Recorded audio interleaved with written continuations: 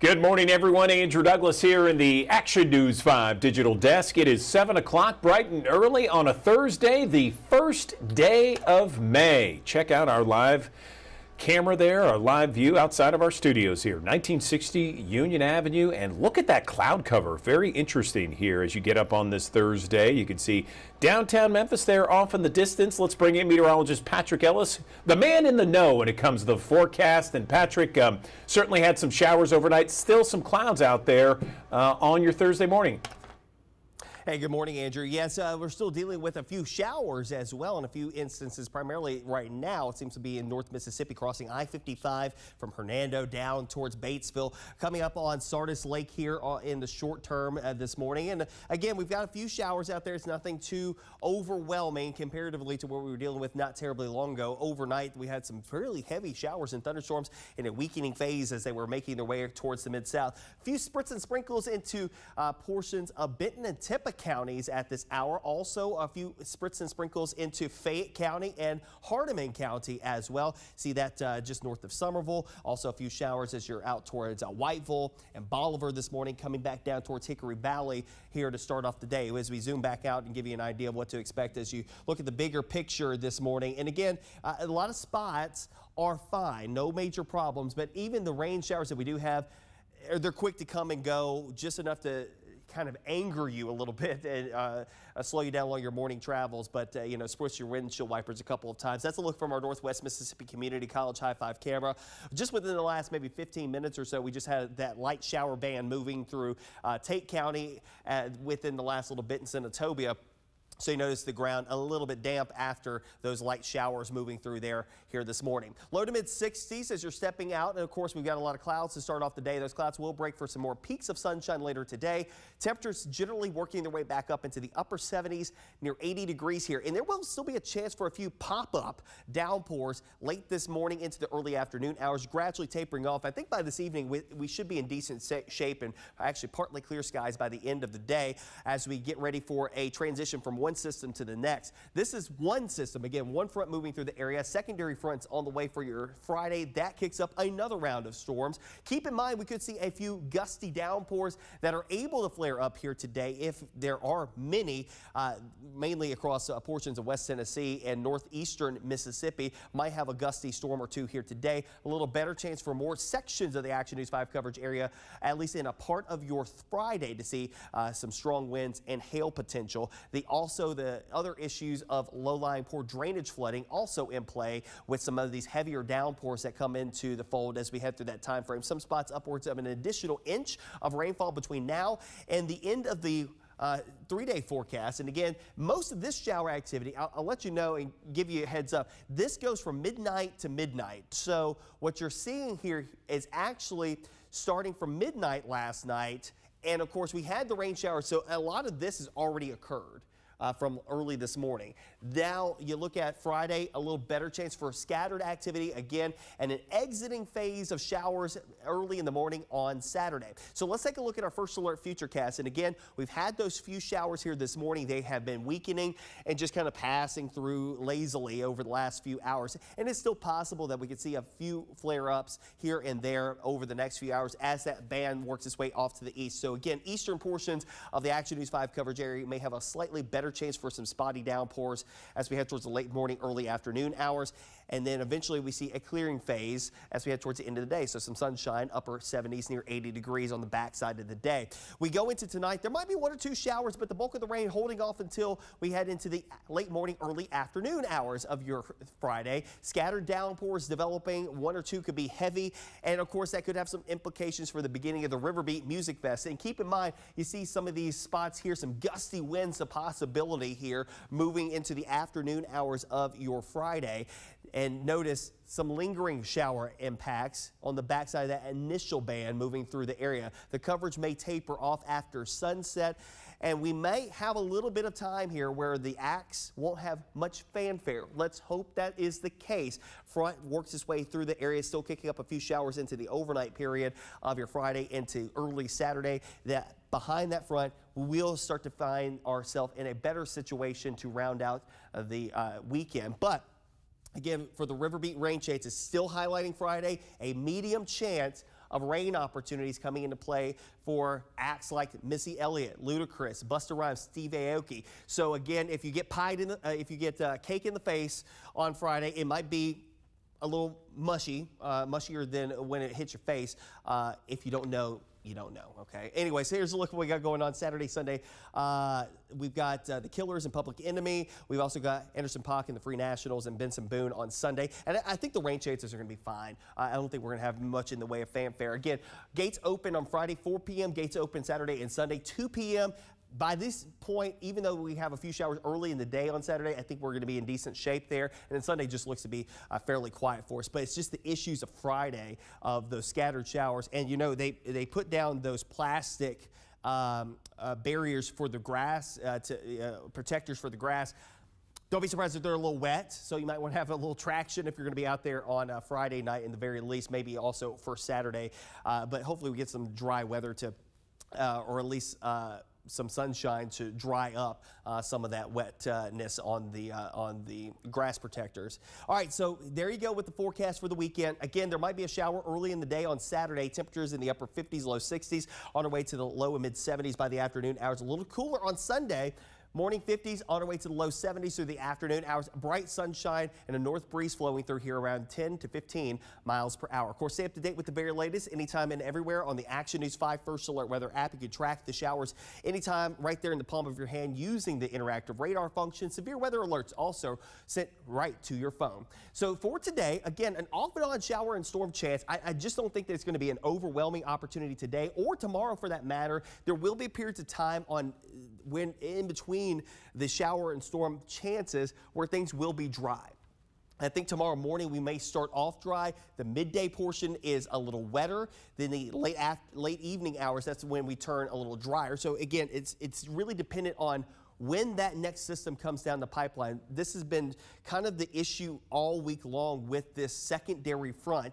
How it plays out is the timing of it and how it will play into the forecast as we head through the evening hours of your Friday. So there's still some question marks on the timing of Friday evenings or afternoon and evenings rain chances that will taper off through your Saturday morning. Morning clouds, afternoon sun breaks, temperatures low to mid 70s, lower 70s on Sunday, bright sunshine. And again, we'll start off the week next week pretty nice with a rebound to the upper 70s near 80, and then upper 70s, low 80s still throughout the end of next week, variably to mostly cloudy skies and adding in some chances for rain and storms. There's some murkiness out there in that part of the forecast as well, but at least we get a couple days here.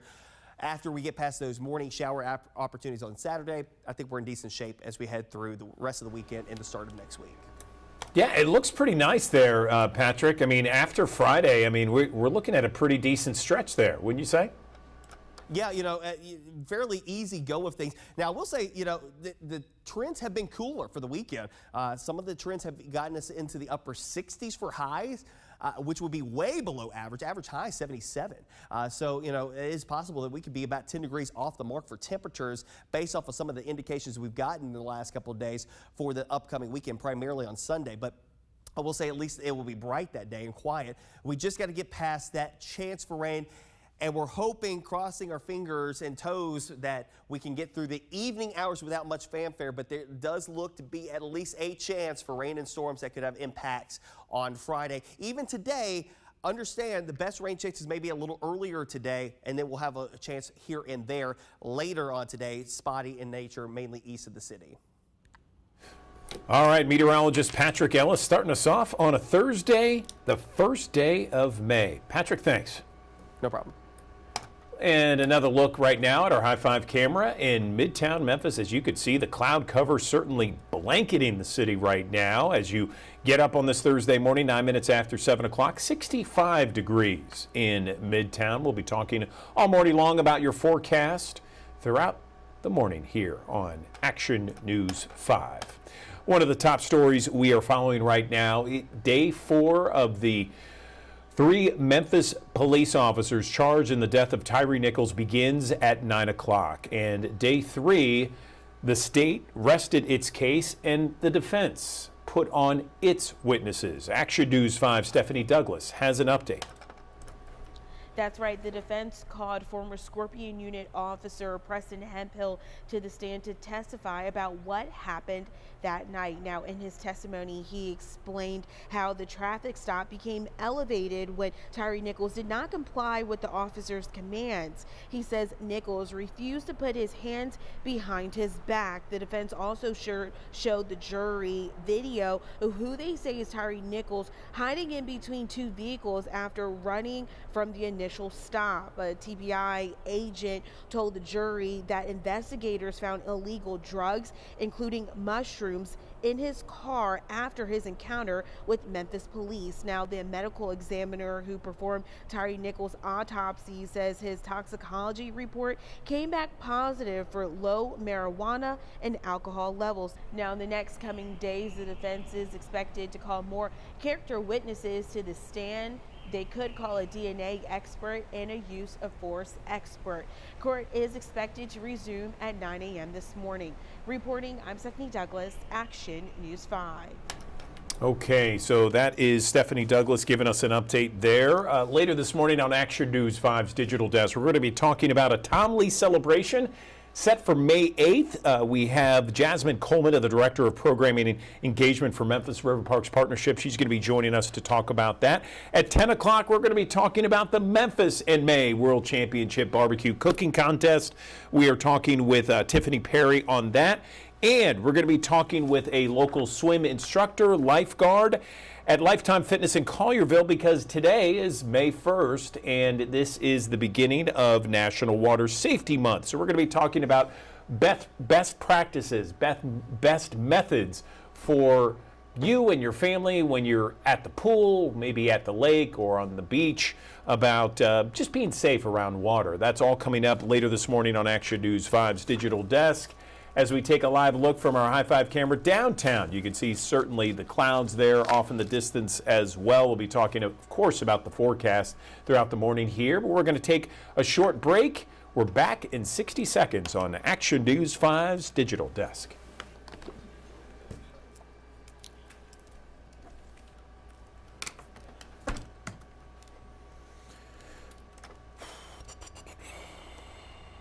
And that goes in the watch folder, you said? Yep.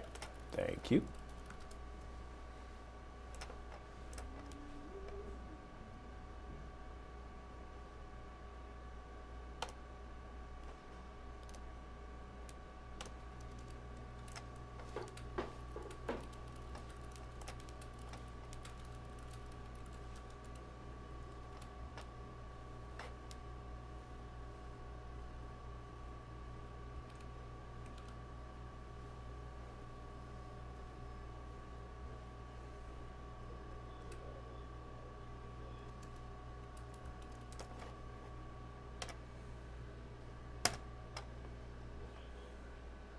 Okay, back here in the Action News 5 Digital Desk. Well, guess what? We are approaching Smoke Slam 2025 in downtown Memphis at Tom Lee Park, May 15th, 16th, and 17th. Always a great time to talk about Memphis when it comes to barbecue and all the teams and all that gorgeous food. I'm joined now on the Action News 5 Digital Desk by Al Fragoni. He is an Argentinian pitmaster based in Texas, and he is joining us on the Digital Desk to talk about Smoke Slam this year. Al, good morning to you. So tell me what you're looking forward to the most when it comes to Smoke Slam. Good morning. Hey, how are you guys? Thank you for having me.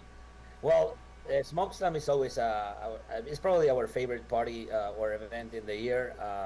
What we are looking for is to interact with the people, see their reactions when they try our food, right?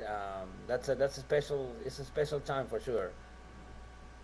No question about it. I want to show video once again to our audience because it looks amazing down there. Of course, all that barbecue. What made you're from Argentina, you're now based in Texas. Tell me about your pilgrimage to Memphis and barbecue and being a pitmaster. Tell me about that. Well, COVID did it. Well, first, being from Argentina is not a choice, right? You have to do open fire. That's what we do in Argentina. This is the highest beef consumption per capita in the world. We eat a lot of asado, we call it down there. So then I'm gonna make it short, the story. 25 years ago, I married a Texan. So since then, my life has been between this, and to my understanding, American and Argentinian, they're probably the two biggest barbecue cultures in the world. That's what I do. I fusion that, and since COVID, I started doing like a business, and I've been traveling around. And last year, I connected with the people from Smokeslam, and we went there with the whole team. We cook whole hogs, whole cabritos, lamb, brisket, you name it. We took a team of 20 people. We served probably 10,000 samples, and it was a blast. And what we do also is a show, right? We do open fire cooking, so everything is very visual. It's very nice. It's very cool to go to watch and also to try the food. Tell me your secret. I mean, you know, you don't have to go into detail, Al, but tell me what is the main thing. It could be your style of cooking. It could be a certain ingredient. What do you think makes you a championship pitmaster? Okay. What I love to do, for me the secret is the ingredients. Deal with good ingredients, right? Good sauces, good proteins, and then let the fire and the smoke do what they do, right? But the key is to have good ingredients. If you start with that, you're secure to have a good final product. Absolutely. And you know, there's so many people you mentioned just interacting with other teams, other pitmasters, the crowds that are there. What are you looking forward to the most? Is it just meeting other folks? Yeah, so we know a lot of the people coming there. So the barbecue community is very special. Everybody is like super nice, super helpful. And again, the people that come to you and you have food for them, it's always a good time, right? It's like people are always smiling, are always like with a good vibe. This kind of event is like, as a whole, is such a good vibe, good food, good music, right? Nothing wrong with that. So, yeah, me and my team, we are looking forward to this event like whole year. Excellent, excellent. Well, it's relatively new, the Smoke Slam, that is. I mean, barbecue is embedded in our culture here. What would you say to someone to get them to come downtown to Tom Lee Park to Smoke Slam? They're kind of the same. Like if you want to have a good time, you know, eat good food, you know, be by the river, listen to good music. I think it's a no-brainer. If you're in Memphis, you have to come. The tickets are very affordable, and what you get for those tickets is like so much. So I would recommend come with your family, come with a group of friends, and spend the whole day because, again, it's a great time. All right, Al Fragoni joining us, an Argentinian pitmaster via Texas, coming to be a part of Smoke Slam 2025, joining us on the digital desk. Thank you so much for joining us. Best of luck May 15th, 16th, and 17th, Al. We appreciate your time. Good morning. Welcome back to the Action News 5 digital desk. Well, if you are looking for something to do this weekend, well, there's some pretty fun stuff going on around town, including the Monster Jam coming to the Lander Center in South Haven, Mississippi.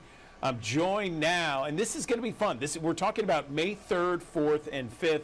I'm joined right now on the Action News 5 digital desk by Angelina Knox. She is the driver of the Megalodon. And Angelina, I got to say, and maybe it's just me, when I think of Monster Jam and I think of monster trucks and Megalodon, the last person I expected to interview was someone that looks like you. Is that wrong? I mean, so I guess that there's... all the time.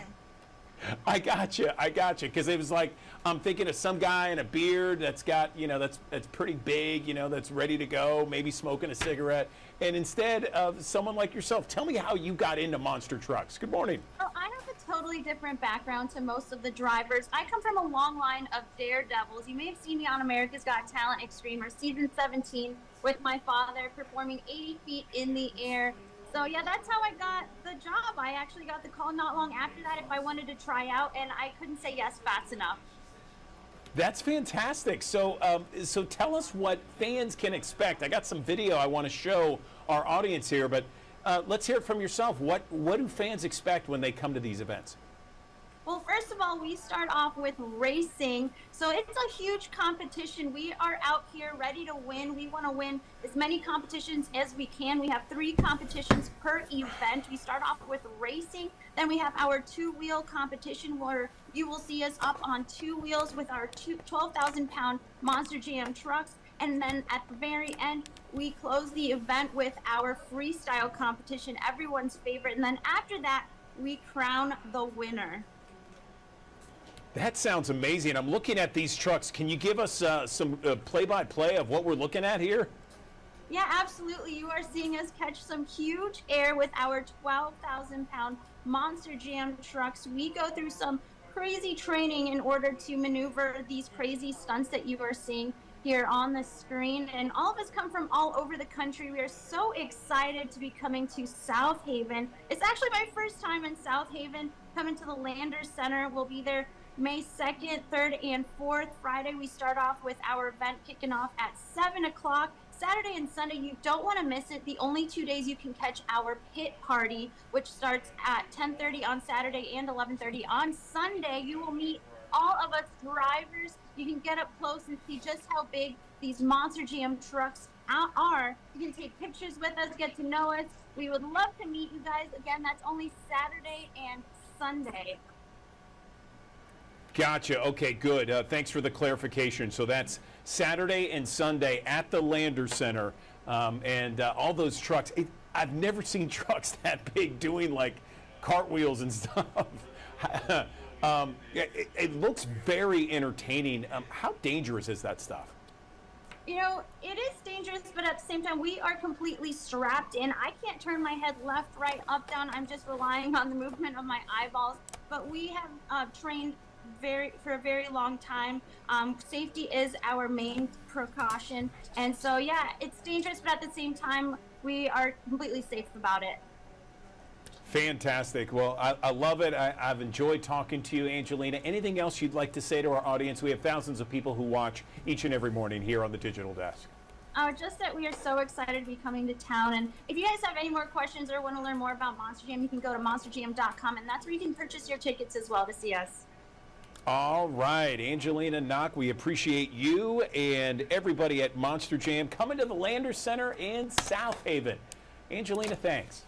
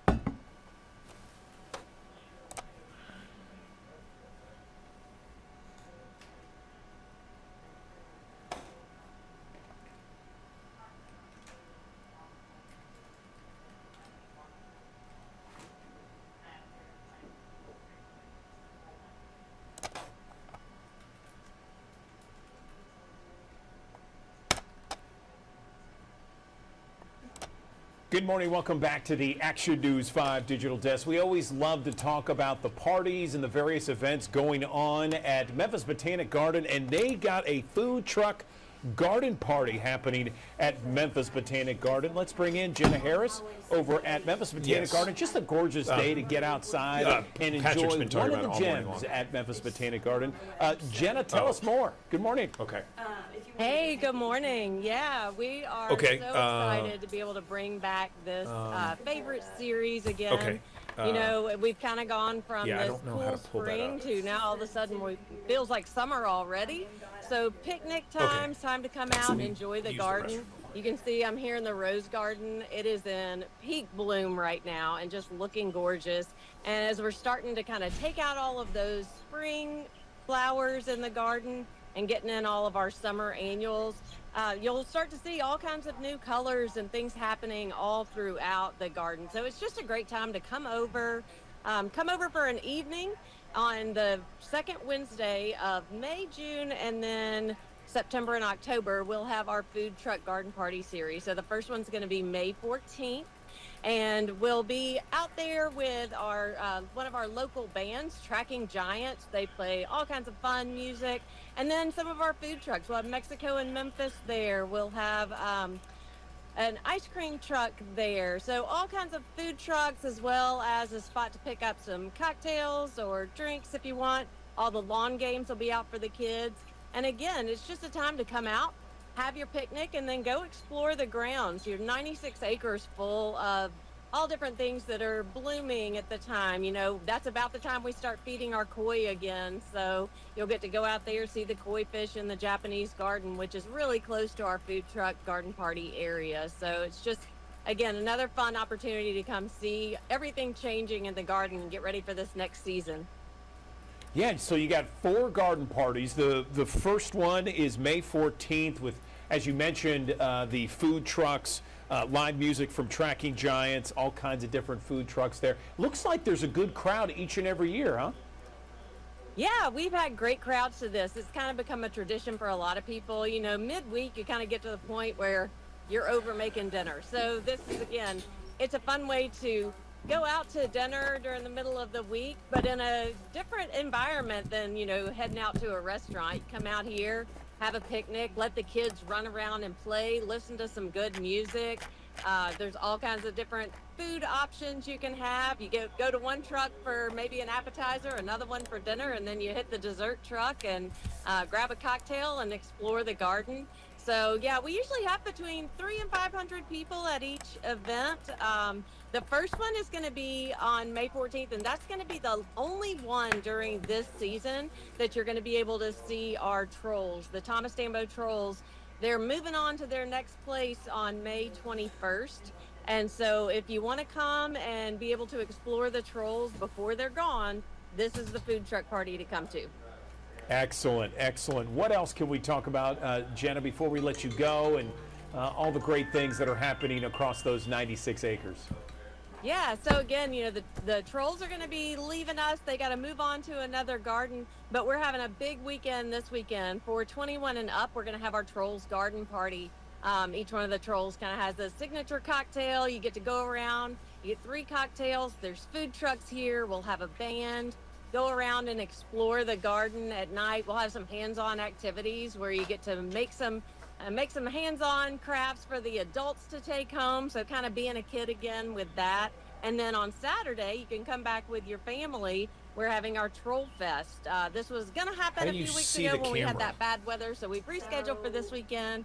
We've got all kinds of community partners that are going to be out here. Protect Our Aquifer, Tennessee Native Plant Society, Tennessee Department of Environment and Conservation, and lots more. No, that's okay. So lots of community partners that'll be paired up with each one of the trolls Memphis? that kind of shares the same mission that their organization Pretty shares. sure it is. And they'll have hands-on activities for the kids. Yeah, and again, it's headed in. we like to have music and food trucks, all the things that people need to be able to make a full day of it. All right, Jenna Harris, Director of Education and Events at Memphis Botanic Garden. Thanks, as always, for joining us on the digital desk, and thank you for spelling out all these great events that are happening at one of those gems that we love in Memphis, the Memphis Botanic Garden. Thank you.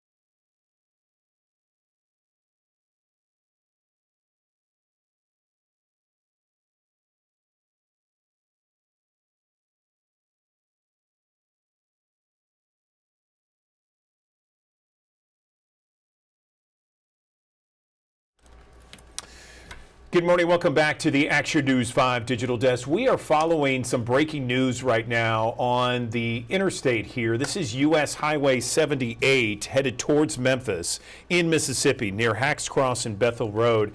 And we've been talking about this for the better part of a good nearly hour or so.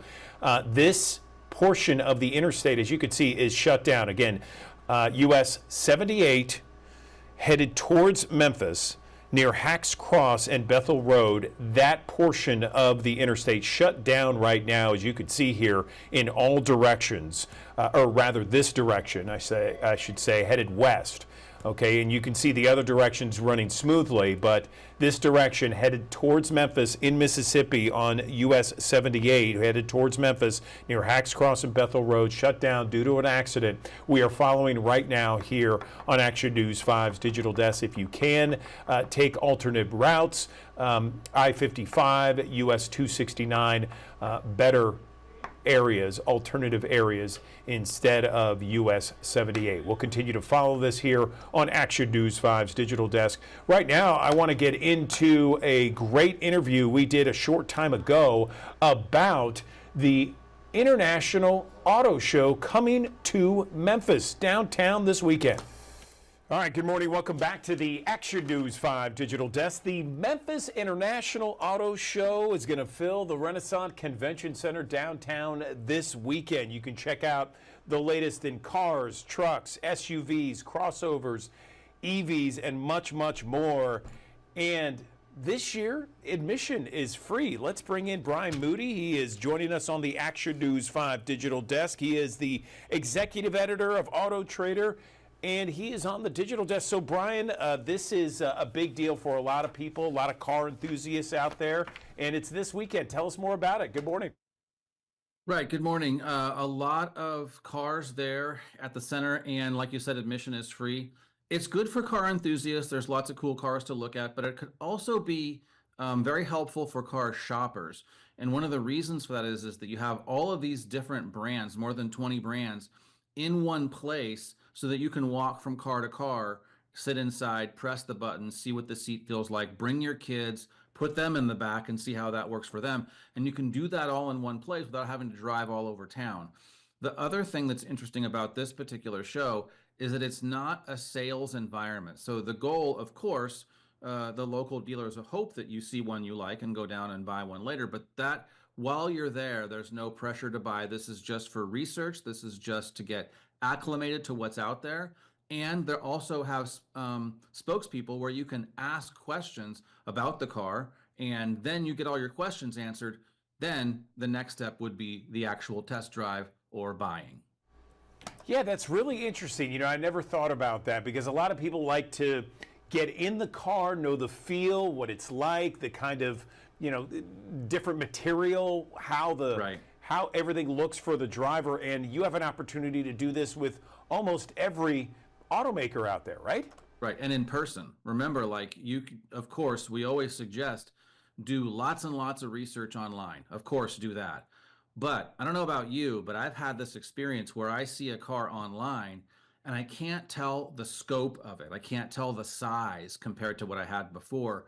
And sometimes, to be honest, things that you see online, the lighting or the size of the picture, it doesn't look as good as when you see it in person, or vice versa. So you look online, you see what it looks like. Ever done research for car colors online? Then you see it in person and you're like, oh my gosh, this is way better in person. So doing the research at home is, if you're a shopper, of course, is important. But then you get down there and you see the size, the scale of it. Can this fit in my garage? And what do the wheels and the color and the interior, like you said, textures and patterns, all that stuff is important. My wife used to tell me that we could never buy a car that had red gauges inside because that's a car for boys. So that's something she found out at an auto show. I love it. I love it. Yeah, no question. That would be great, especially if you're in the market. What about those other enthusiasts out there that just like looking at cars? Well, that's a thing too. There's lots of cars that you'll get the chance to see before others. So if you look at something like the new Volvo XC90 T8, that's a plug-in hybrid, something you could see, the new Ford Expedition, something you can see. The Mustang, lots of different versions of the Mustang, whether you like an electric one or a gas-powered one, that's something that you can see down there. So all of these cars today often have technology that the average person might not be aware of. One thing we know, the average used car on the road today, this is a car that you or I would own and just drive to work every day, those cars are about 12 and a half years old. Well, a lot has changed in 12 and a half years, and you might want to go to the Toyota booth and have someone explain to you how a 360 camera works, or how rear cross traffic alert works, and what's the benefit of that, or do you even need it? That's the thing, is some of these cars have features like you can, on Hyundai vehicles, you can press your remote and park your car in the garage without you being in it. Do you need that? Well, you can go and ask them about it when you're there. That is awesome. I love that. And admission being free, so you can bring the whole family. What else? Because, you know, right now in Memphis this weekend, there's huge festivals going on throughout the city, music festivals, crawfish festival, that sort of thing. What else can entice people to go to the International Auto Show? Well, just the sheer volume of it, for one thing. You see how many cars there are there. And it's a kid-friendly thing. So don't think that you have to leave your kids home. You should bring them. Any mom knows sometimes on weekends you're just looking for ways to fill the day. Well, bring your kid down there, see what some new cars look like. Bring them, and bring your stroller and bring your stuff, because if you are going to end up buying a car in the next, let's say, well, year, because there'll be another one next year. If you're going to be doing that, bring your stuff and see how it fits. Ask questions, press the buttons, see, like, will my stroller, the kind that you use, will that fit in the trunk or the cargo area? In some cases, it won't. If you're getting a very small, compact car, it won't. But you can find that out there by bringing your kids in the stroller and the car seats. Like, bring that stuff in and make sure that it fits in the car that you're interested in. I love that, Brian. Anything else before we let you go? These are great aspects and great ideas to go to the Memphis International Auto Show. Yeah, there's one other thing that you can do.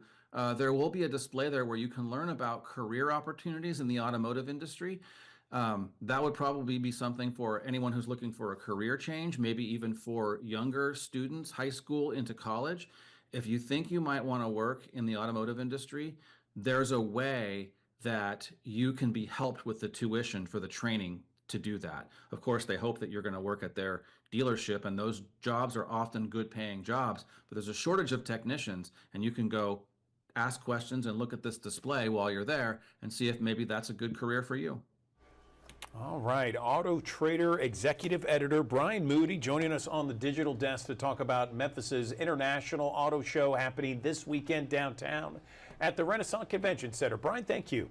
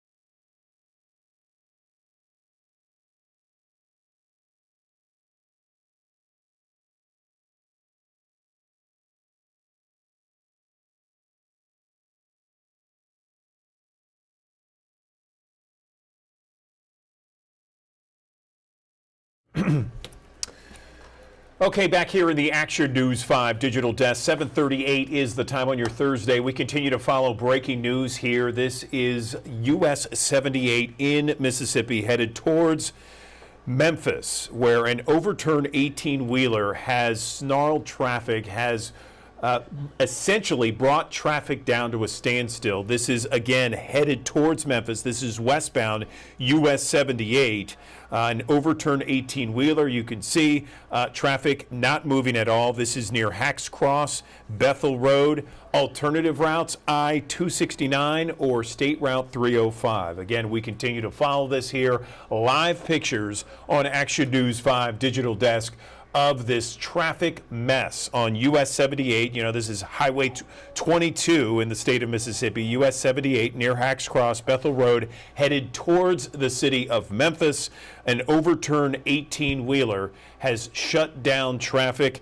Again, alternative routes, 269 or State Route 305. We'll continue to follow this here in the Action News 5 digital desk. Good morning. Welcome back to the Action News 5 digital desk. We have Night Court star Melissa Rausch joining us on the Action News 5 digital desk to talk about the final couple of episodes that are going to be airing in just a couple of weeks. Melissa, good morning to you. First off, tell me about what it's like working on this show with such an amazing history. Good morning. Good morning. How are you?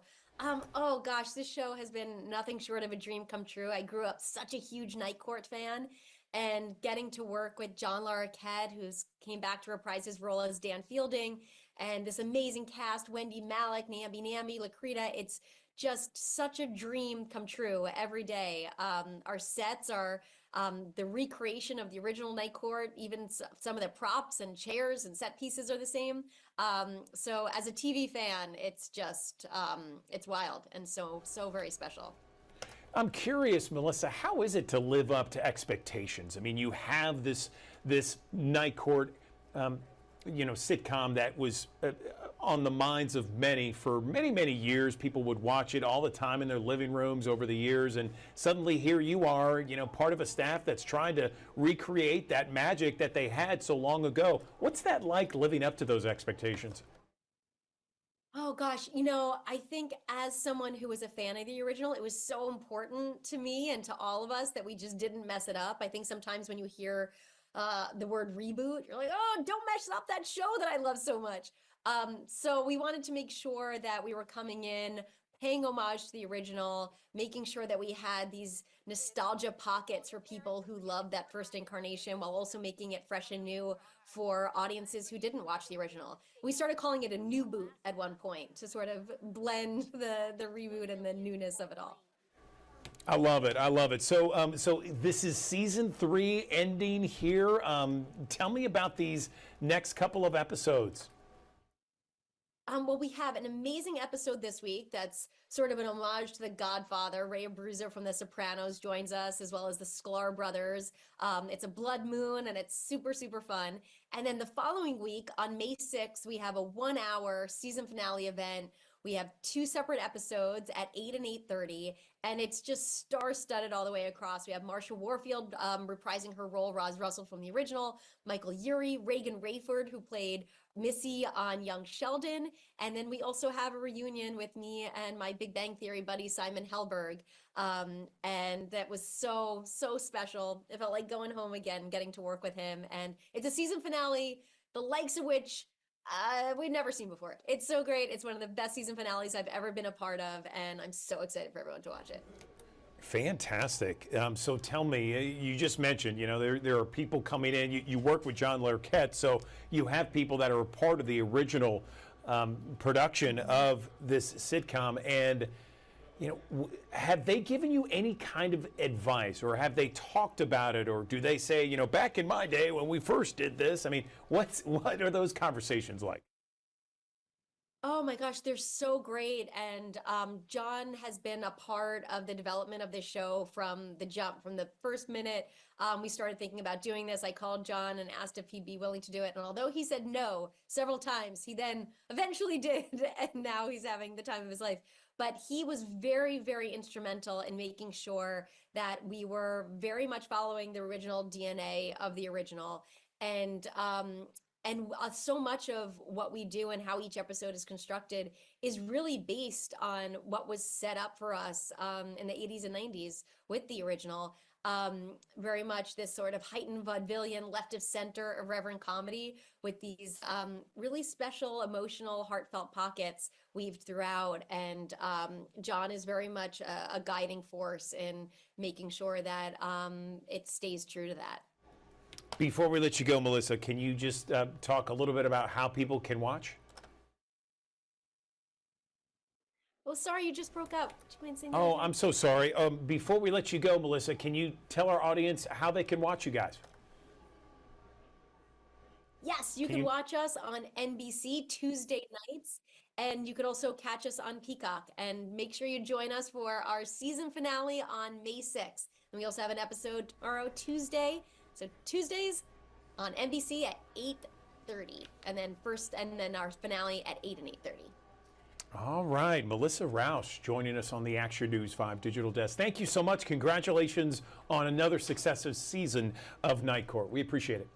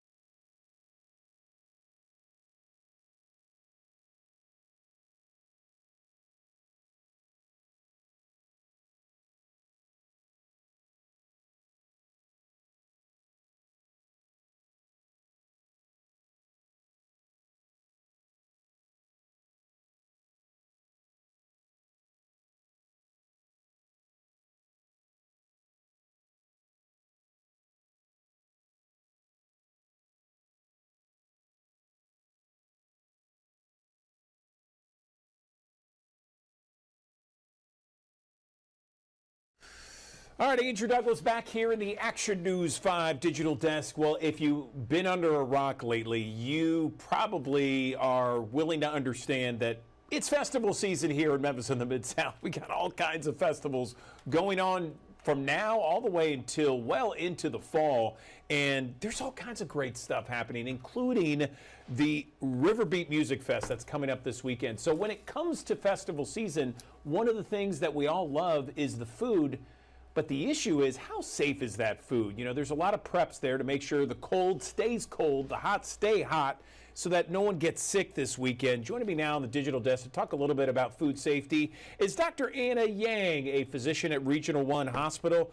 Dr. Yang, always thank you for coming on the digital desk and talking about this issue. So I understand you're going to be at Riverbeat this weekend.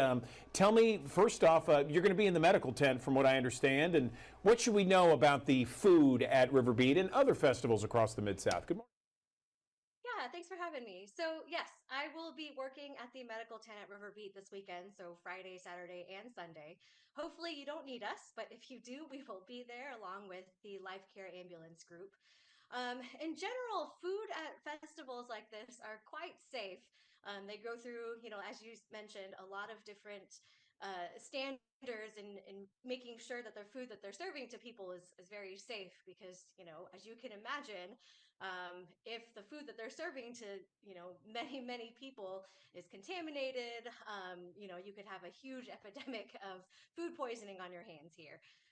So yes, most of the time the food here is not something to be worried about, other than making sure that the ingredients aren't anything that relates to food allergies or anything that you can't have. Yes, absolutely. So let's talk about safety in other ways. First off, so we mentioned the Riverbeat Music Fest. What are some recommendations to protect our hearing? Because it gets pretty loud. Yes, absolutely. It gets very loud. Highly recommend bringing earplugs. If you're far enough away from the big speakers, you may not need them, but it's definitely good to have them. A lot of times you don't realize the damage that these loud noises are doing to your ears over time. Sometimes your ears will actually try to protect you after that first loud sound. They'll actually try to muffle further noises so you don't realize how loud it really is. But in general, definitely bring earplugs, especially if you're going to be near the speakers. A lot of people can have, temporary hearing loss afterwards, but sometimes these can actually become, long-term hearing damage with permanent hearing loss and ringing in your ears, which you definitely don't want to have. Yeah, no question about it. And we know that there's going to be some nice weather for Saturday and Sunday. What about the issue of just kind of staying hydrated out there? Yeah, definitely stay hydrated. I was very encouraged by seeing the forecast. So, usually around this time of year, it's hot, it's muggy, it's rainy, everything's, a muddy mess. So it seems like this year won't be like that, which is great, but still definitely stay hydrated, especially with all the, salty foods out there, with all the running around you're doing, and potentially with all the alcohol you might be drinking too. So definitely stay hydrated. You might not notice it with the humidity sometimes. Even when it's not so sunny, it might be a little more cloudy. You might feel like you're cooler and don't need so much water, but make sure you're drinking water. Yeah, you mentioned alcohol. Obviously, you got to watch that you're not overserved. Let's just say. But any other kind of safety tips that you could give to just festival goers this weekend? Not only this weekend, but throughout festival season. Sure. So watch your footwear and what you're wearing too.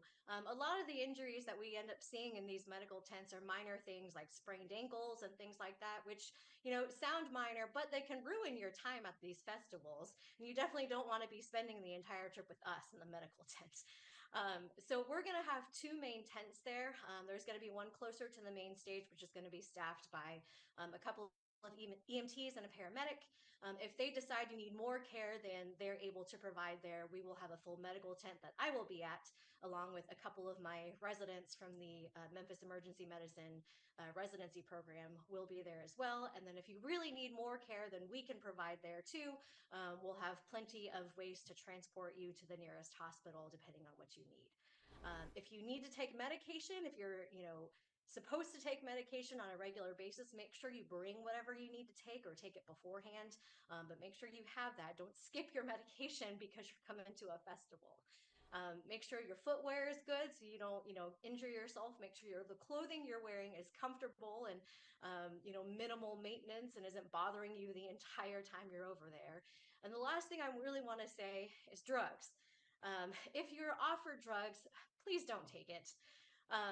Every year we get overdoses from people, taking illegal substances and things like that. So just don't do it. It ruins it for everybody around you. We're going to be on the lookout for things like that. But almost every year we get at least a couple of overdoses with, people taking things that they think are just going to make them feel good or, make them have a better time. But really, it's just not worth the risk. Great advice from Dr. Anna Yang, Regional One Health, going to be at the festival downtown, Riverbeat Music Fest later this weekend. Anna, thank you.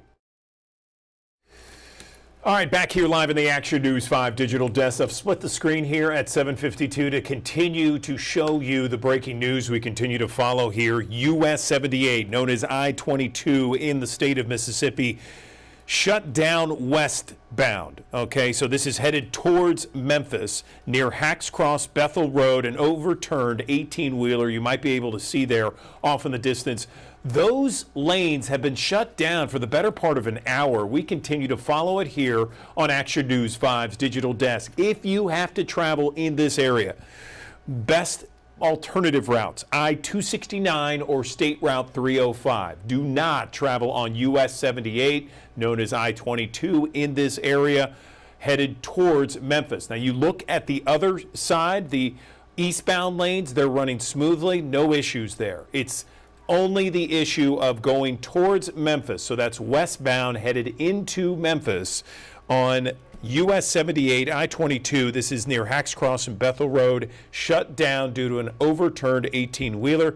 Take I-269 or 305 as alternative routes. We'll continue to follow this here on Action News 5's digital desk. We are back in 60 seconds with more news on Action News 5's digital desk.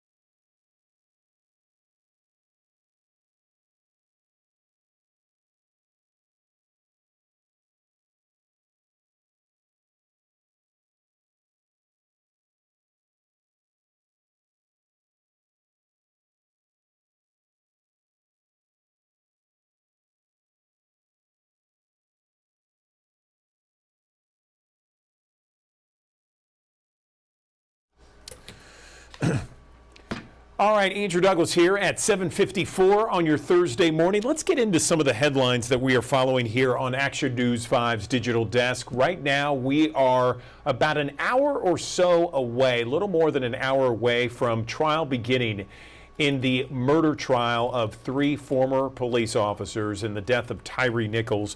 Day 4 set to begin 9 o'clock this morning. Action News 5's Stephanie Douglas has this update on what's happened so far. That's right. The defense called former Scorpion Unit officer Preston Hemphill to the stand to testify about what happened that night. Now, in his testimony, he explained how the traffic stop became elevated when Tyre Nichols did not comply with the officer's commands. He says Nichols refused to put his hands behind his back. The defense also showed the jury video of who they say is Tyre Nichols hiding in between 2 vehicles after running from the initial stop. A TBI agent told the jury that investigators found illegal drugs, including mushrooms, in his car after his encounter with Memphis police. Now, the medical examiner who performed Tyre Nichols' autopsy says his toxicology report came back positive for low marijuana and alcohol levels. Now, in the next coming days, the defense is expected to call more character witnesses to the stand. They could call a DNA expert and a use of force expert. Court is expected to resume at 9 a.m. this morning. Reporting, I'm Stephanie Douglas, Action News 5. Okay, in other news, we are watching ahead of a busy festival month in downtown in the summer season. Federal, state, regional, local crime enforcement agencies are strategizing how to combat the city of Memphis's crime crisis. In the last full week of April, the city saw more than a dozen shootings, 36 shot, and at least 15 killed. Shelby County Chief Deputy Anthony Buckner giving a message to the community and criminals to rethink bad decisions. We're also expected to learn more about safety in downtown Memphis ahead of the Riverbeat Music Festival beginning tomorrow. Memphis youth looking to hopefully see a change at some point. Memphis Shelby County Schools had a community forum yesterday to address gun violence and other issues, along with Memphis Police, the Shelby County Sheriff's Office, and the fire department. Recently, 2 Booker T. Washington high school students were shot just feet from the school, and young people in Memphis spoke out saying seeing these shootings or even hearing about students being shot is a constant thing for them. They say they're tired of the talking and the meetings, and they say they need to see more action taking place so they can have more of a safer community at their school. There's still a lot of unanswered questions as investigators look into what caused this fire here at the historic Claiborne Temple earlier this week. They say the process could take months, according to investigators.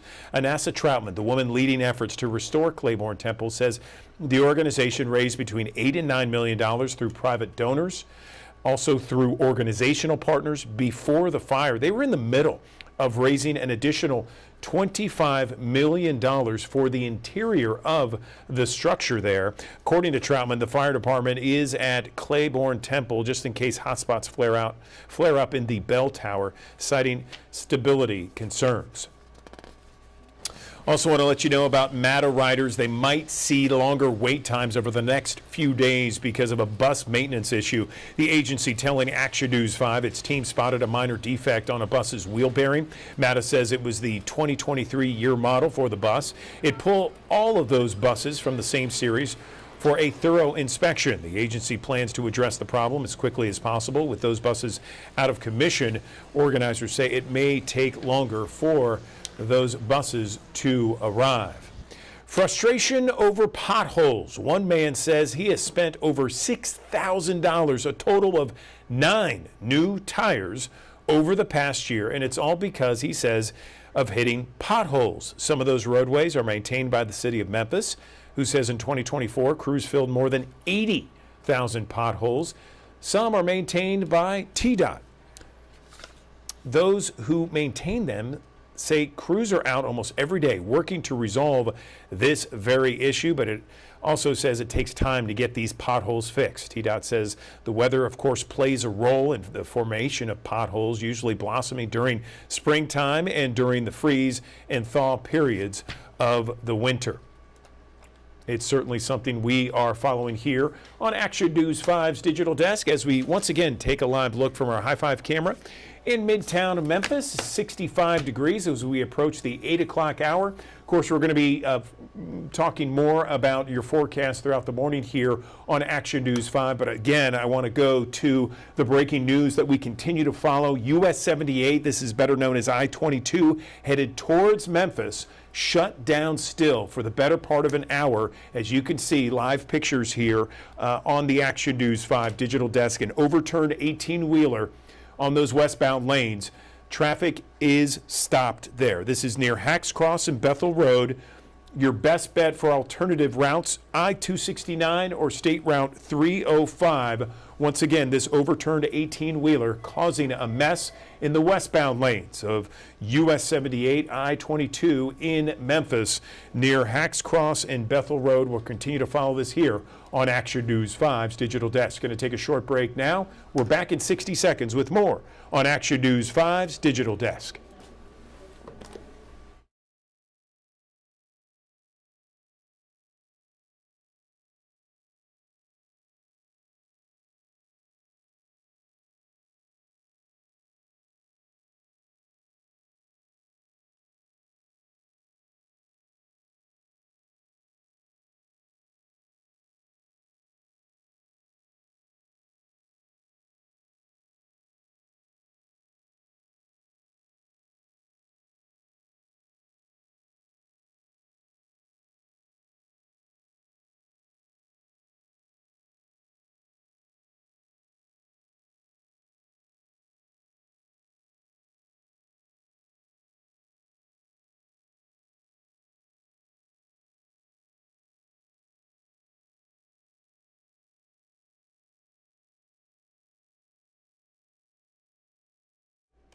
Good morning. Welcome back to the Action News 5 digital desk. We are just a few days away from this. Yes, another amazing festival, music festival downtown. Of course, the Riverbeat Music Festival is the first weekend in May 2nd, 3rd, and 4th at Tom Lee Park. Some amazing bands, quite the lineup for Friday, Saturday, and Sunday, all set, all ready to go for Memphis, Mid-Southerners, and everyone across the region. Let's talk about tickets, parking, music lineup, and what's new this year, what to expect downtown with Lawrence Boo Mitchell joining me on the Action News 5 digital desk. Boo, great to see you again. So tell me about Riverbeat this year. What's getting you the most excited about the lineup? Good morning. Good morning, Andrew. Man, this is always such a good festival. I'm really excited about Missy Elliott because I've never seen her. I just remember years ago her first song, Super Duper Fly, had a And People sample that was recorded here in Memphis, Tennessee, I Can't Stand the Rain. And she just has such a killer show. You know, I've only seen videos, so I'm real excited about Missy, about Anderson. The Killers is like, you know, the soundtrack for a generation. Their music was on the radio just constantly, and as well as the local acts.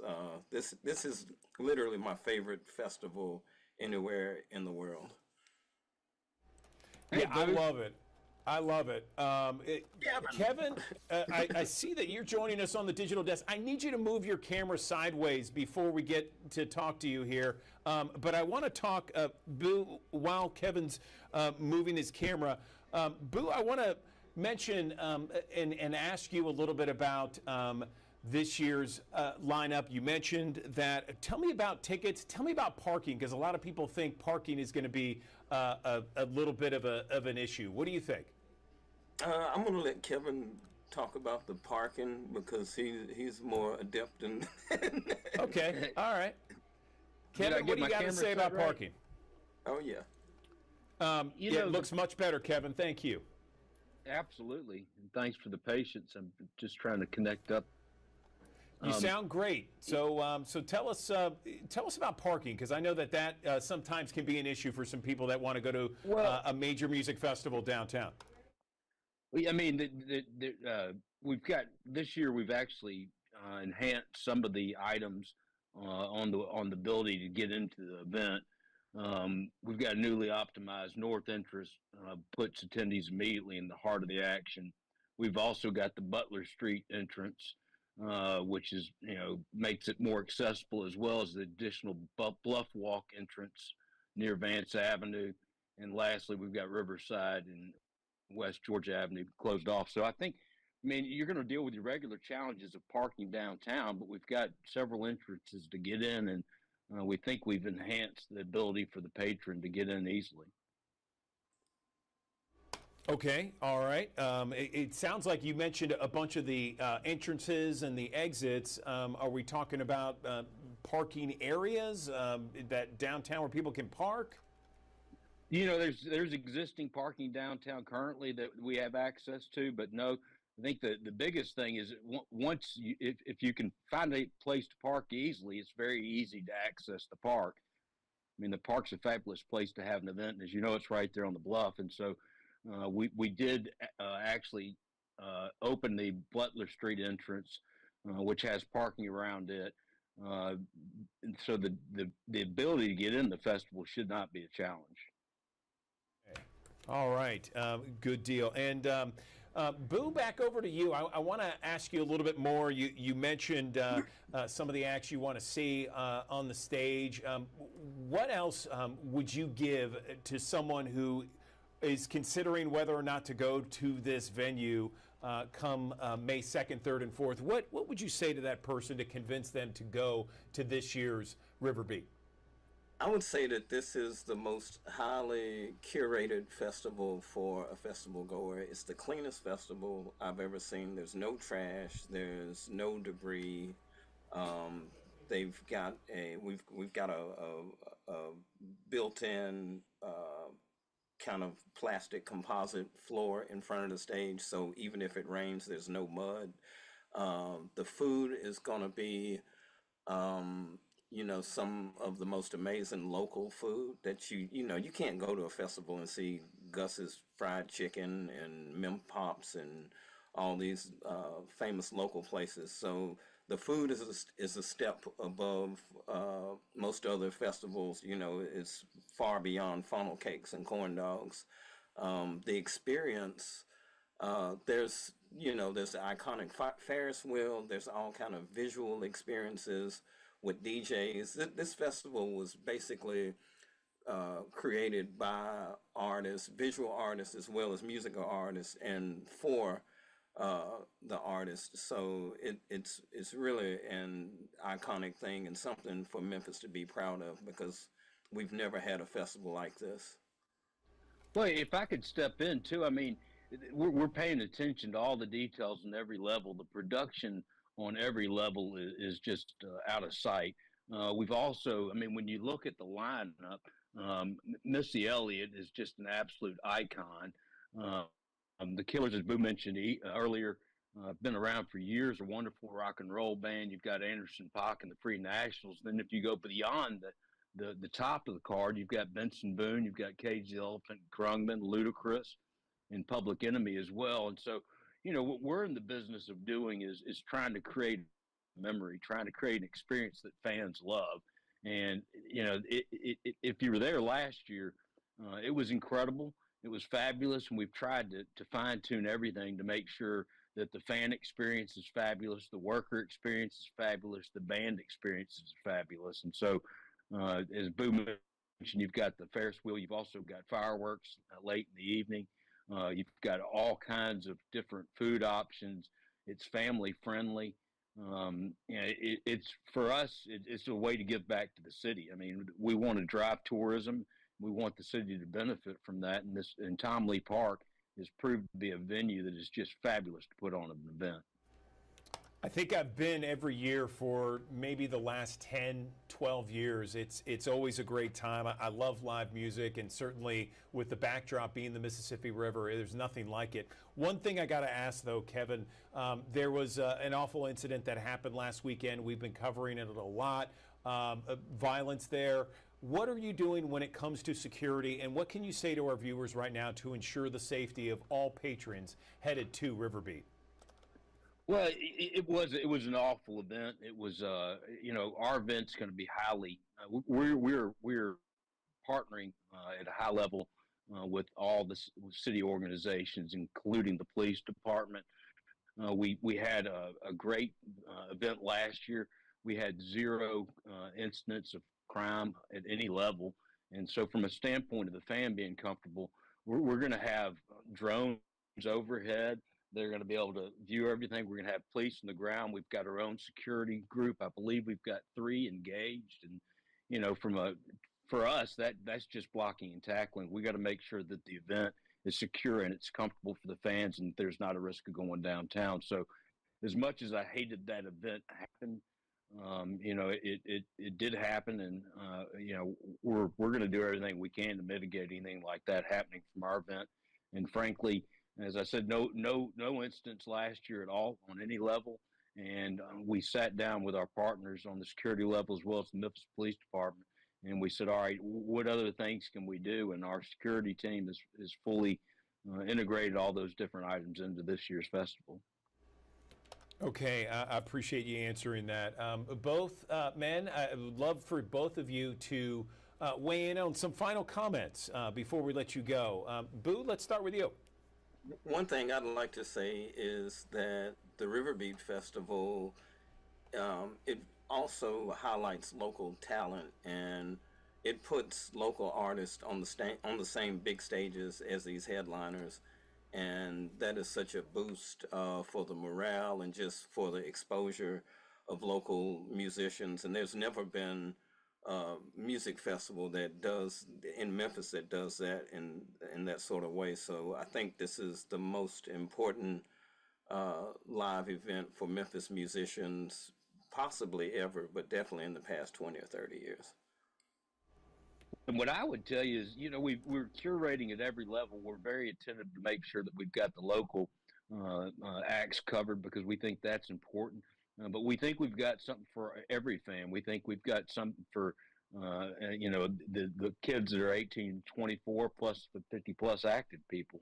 The food's going to be fabulous. What I can tell you, if you were there last year, you saw how great an event it was. We're just going to do better this year. We're just going to continue to try and raise the bar, make the event better. We're going to take feedback wherever we can get it, because that's important to curate an experience that people will remember long term. So I think it's going to be an event you don't want to miss. All right. Well, gentlemen, we really appreciate you coming on the Digital Desk to talk about it, and really looking forward to it. Right around the corner there, River Beat Music Fest, May 2nd, 3rd, and 4th, downtown Tom Lee Park. We appreciate your time on the Digital Desk. Thank you so much.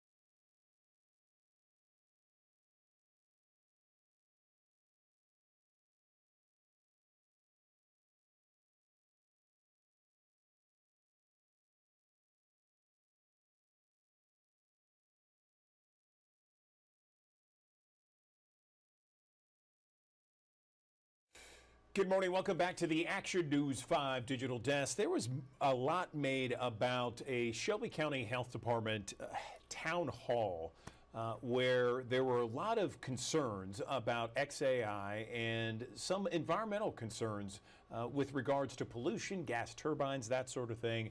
And there is a new article out at the Daily Memphian about a professor at the University of Memphis that says XAI turbines don't affect air quality if company claims are true. The author of that article, the Daily Memphian, is Sam Hardiman. He joins us now on the digital desks. Sam, as always, thanks for joining us. So tell us more. This is very timely, very interesting. And gosh, as you know, it's been a topic for weeks and weeks and weeks all across Memphis. Good morning. Yeah, good morning, Andrew, and thanks for having me on.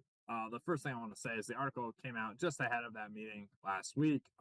Dr. Chunrong Jia at the University of Memphis was kind enough to talk to me about his modeling work. And the first thing I want to say is what Dr. Jia did is a model, okay? And this is, if people can think back to the pandemic when we had all these curves on how the cases were going to go and what the peak point would be and all that stuff, those are models, right?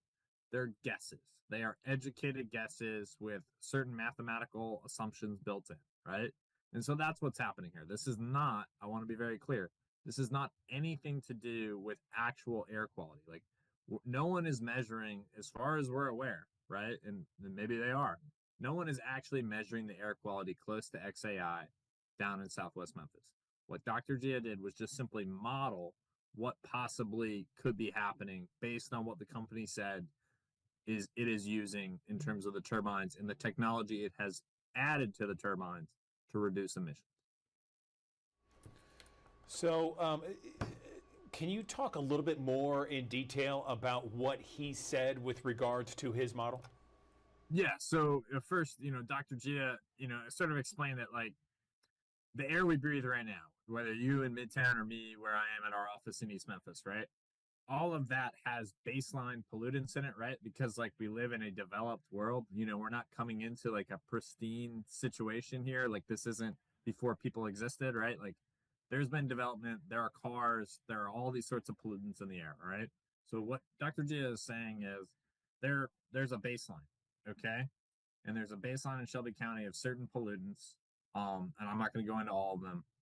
And based on the technology that XAI has, and so XAI in its permit for 15 of its turbines to be permanent with the Shelby County Health Department, which is why we had that meeting the other night, right? In Whitehaven, okay, at Fairleigh High School. Based on their application, okay, and keep in mind, we as the public have not seen this technology on the turbines, but XAI is using what is called selective catalytic reduction technology on the turbines. That's what they say they're using. We haven't seen a picture of it. I would love to see a picture of it. I would love to see a little video. XAI maybe could post this on their X account and show us what's happening on these turbines, right? But essentially this technology, and this is what Dr. G is modeling. He's modeling based on the technology that they say they have on these turbines. This technology reduces a significant amount of the emissions for some of the chemicals that would be emitted from natural gas turbines, okay? And what Dr. G is saying, based on that technology and based on how close people are to this, this is not actually adding a tremendous amount of hazardous air pollutants to the atmosphere and to local air quality.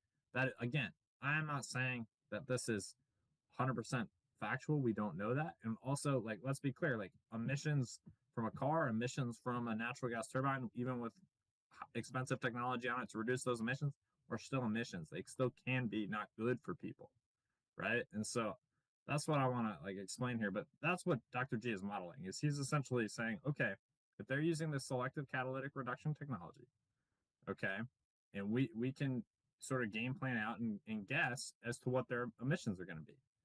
And so, like, again, I want to be very clear, this is modeling, this is not actual tests. And I think one of the most important things in this story for everyone to understand, right, is that the closest air emissions monitoring station, which means the Shelby County Health Department, I think, has 3 or 4 air monitoring stations, okay, in Shelby County. The closest one is essentially across 240 from Danny Thomas, okay?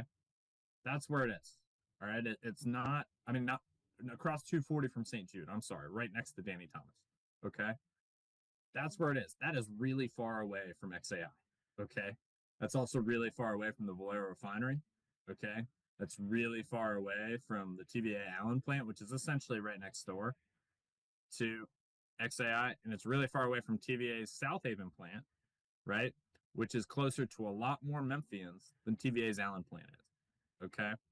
And we also don't have any air monitoring technology, say, along Lamar. Okay.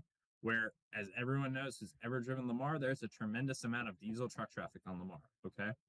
And so, like, that's the most important thing to me in this story is that there is no monitoring, below 240, essentially. In the north loop of 240. That's really wild in a town with this much industry. I appreciate you breaking it down for us to easily understand, Sam. Thank you for that. It's interesting, though, that this professor at the University of Memphis has said that. And then, on our newscast at 4 o'clock every afternoon, it's called A Better Memphis. And we bring in newsmakers all over the city in the Mid-South. And we had Ted Townsend, the president of the Greater Memphis Chamber, talk about some of the issues with the gas turbines. And he said the amount of turbines that are working right now, way below EPA levels, based upon what these gas turbines emit, they're below EPA levels. So it almost kind of lines up a little bit, if you will, in theory with this professor. I'm just curious, has XAI talked specifically about emissions and just refuted some of the arguments out there that is against that plan? Yeah. Brett Mayo, their site leader in Memphis, did read a statement the other night during that town hall meeting. He really couldn't be heard, to be quite honest, because he was being booed and shouted at. All right, and that was what was happening during the meeting. That statement mentions the selective catalytic reduction technology, okay, which is the same technology that's cited in their application to the health department. All right. They have said that, again, like I said earlier in this interview, right? A lot of these issues maybe could be put to bed if XAI, with their X account, put on Twitter, put on X, a picture of this technology and where it's being used, right? And just show us, like they're telling us, but also show us, right? Because it's trust but verify. And so, yeah, one of the things that is key here, and that people like maybe. And I'm not an expert on air quality. I want to be clear about that. But like, we have a tremendous amount of truck traffic in this community. We have highways in this community, right? The cumulative effects of those emissions are very high, but we don't really talk about them very much. Okay, in terms of measuring them with science, measuring them. Go ahead. As technology has revolved, there is this technology like STR technology, catalytic reduction technology, that has made some of the natural gas and fossil fuel burning technologies that we have today safer for human health than they were in the past. That does not mean that they are great for human health. Okay. That just means that they are safer than they were. And so, like, as a society, I think it's important we have a nuanced discussion about these things. And that's why I wanted to talk about this article today. And I think that's why it's important. Again, XAI can put all this to bed by just showing us that they're really using this technology. And, it is also worth pointing out that when XAI stops using these turbines, because these are a temporary power source, this is what they're using until they're fully connected to TVA and LGW's grid, okay? It's worth pointing out that then when they're on the grid, just like us, just like the electricity that's powering this very interview right now, they're using what is essentially a representative sample of emissions from TVA's grid, which means nuclear, hydroelectricity, natural gas, and coal, okay? And solar. So, like, that's what they're going to be using too. And so our emissions as just people aren't wholly clean. And we should, like, keep that in mind as we're talking about this as well. Sam Hardiman, we really appreciate this conversation. It's such an important one to have on this topic, and thanks for not only the hard work and the journalism, but also just having these conversations, keeping this in the news, and certainly let people weigh in on all sides of this debate. Thank you.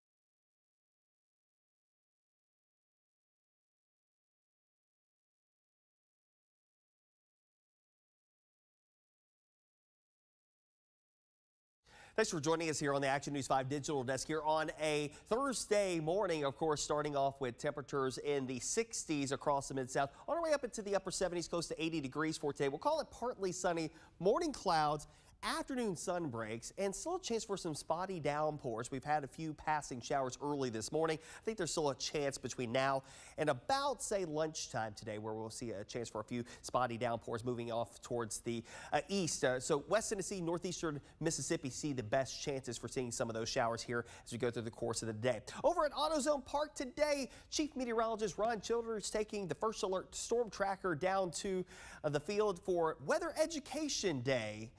There at AutoZone Park for the Memphis and Louisville game. 11:05 first pitch.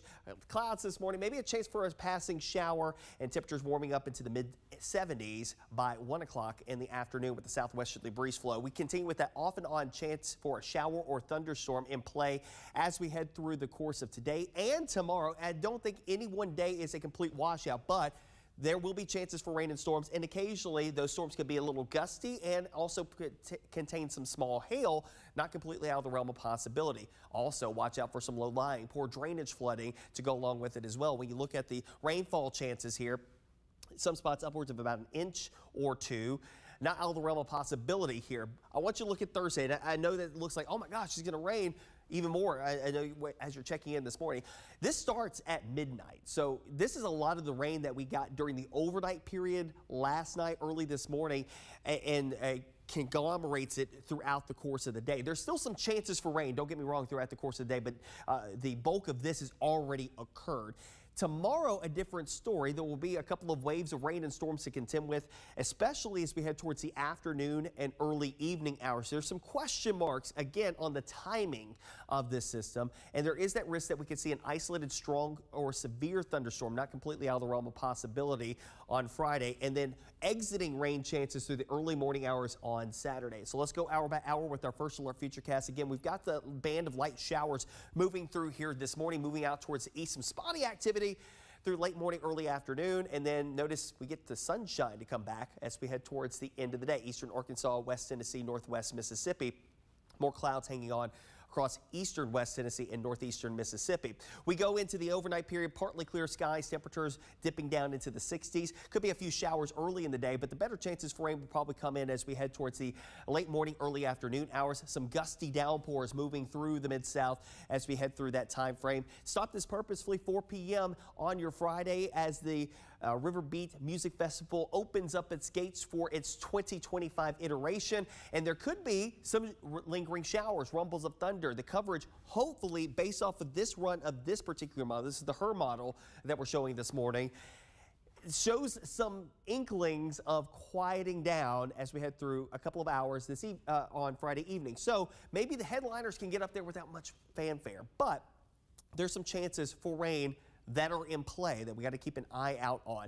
The coverage of rain will kick back up as the actual cold front starts moving through the area. That would be after midnight and continue into the early morning hours of your Saturday. But by Saturday mid-morning, I think we're in decent shape. The weather does quiet things down, but we'll at least start off with some clouds early Saturday, giving way to sunshine late in the day. Temperatures topping out in the low to mid-70s, lower 70s expected on Sunday. Brighter skies and a cool north wind to come along with it as well. Here's a look at our extended forecast. Again, we'll go for a high temperature of about 78 here today, 76 tomorrow. Keep in mind there will be some chances for rain and storms for Friday that could have impacts on the River Beat Music Festival. A medium chance for rain. We're hopeful that there is going to be a lull in time where there's not going to be much fanfare there, and it would hopefully be during that time frame. But there have been other indications. I just showed you one indication of what to expect. There have been other indications that would keep us pretty wet during the evening hours. So there's a lot of schools of thought here and a lot of back and forth on this. Even with today's forecast, we've seen a lot of back and forth between whether we were going to have rain all day long or just some opportunities here and there. So there's still some question marks even in this late hour on that timing. Now, gates open 2 p.m. both on Saturday and Sunday. Chances of rain both of those times and thereafter are going to be pretty minimal as high pressure builds into the area. So I think the weather pretty quiet for Saturday and Sunday. We go into that forecast a little deeper. Again, you'll notice the temperatures coming down a couple of notches as well. 74 on Saturday afternoon after those morning clouds. And of course, the Cystic Fibrosis Foundation's Great Strides Walk. I get the honor and opportunity to MC that event for the second year in a row. Great opportunity to be out there at Shelby Farms and around Hyde Lake. That walk around Hyde Lake, always a great time. And of course, the folks at the Cystic Fibrosis Foundation have been fantastic and do some great work here in the Mid-South. Temperatures will be in the low 60s at 8 a.m., mid-60s as we head through 10 a.m. as the walk kicks off with variably cloudy skies. Starting to see a little bit more in the way of sunshine by the end of the day. Yet last year was warm and muggy out there, and this year a little bit cooler with the north breezes flowing through here. Low 70s on Sunday, upper 70s near 80 degrees next week. Chances for rain and storms start to roll back into the fold by the mid-portion of the week as a couple of disturbances approach our area. Still a little iffy on that part of the forecast as temperatures kind of hover around the average mark of the upper 70s near 80 degrees as we head into the first full week of the month of May. All right, back here in the Action News 5 digital desk, 8:30 is the time, and we are going on more than 2 hours of traffic being shut down on U.S. Highway 78 in Mississippi, better known as I-22, headed towards Memphis. Shut down near Hacks Cross and Bethel Road. You can see it there. Again, these are live pictures of the westbound lane. Eastbound lane, no problem. No issues. Traffic running smoothly. The westbound lane, a different story. It has been like this for the better part of 2 hours. Around 6:15 or so is when an overturned 18-wheeler shut down traffic there, and it's been shut down ever since. Again, US 78, so I-22 headed towards Memphis, near Hacks Cross Road, Bethel Road, shut down. Do not go anywhere near it. As an alternative, take I-269 or State Route 305. This is a mess. It's going to be a mess for quite a bit of time here. We're continuing to follow it on Action News 5's digital desk. Again, US 78 headed towards Memphis, shut down near Hacks Cross and Bethel Road. We're going to take a short break here on Action News 5's digital desk. We're back in 60 seconds with more news.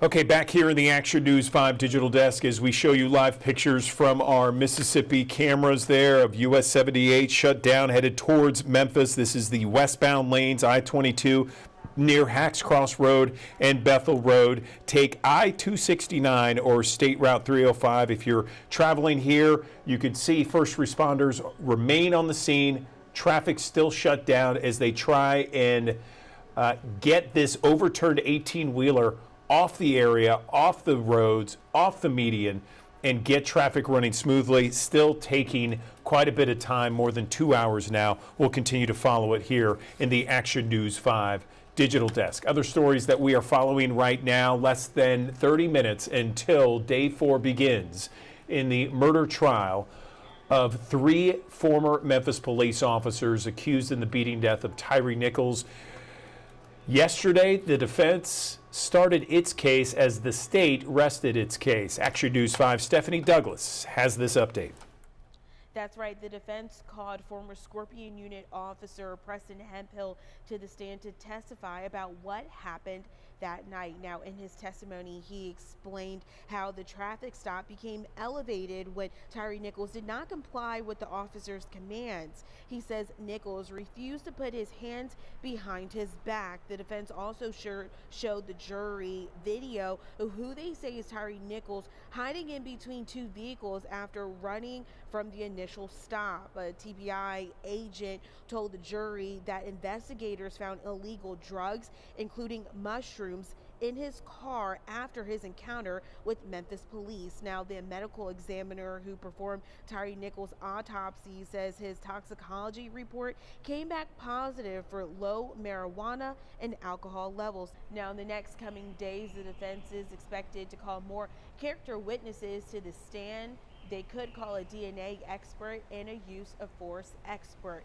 Court is expected to resume at 9 a.m. this morning. Reporting, I'm Stephanie Douglas, Action News 5. That's right, the defense.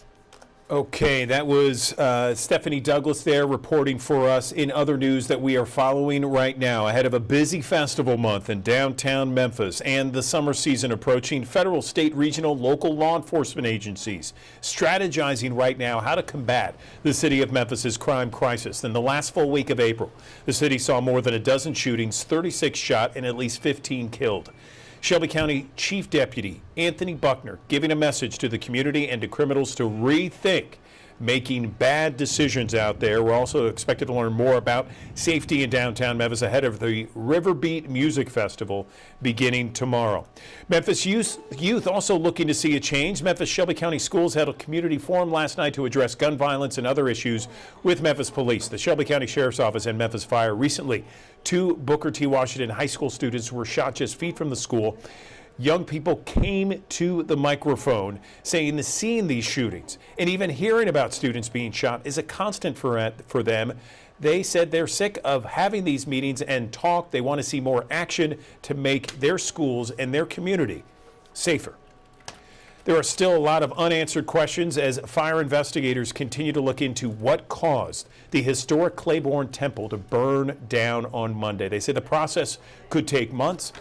Anasa Troutman, the woman leading the efforts to restore Claiborne Temple, says their organization raised between $8 and $9 million through private donations, organizational partners. Before the fire, they were in the middle of raising an additional $25 million for the interior of the church. According to Troutman, the fire department is at Claiborne Temple right now in case hotspots flare up in the bell tower, citing stability concerns. Matter risers might see longer wait times over the next few days because of a bus maintenance issue. The agency told us here at Action News 5 its team spotted a minor defect on a bus's wheel bearing. Matta says it was a 2023 year model, pulled all the buses from the same series for a thorough inspection. The agency plans to address the problem as quickly as possible. With those buses out of commission, it might take longer for buses to arrive. And potholes. They are so frustrating. In fact, one Memphian said he spent over $6,000, a total of 9 new tires over the past year because of the potholes. Some of those roadways are maintained by the city of Memphis. Some are maintained by the Tennessee Department of Transportation. There are other roadways out there, and the crews are out almost every day working to resolve the issue, but it also takes a lot of time for potholes to get fixed. TDOT says the weather plays a role in the formation of these potholes, usually blossoming during springtime and during the freeze and thaw periods in the winter. In 2024, the city of Memphis crews filled more than 80,000 potholes. Again, a live look from our camera here. The Mississippi Department of Transportation camera overturned 18-wheeler, shutting down traffic US 78 for the better part of 2 hours. Crews are right now trying to flip this 18-wheeler back on its wheels and get it out of there. As you see, the traffic's still at a standstill. This is US 78, I-22 headed towards Memphis near Hacks Cross and Bethel Road. Take I-269 or 305 as alternate routes. We're back in 60 seconds on Action News 5's Digital Desk.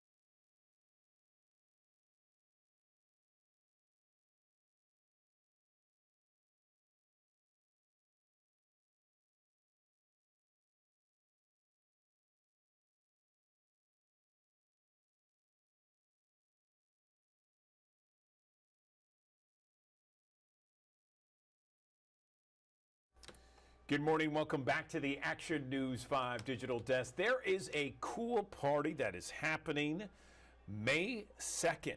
It is the Troll Garden Party for ages 21 and up at Memphis Botanic Garden. Joining me now to talk about it, Carly Zamora. She is the Adult Education Coordinator at Memphis Botanic Garden in front of one of those big trolls. You know, you think of trolls, you think of these small little things, but they are huge and they are everywhere at Memphis Botanic Garden, aren't they, Carly? Good morning. Hey, good morning. I'm so happy to join y'all this morning. Yes, we are in front of one of our trolls. I decided we should maybe get a sneak peek at what this party is all about. So, this troll that we're currently in front of, her name is Rosa. Rosa is our upcycling troll. So, as you can see from her really cute card that she has completely ripped out the inside and put a bunch of flowers and plants. And that's one of the things that you'll be able to see at our garden party. We have 6 trolls in total, so we're excited for everyone to see all 6 of them. So, Carly, can you explain again to our audience about the idea and the purpose behind these trolls? It's about environmental consciousness and sustainability. Is that right? Yeah, absolutely. So our 6 trolls have traveled all this way to be in Memphis with us because they are part of what's known as the Save the Humans Initiative. So the Save the Humans Initiative, like you said, is all about sustainability, your environmental impact, and kind of taking a look at where we as individuals, as humans, kind of play on this planet and how we are tied in with every other portion of life. So where Rosa is talking about taking old materials and recycling or upcycling them, putting plants in them, kind of giving them new life. We have one troll who's all about recycling. We have another troll that's all about relaxation and meditation. So to me, being outside in nature is a different kind of journey for each individual. It's going to look different for everybody. So we've got kind of 6 different trolls showing what 6 different portions of that could be. I love it. I love it. Great. So this is going to be around until next month. Is that right? And then you got a party going on. Tell me about that. Absolutely. So our trolls are going to be here in Memphis until May 21st. On May 2nd, we have our troll garden party from 6:30 to 8:30. This is a really fun 21 plus event. It's a great time to come out and see the trolls in a very relaxed, fun environment. We'll have a few different food trucks on site. We'll have Good Groceries, Poke Paradise, and Salt Cured Blues. Plus, your ticket gets you 3 free drink tickets that's included in that price. That price is going to be $25 for members, $35 for yet to be members. So it's a good bundle. Plus, we'll have some little surprises hidden throughout, maybe some different crafts, activities. Maybe you can take your own plant home. We'll have a little station doing that. Fantastic. Okay. Anything else we can touch on with regards to the big party at Memphis Botanic Garden, the trolls? It looks like it's a beautiful day. We've had several beautiful days in a row, haven't we? I know, we've been so lucky since the past rains and everything's been going on. It has been gorgeous outside. We're obviously going to encourage you to come anytime you can. But if you're watching and maybe this kind of party isn't your thing, we also have Troll Fest on May 3rd. It was moved from its rain date in April. It is now May 3rd, and that is a completely family-friendly event. For Troll Fest, like I said, that's going to be May 3rd from 10 to 4. That is where we're going to have a lot of different craft stealers, art stealers. We'll have different community partners that are coming out to the trolls and talking at tables. So it'll be an additional way if you don't want to just come out and kind of relax, if you want to come out and have some fun with your family, your kids, that's a great event as well we have. Awesome. Okay. Carly Zamora, we appreciate you and everybody at Memphis Botanic Garden for being a part of one of the great gems of Memphis in the Mid-South. Thank you so much for coming on the digital desk as always. We appreciate it.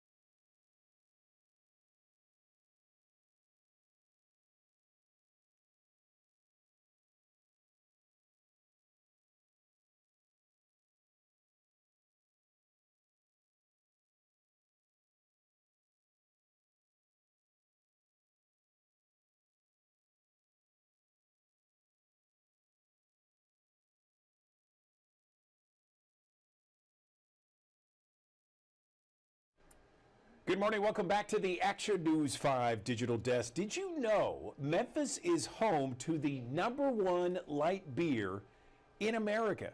Absolutely. In fact, we're talking about Skydog, made by Wiseacre, just took home the top honors at this year's Great American Beer Festival. Amazing stuff. And the brothers who started Wiseacre are joining me on the Action News 5 Digital Desk. I'm proud to be joined by David and Kellen Bartosh on the Digital Desk. Gentlemen, it's great to meet you. How are things? Congratulations on the honor. What's going on? Thanks a lot. We're thrilled. I mean, when my brother started making beer, he told his first boss, "I want to make the best beer in the world." So we got the best in the country with this light lager. So we're thrilled. I've known your guys' story for a long time. In fact, I tell people all the time about your story, how you guys had this great idea to open a brewery in Memphis, and then you went your separate ways and came back. Can you tell our audience about that story? I think it's one of the best American stories out there right now. Yeah, we went out kind of all over the country. I went to brewing school in Chicago, and then I went to brewing school in Germany. Kellen was out working in the western part of the U.S. for Sierra Nevada, and the plan was always to come back home to open a brewery here. But we were, we had a long plan to get to where we were going, and a lot of the brewing school that I went to, the German school, was really about making lagers. And it was exactly what this beer is that we produce. And correct me if I'm wrong, so you learned how to brew really good German beer in Germany, and then Kellen, you went to Sierra Nevada to learn kind of the business side. Is that right? Correct. Yeah, I was on the business side, worked for a beer distributor first, and so every industry has its own language and set of rules, and I went and learned those as best I could before we came back home to Memphis, and we're able to tap into the wonderful water here, the soft water, which is great for making lagers. Tell me how Memphis water, because all of us Memphians, we're so proud of the artesian wells, and we're so proud of our tap water being #1. Tell us how Memphis water helps you guys. So the mineral content of our water, allow me to put my nerd glasses on real quick, but the mineral content of our water is extremely low. So that allows us to make really very clean, crisp lagers and things that you can drink a lot of. And especially when you're making beers that are like this, they're 99 calories and 4% alcohol, so a little bit lower in alcohol and definitely quite a bit lower in calories. It really makes the ingredients stand out in a really nice way. They don't get muddy. It's amazing. It's fantastic. I remember you guys had high honors with Tiny Bomb when that came out a number of years ago. One of your first big ones that just went everywhere. And I can't remember where I was listening to you guys, but you were describing Tiny Bomb and how you partnered with a honey farm in Mississippi to take away some of that bitter taste to make it an American lager. I just love that story.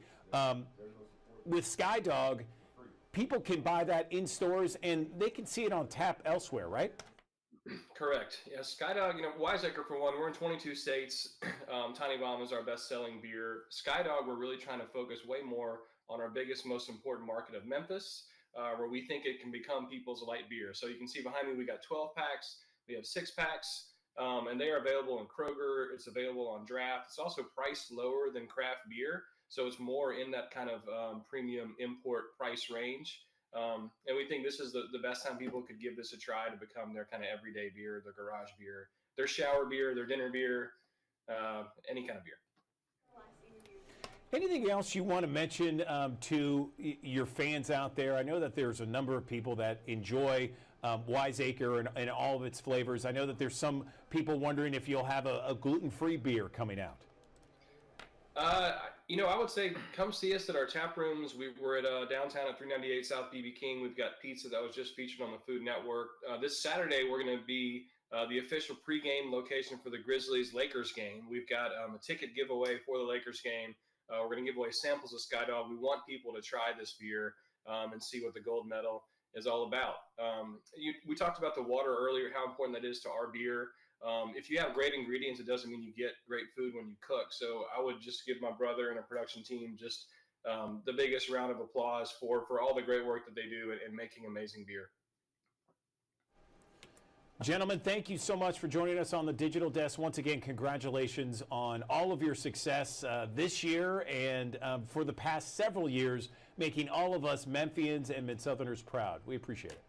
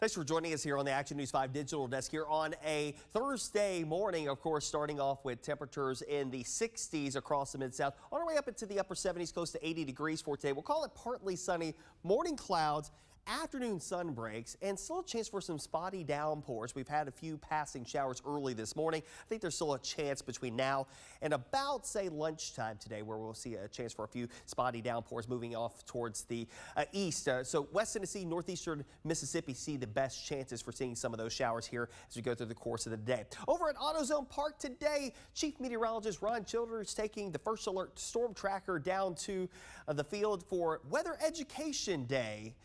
There at AutoZone Park for the Memphis and Louisville game. 11:05 first pitch.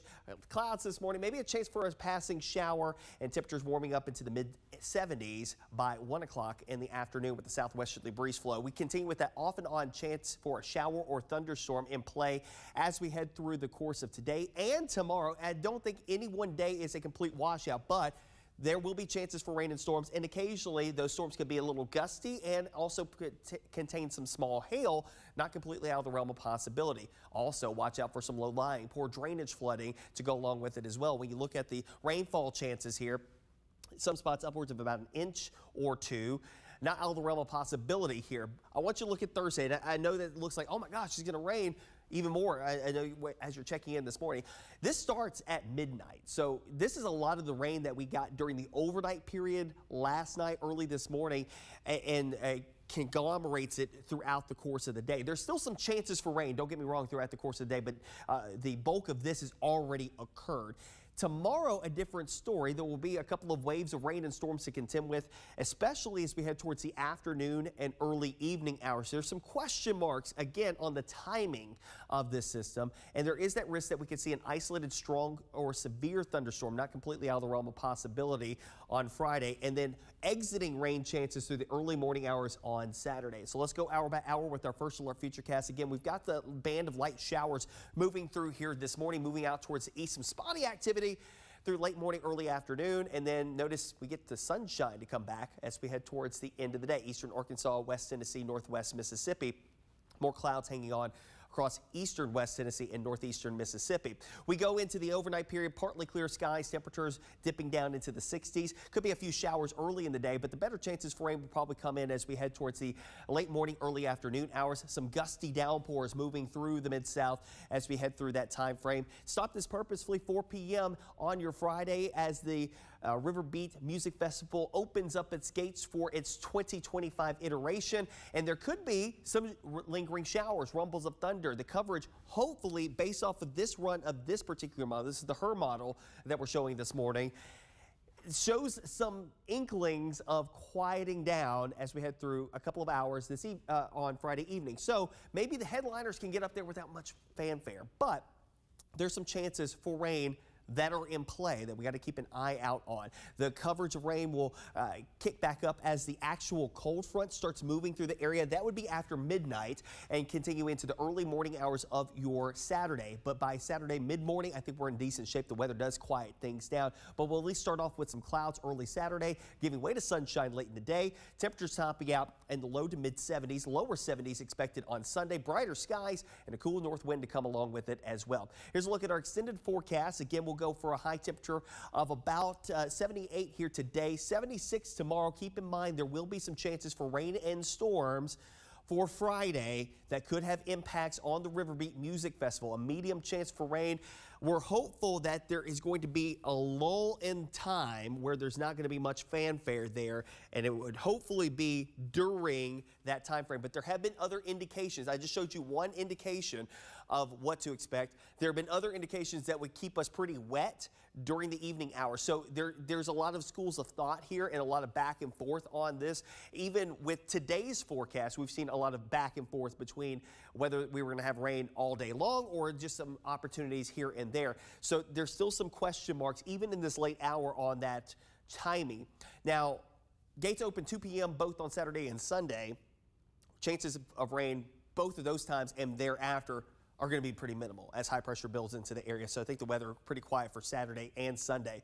We go into that forecast a little deeper. Again, you'll notice the temperatures coming down a couple of notches as well. 74 on Saturday afternoon after those morning clouds. And of course, the Cystic Fibrosis Foundation's Great Strides Walk. I get the honor and opportunity to MC that event for the second year in a row. Great opportunity to be out there at Shelby Farms and around Hyde Lake. That walk around Hyde Lake, always a great time. And of course, the folks at the Cystic Fibrosis Foundation have been fantastic and do some great work here in the Mid-South.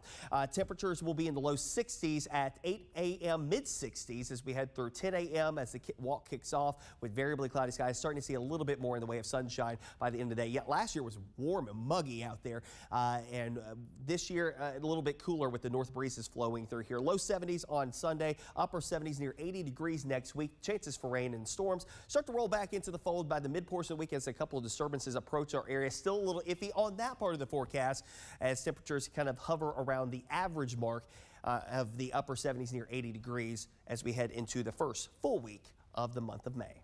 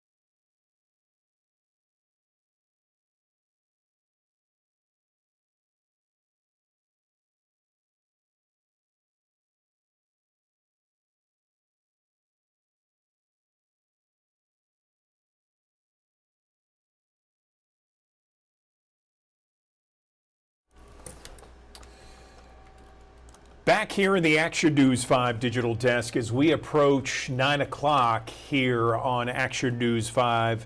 We are watching these live pictures unfold here in Mississippi where an overturned 18-wheeler has shut down traffic headed towards Memphis on US 78. This is also known as I-22 in the state of Mississippi near Hacks Cross Road and Bethel Road. Live pictures that you're looking at right now where it is going on almost 3 hours since this accident shut down this portion of the interstate. Again, westbound towards Memphis, US 78, an overturned 18-wheeler. This is I-22. The eastbound lanes, as you can see, running fine. It's the westbound lanes that have been shut down for nearly 3 hours. A good alternative, I-269 or State Route 305.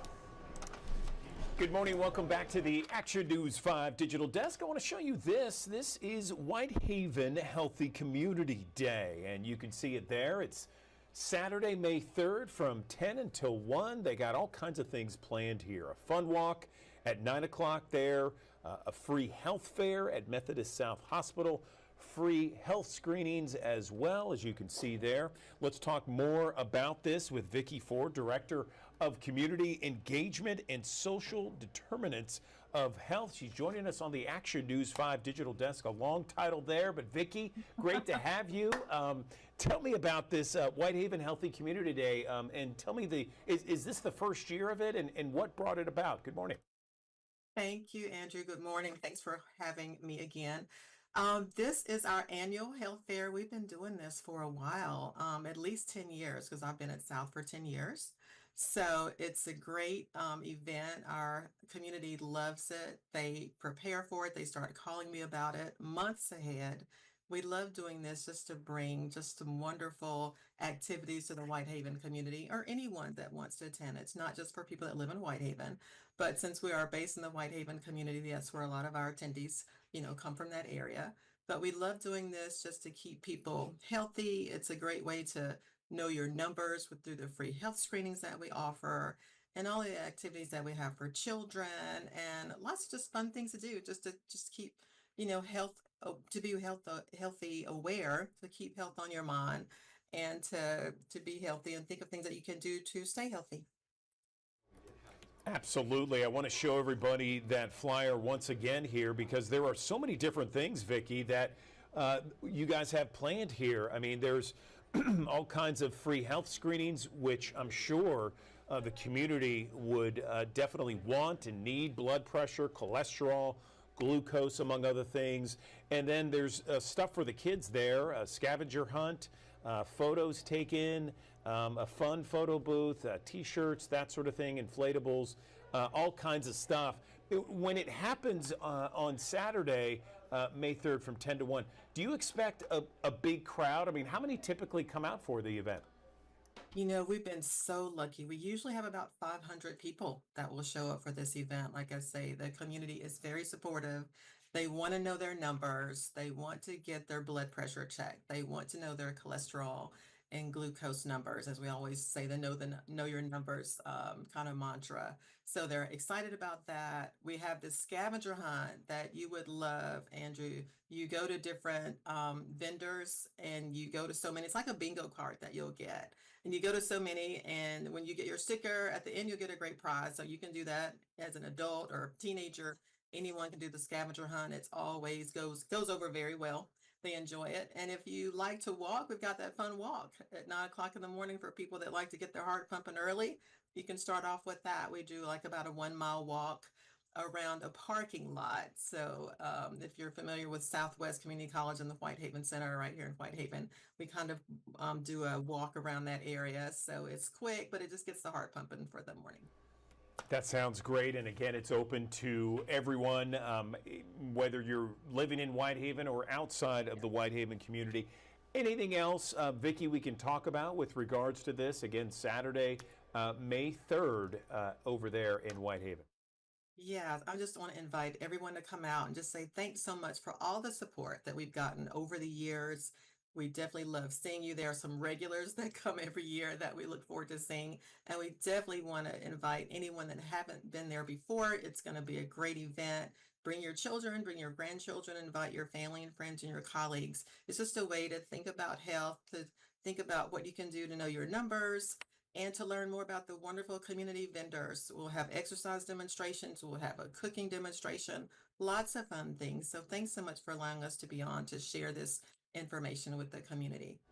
Oh, yeah, absolutely, Vicki. So again, for everybody, it's Saturday, May 3rd from 10 until 1. A fun walk begins at 9, rain or shine, and that's at 1300 Wesley Drive. And then the 10 to 1, that's when everything, the free health fair at Methodist South Hospital, free health screenings, scavenger hunt, as you heard, everything's for free, right? Yes, everything is free. We love that word. Oh, yeah, I'm with you on that. Vicki, really appreciate you coming on the digital desk. Thank you so much for letting us know about the Whitehaven Healthy Community Day. It's something that's needed and something that we love to talk about here on the digital desk. Thank you.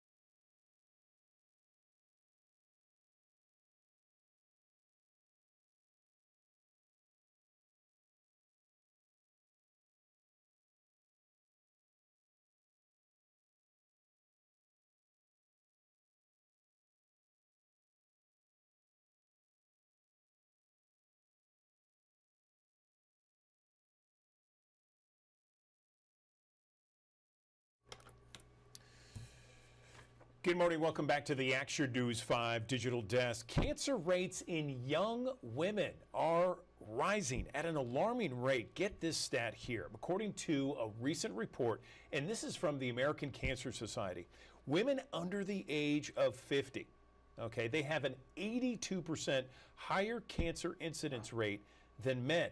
Crazy, crazy stat there. And black women have a 38% higher risk of dying from breast cancer than their counterpart. Let's bring in a couple of women here to talk about these issues right now.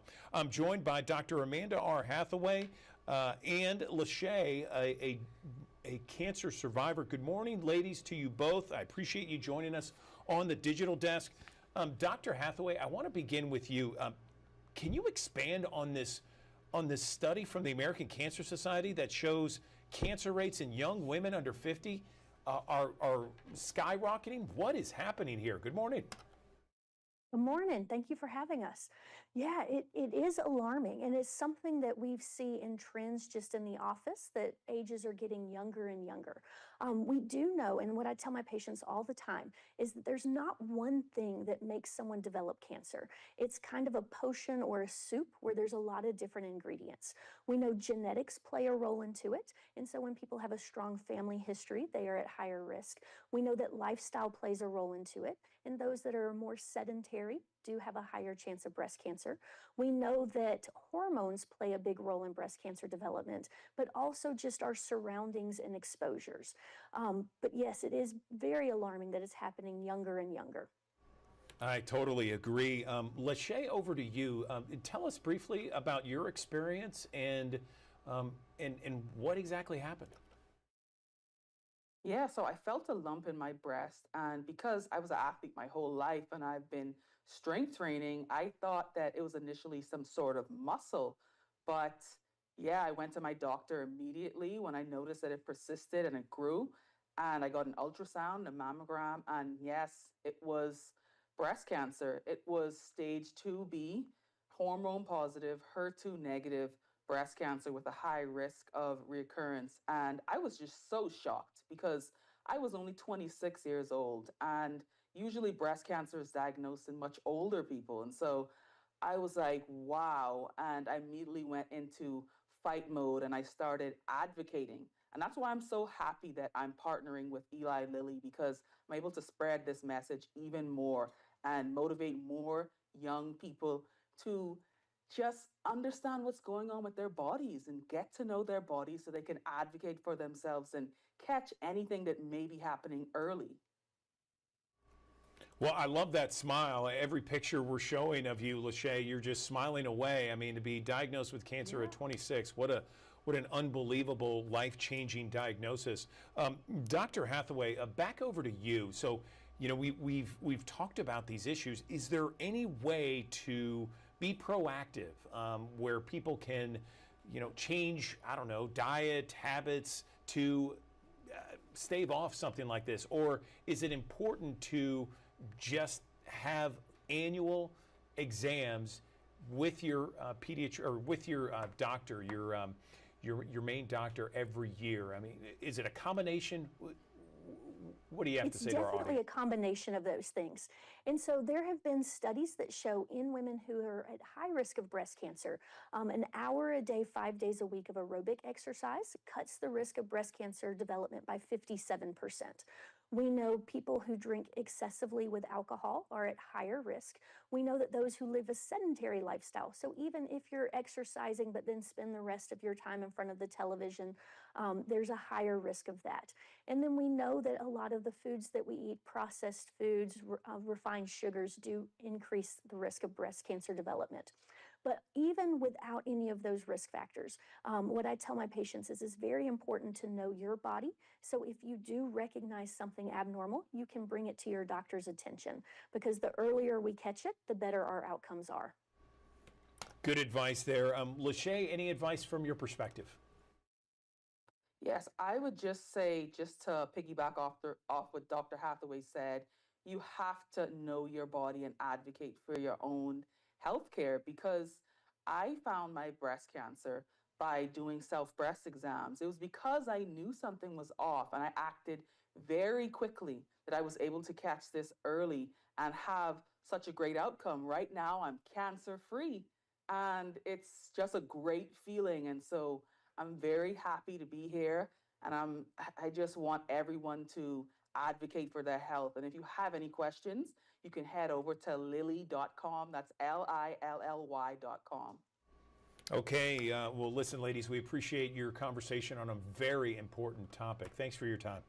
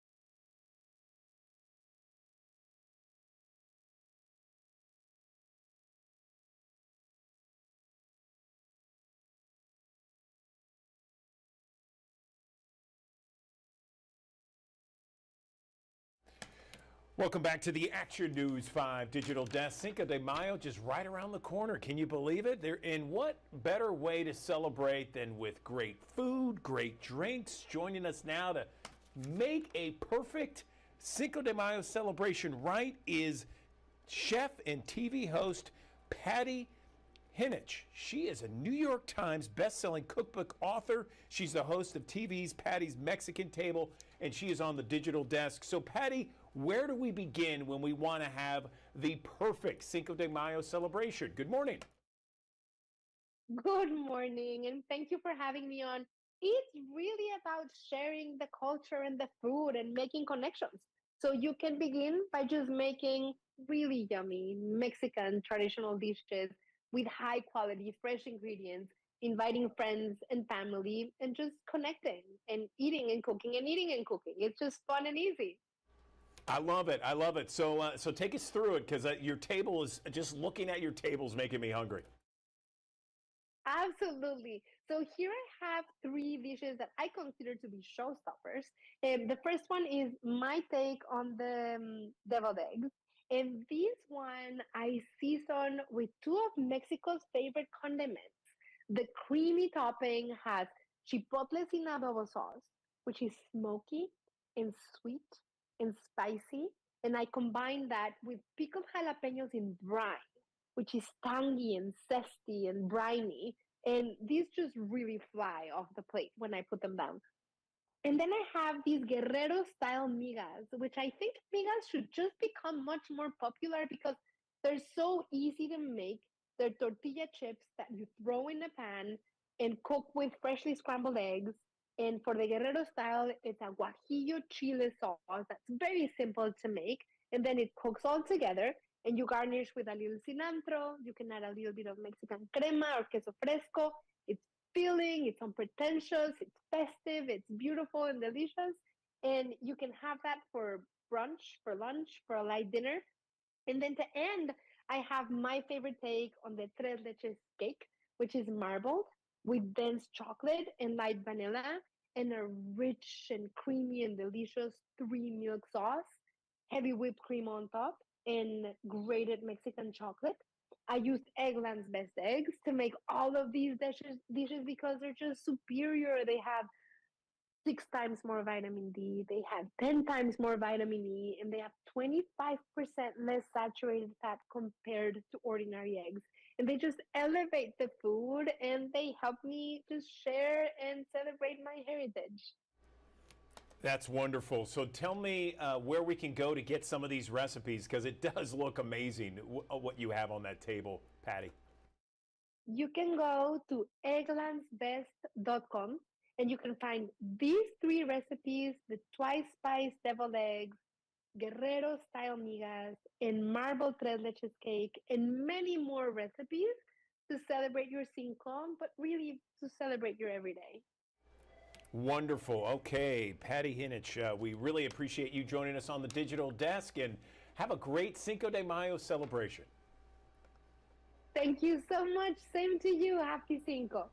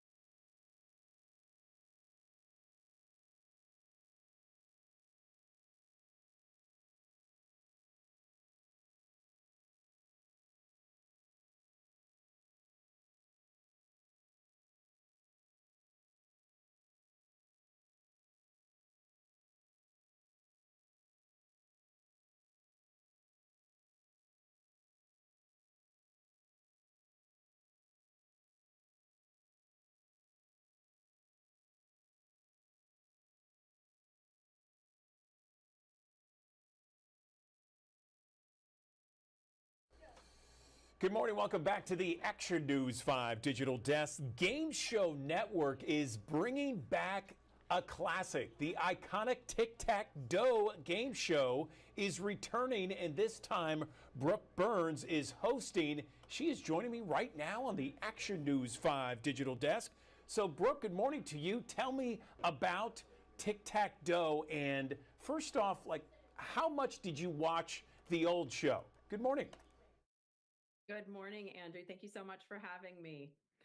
I've always been a big fan of game shows, and specifically with Tic-Tac-Dough. When I was offered the job, I went back. I was watching, when Chuck Berry hosted, and of course Wink Martindale, and I was like, this is so much fun. I just love the idea that it's the first game that you've ever learned when you're a kid, tic-tac-toe, and then adding in trivia, which obviously I love, and then giving away $10,000 to some of the contestants who get to come on the show and play. So it just felt like a right fit for me. That's fantastic. I'm with you. I watched Tic-Tac-Dough a lot when I was younger, and Wink Martindale is from the Memphis area. He's from here. He just recently passed last week, and so there's more of a connection to us here in Memphis. Tell me what you thought just watching Wink Martindale. I mean, the guy is an icon so much in the game show space. He is an entertainment icon. I totally forgot about the Memphis connection. And yeah, I mean, obviously my heart just sank when I heard the news of his passing, but I was also so grateful to go back. About 10 years ago, he actually came on the set of The Chase and, came up to me on stage, and we had a beautiful conversation, and we got to sort of connect over our love of game shows, and told me a little bit about his life. And he truly was one of the most authentic and genuine human beings that I've ever met. And so I just hope that I can do everything that I can to step into those giant footsteps and carry on his legacy in this one specific show. Our premiere was the night before his passing. And so I look at it now as I just say my prayers up to Wink and say, just keep guiding us, Wink, and, help us continue this beautiful legacy that you started. So hopefully we can honor him in that way by bringing it back and in having this generation really enjoy a show that he was such a big part of. Yeah, I appreciate you saying that, Brooke. I have some video of you kind of doing your thing here. Take me through, for our viewers that have never seen it before, take me through Tic-Tac-Dough, how it's going to work, and the $10,000 up for grabs. Absolutely. We have two contestants, as you can see, who play against each other. In, the strategy obviously is to pick the squares where you can mark 3 in a row, whether you're X's or O's. But to do that, you have to answer some trivia questions. The middle square, you have to answer 2, because obviously that's a valuable square. And if you make it to our final round, then obviously there's only one contestant left. And then you're really playing against the clock and our dragon, who's trying to block you from making 3 in a row and taking home the $10,000. So it's very So exciting at the end there with the clock ticking down and the dragon chasing you around. so you mentioned that it debuted recently, and what kind of feedback are you getting? Pretty good so far. I mean, I try not to, I'm not a big press review reader just because I feel like from my acting days, you can read people love something, people hate something. You can't believe your own press. I'm a big believer in that. So I sort of go, I do my job, and then I let GSN handle all the rest of it. But from our interviews this morning, I heard that there have been some positive social media buzz around it. And so going into week 2, we're feeling pretty good. That's smart to not look at any of the the comments and everything. That is so smart, Brooke. Nice job. I just get back to being a mom, It's like I did my job. Now I'm focused over here. I'm with you 100%, no question about it. So you're someone who is very familiar with people watching game shows, Dog Eat Dog, The Chase, and you've been on TV for years. What makes Tic-Tac-Dough so unique and so special for you, Brooke? I love every show that I've done. Clearly, you choose it for a reason and it has a special place in your heart, whether it's the time of life that you're in or the content and quality of the show. I think that obviously the legendary nature of Tic-Tac-Dough and the game show history of it was very appealing to me. The being able to go and shoot 6 shows a day and finish an entire season within a month. I have 3 daughters, but 2 are already gone college out of the house. And then I have my last one at home who's 8. And so it works for me in my lifestyle right now as well. But honestly, like my GSN family has just been so good to me that I feel like there's not a lot of shows that I would say no to hosting for them. And this one was just so much fun. I knew I was just going to have a ball, and I did. And the contestants did. And so hopefully the audience will feel that authentically and come across on camera. Fantastic. Anything else you want to say to our audience, maybe perhaps when they can watch it and maybe how they can get involved? Absolutely. Game Show Network, weekdays at 7. And if you want to come and be a part of the show, go to gsn.com. And I'm sure if you scroll down, they have when they're casting and doing all of that. But this would be a fun one to come and be a part of. It's not as hard as The Chase or Masterminds. You're not going up against a genius. It's just an adorable little virtual dragon. What could go wrong? I love it. Brooke Burns on the Action News 5 Digital Desk. Thank you so much. Congratulations on the newfound success with Tic-Tac-Dough. We appreciate your time. Thank you. Okay, we continue to follow this. Going on now 3 hours, a major traffic mess on US 78. This is I-22 in Mississippi headed towards Memphis. It has been shut down now for the better part of 3 hours. An overturned 18-wheeler stopping traffic. Again, the westbound lanes. Eastbound lane is fine. The traffic has turned more to the traffic, the cars that have stopped and the various truck traffic that has stopped on US 78 headed towards Memphis. This happened at about 6:10, 6:15 this morning. It is now 9:24 and traffic is still not moving after a 18-wheeler overturn near Hacks Cross Road and Bethel Road. Best alternative routes right now, I-269 or State Route 305. Again, US 78, I-22 headed towards Memphis, the westbound lanes. All shut down. It's been this way for the better part of 3 hours near Hacks Cross Road and Bethel Road. Again, take alternative routes, either I-269 or 305. We're back in 1 minute on Action News 5's Digital Desk.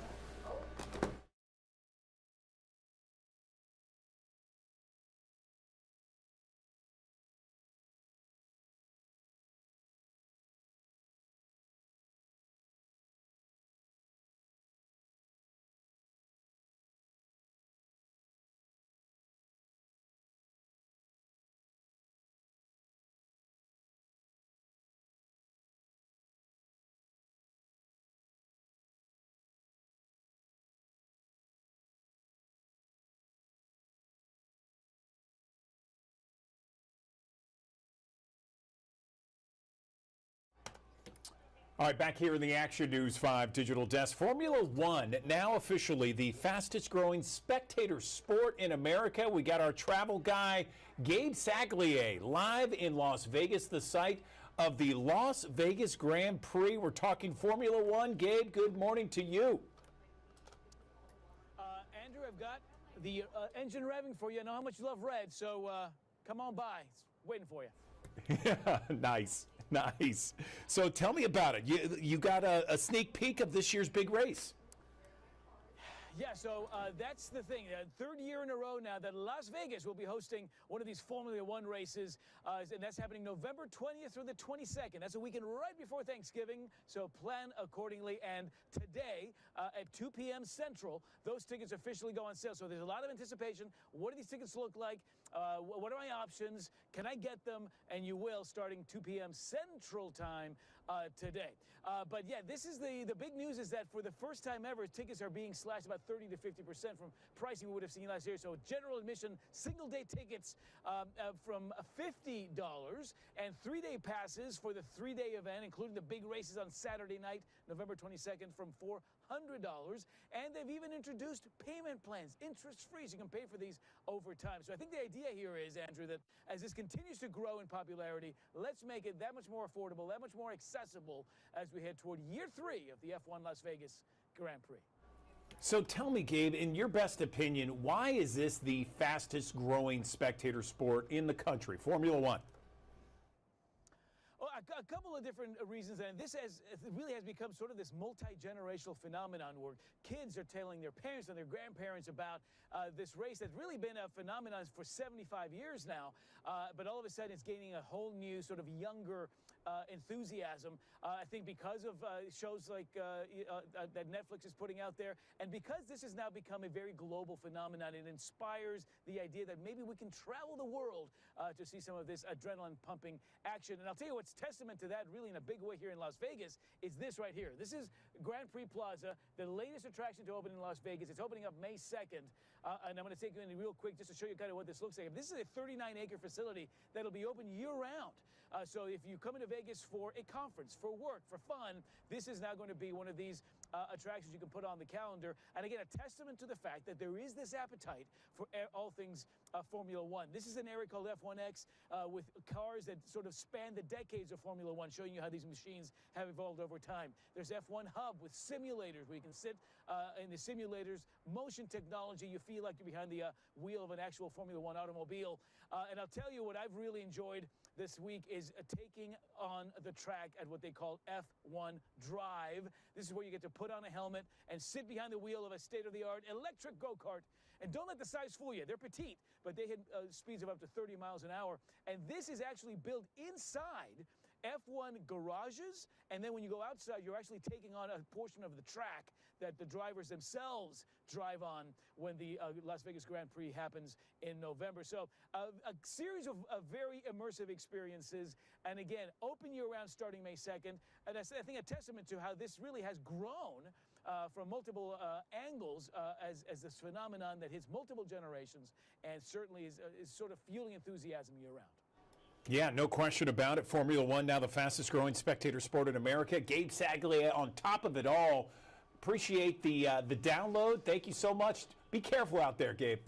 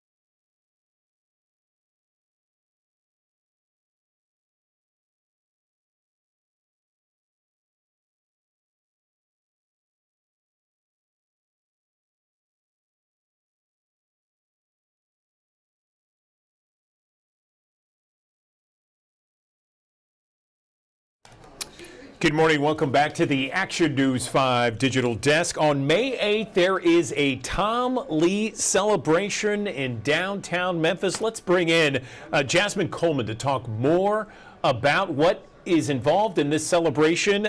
Jasmine, good morning to you. I understand that you are the Director of Programming and Engagement there at Memphis River Parks Partnership, so you know all about this celebration that I'm hearing is going to have a poetry contest, it's going to have a film release, and so people can learn more about Tom Lee, who has a great story to tell. Good morning. Good morning. Thank you for having me. So next week is Tom Lee Day on May 8th, and we're so excited to announce this year's winners of our annual Tom Lee Poetry and Spoken Word contests. We have 3 winners. They will be performing their works, and as you mentioned, we'll be debuting a new short film that is about Tom Lee. So we're really excited to invite the public to this free event at the Cossett Library next Thursday at 2 p.m. Okay, so it's at the Cossett Library. It's not at Tom Lee Park. Tell me what's going on. Yep, so the park is temporarily closed to the public for the festival use and preparation. So we are really excited to share this film and really could do so at Cossett Library. So we're thankful for the generous partners that we had at Cossett Library for opening up this space for us. Fantastic. Okay, and let's talk a little bit about Tom Lee, his life and his legacy. First off, it's a 100th year anniversary of what he did. Such a hero, saving lives as a ship is going down, could not swim, but yet he saved, men, women, and children 100 years ago. Just an incredible story. It is, and early this year, Mayor Paul Young declared 2025 in the city of Memphis as Tom Lee 100, just because of that story. And we're very inspired by it. It's really the values of Tom Lee Park. And we just want to encourage Memphians to show more courage, generosity, and humanity this year, just like Tom Lee did. Awesome. I love it. And so, okay, so May 8th, if someone wants to be a part of Tom Lee's celebration at the Cossett Library, do they just show up? Do they need to register? What should they do? We are asking that people register beforehand just so we can know how many chairs to set out. We have an Eventbrite link, and if you search Tom Lee 100, you'll be able to find the event. But of course, it's free and open to the public. Anyone can attend, and just come up to the second floor of Cossett Library. Okay, so this is, once again, for our audience, Thursday, May 8th, 2 p.m., Cossett Library, downtown. Anything else before we let you go, Jasmine? Yeah, I just want to say that May 8th is not the end of Tom Lee 100. We have a Sing at Memphis series, which I talked with you about, I think, 2 weeks ago. That is also a part of the Tom Lee 100 celebration.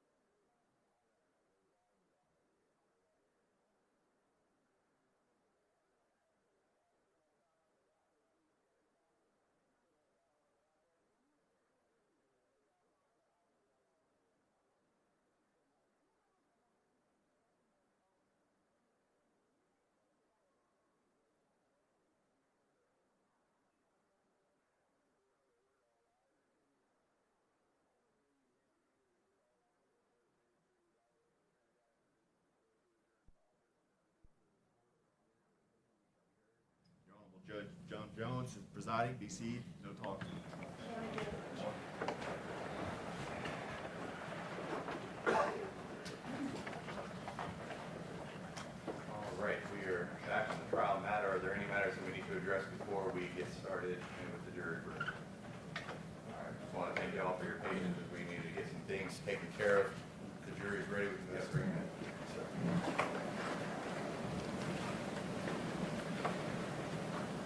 Jurors entering the courtroom.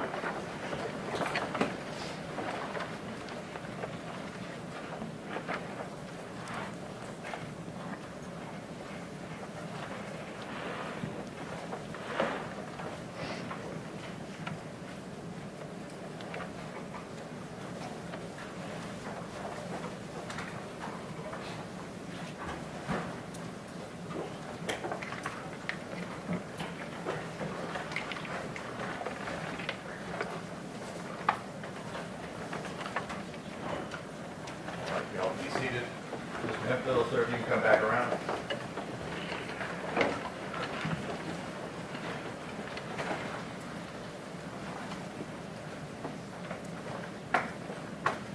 Go ahead, stand there, sir. We'll raise your right hand.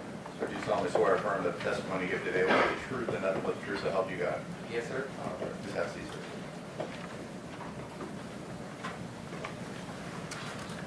When we adjourned yesterday, we were in the middle of the cross-examination. Mr. Zuhoff, sir, are you ready to proceed? Yes, sir. Mr. Hemphill, I'm going to call your attention to a few things, but one of the first things we're going to listen to are the dispatch radio recordings from the night in question.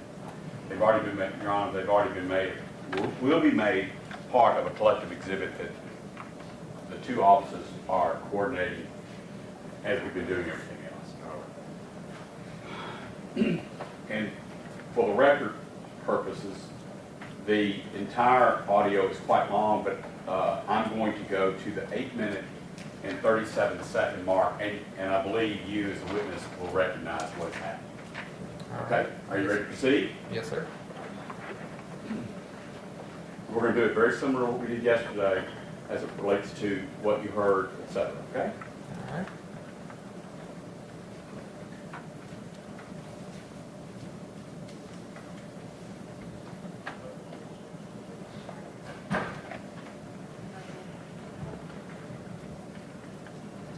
Your Honor, I'm going to hit pause. I'm at 100%. We ran into the same situation with Stingle yesterday.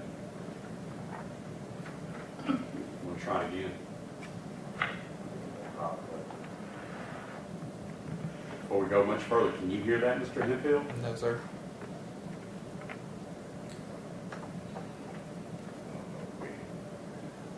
I even had Miss Tanisha help me.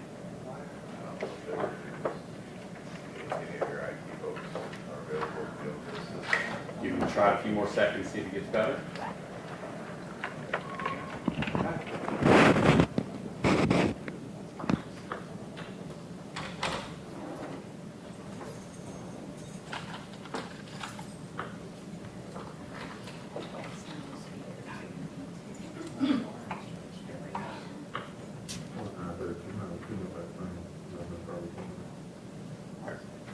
The good news is we're not to anything, but were you able to hear that?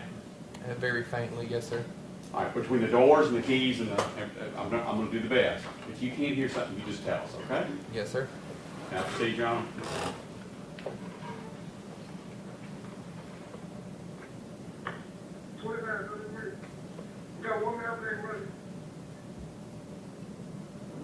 First of all, whose voice was that? It sounds to be like Officer Martin. Is that a recording from the night of the Tyre Nichols arrest? Yes, sir. And you said that sounds like him and Martin? Yes, sir.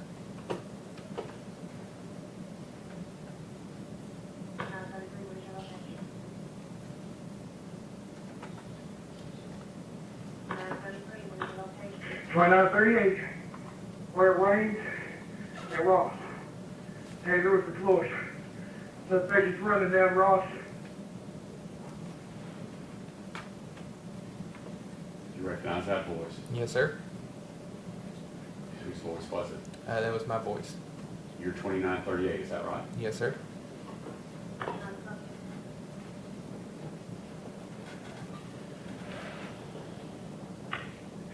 Young male, black, slim build, blue jeans, and a hoodie. Sounds to me like you're what? Out of breath.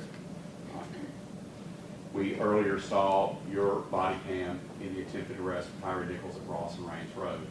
Are these calls lined up at that time frame? Yes, sir. Is that why you're out of breath? Yes, sir.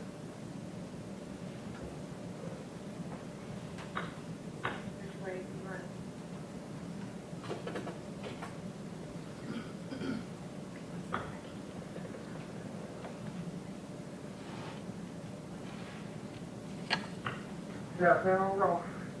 We lights off.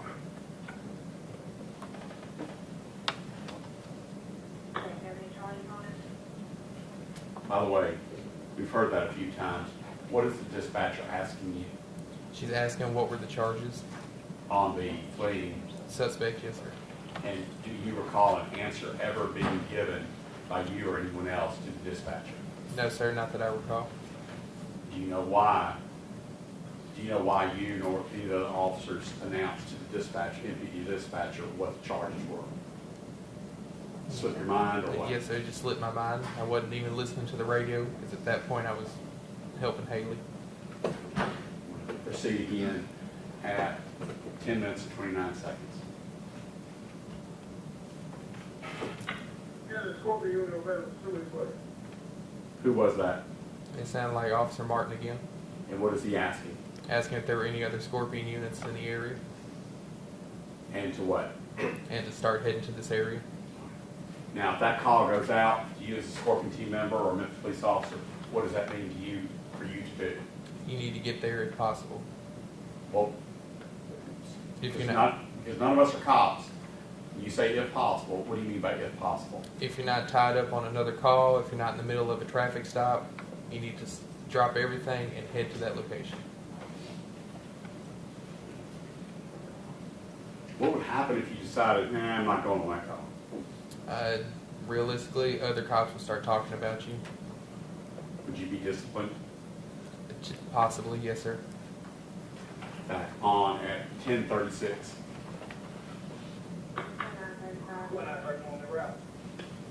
Whose voice was that? Sounded like Officer Justin Smith. His number's 2931, is that right? Yes, sir. And what was Justin Smith putting out on the dispatch? That he was en route to that area to assist. Back on at 10:45.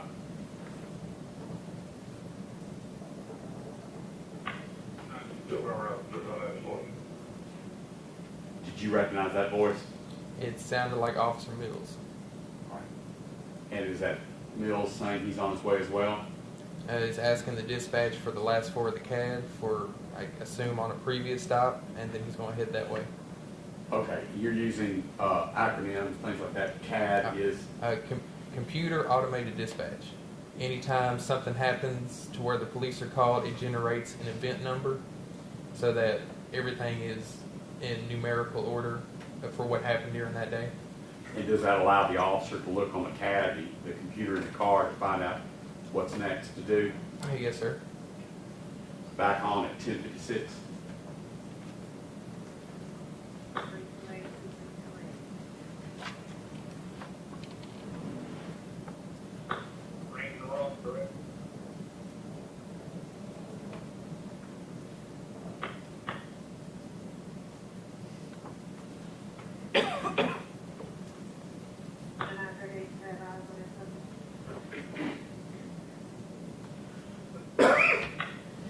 Negative 2938.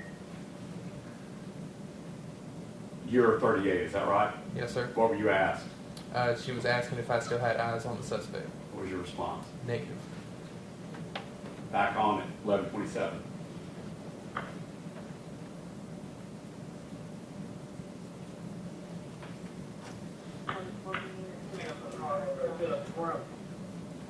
Did you recognize that voice? It sounded like Officer Justin Smith. And what did Justin Smith ask? Can we set up a perimeter? What is a perimeter? We know the location where the suspect was last seen. can we get officers in that area to make sure that they're still somewhat in that neighborhood? Back on at 11:40.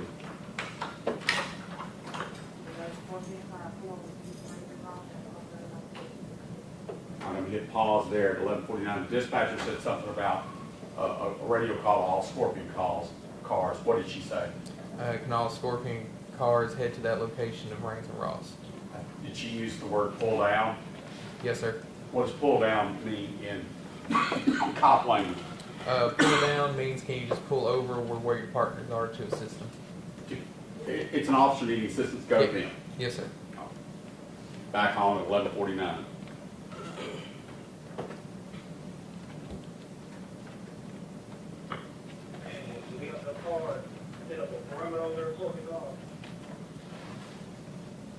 That's Justin again asking the same question, right? Yes, sir. Moving on at 11:59.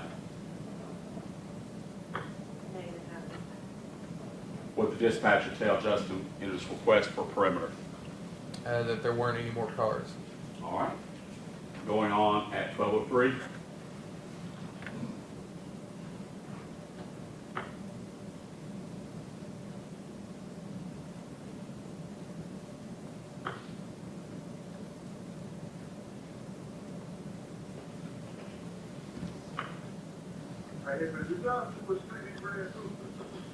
Whose voice was that? That sounded like Officer Martin. The he that he's referring to is who? Mr. Nichols. Moving on at 12:23.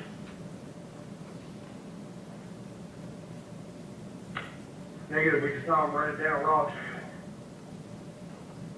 That's you, correct? Yes, sir. And you're responding to Martin's call? Yes, sir.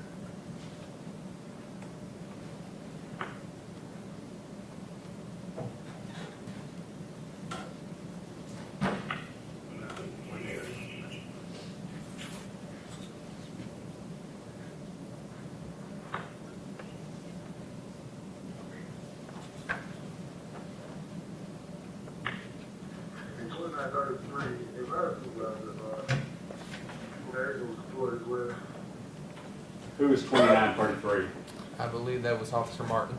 And pursuant to policy, if a police officer uses one of his weapons, taser, spray, what are y'all supposed to do? Yes, so per policy, we're supposed to alert a supervisor and call the fire department. And that's what that call was about? Yes, sir. To inform dispatcher? Yes, sir. All right, and then if we're listening for your supervisor, that would be Lieutenant Dwayne Smith, is that right? Yes, sir. And his number is 2901? Yes, sir. All right. Back on at 13.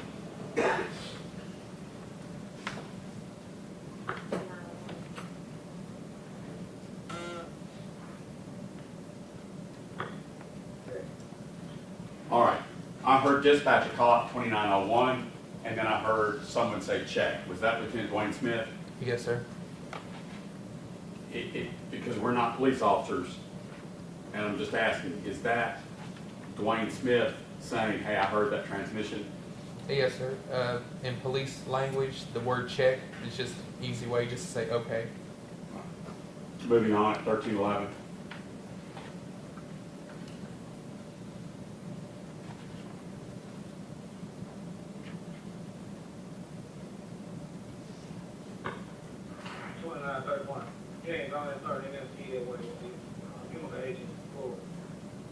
Whose voice was that? Officer Justin Smith. What's he telling dispatch to do? To have the fire department head to that location based on the fact that he knows that at least pepper spray was used. I got a silly question. You have a lieutenant being paid to be the supervisor. He didn't make that call, did he?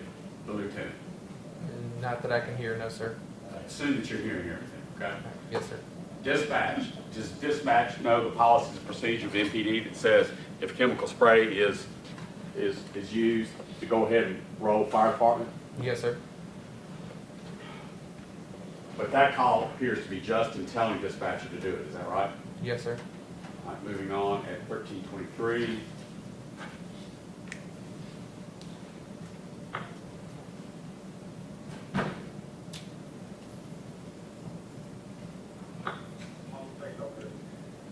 Your voice.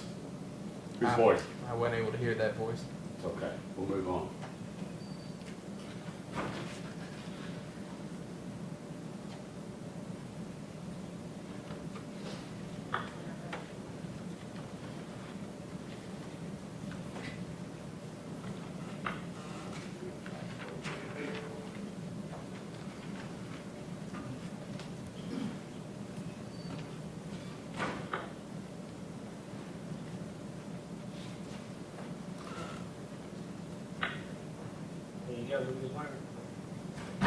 Whose voice was that? It sounded like Officer Justin Smith. And is the he that he's referring to the suspect? Yes, sir.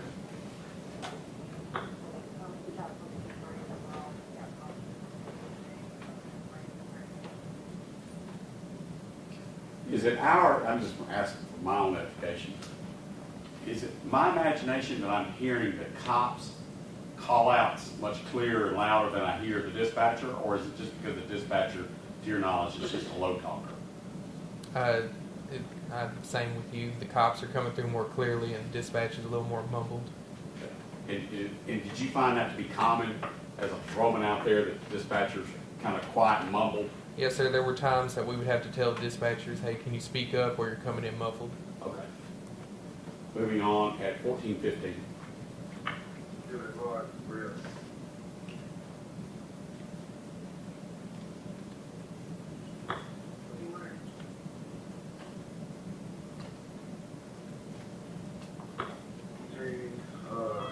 Like a camouflage jacket, like an orange, green, and red, and only wild head, swim there. Whose voice was that describing the suspect? It sounds to be Officer Martin. Back on at 14:40. He should have got far. Is that also Emmett Martin that we just heard? Yes, sir. Moving on, 14:48. 29:38, did you also read that I deployed my taser? And who was that? That was my voice. And what are you doing? Just making sure again that the dispatcher knew that I used my taser. Is that pursuant to policy? Yes, sir. Moving on at 14:57.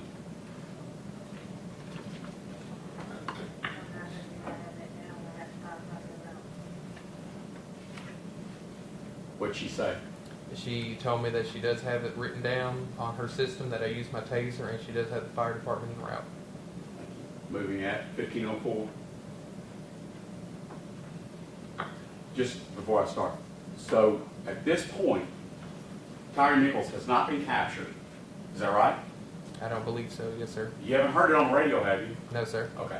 So at this point, at least from the radio standpoint, Mr. Nichols has not been captured or spotted. Right. Correct. And yet, you, Justin, and who knows, maybe somebody else, have let dispatcher know to get medical over there. Is that right? Yes, sir. The first one happened to be Justin Smith, but then you did it as well, right? Yes, sir. And the officers, it sounds like to me, have reported to their supervisor the pepper spray, the taser, and a fleeing suspect to the supervisor through the dispatch radio system. Is that right? Yes, sir. Okay. Back on at 15:07.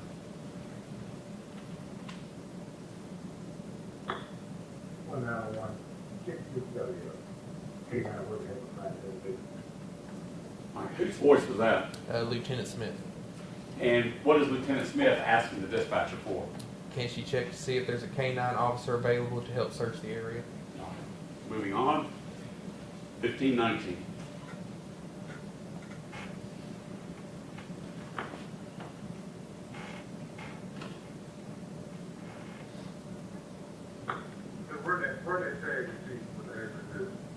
Whose voice is that? Sounds to be Officer Martin. And whose tag is he asking to be run? Mr. Nichols. Moving on at 15:32.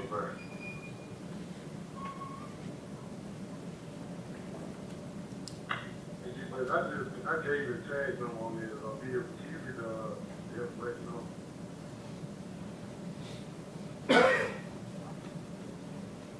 Is that Emmett Martin? Yes, sir. Back on 15:49.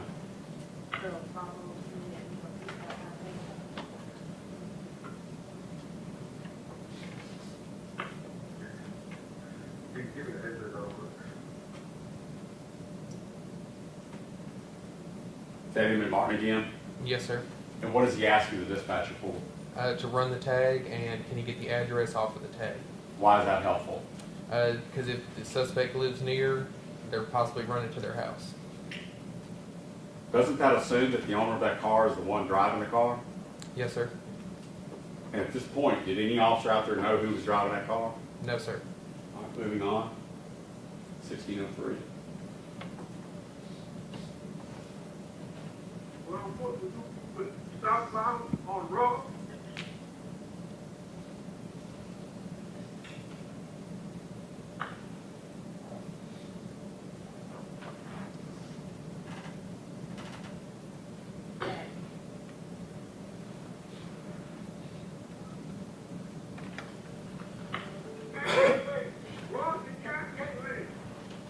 Whose voice is that?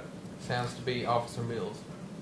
And what's he saying? What's he communicating? That he has located the suspect southbound on Ross, and then he said we were at Ross and, like, what was the other street? No one able to hear that.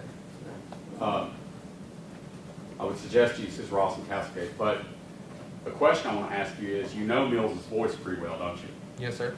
Is he pretty quiet, pretty calm, pretty laid back? Yes, sir. Did he sound pretty calm, laid back in that radio call? No, sir. What's it sound like to you, knowing Mills and the way he talked? That he is running after somebody and needs other cars with him now. All right, playing at 1632.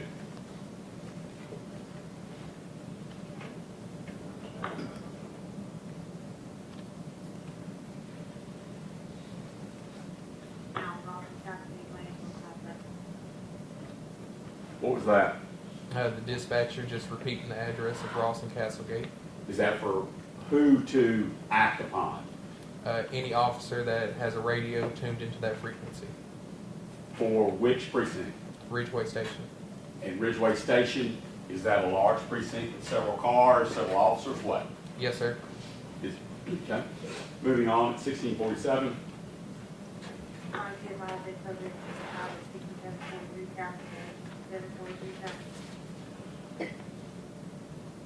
Do you know what that was? I couldn't hear all of it. Who was speaking? It was the dispatcher. Did you hear an address? All I heard was Castlegate. Would it help if I rewind it 10 seconds? Yes, sir.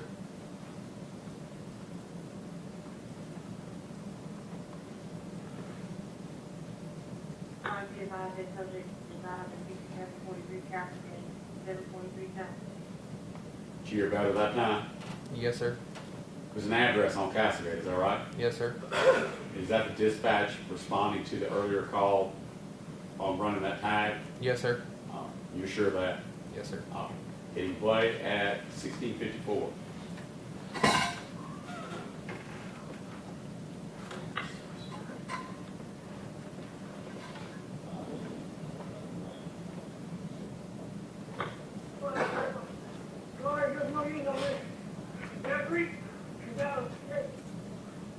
Whose voice was that?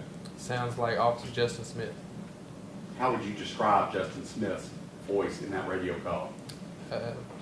Just distressed and currently fighting with somebody. And what is he asking for? He needs more cars with him now. He needs assistance. Yes, sir. Being play at 1712.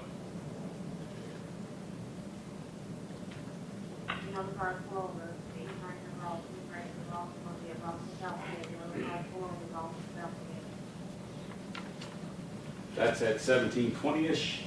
That's the dispatcher speaking. And what is she telling officers in the Ridgeway precinct? Is there anyone available to assist with officers with a suspect that's resisting and running?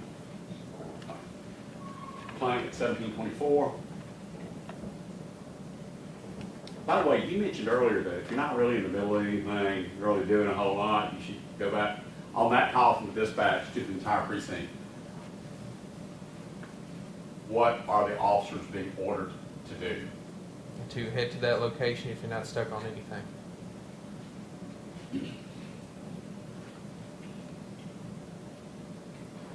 I don't want to take issue with stuck on anything. What do you mean by stuck on anything? You're not stuck waiting on a tow truck to tow a car that broke down in the middle of the road. You're not still on a traffic stop trying to issue a ticket for speeding. If you're sitting in a parking lot waiting for a call, you need to head to this location now. Well, I'm going to throw a hypothetical at you. You're a Memphis police officer. If dispatcher says all cars pull over to 6547 Castlegate, you're saying that if you happen to be waiting on a tow truck, you can keep waiting on the tow truck, or do you need to go give officer assistance? Memphis PD would rather you wait for the tow truck because other officers would pick up the slack. Moving forward at 1727.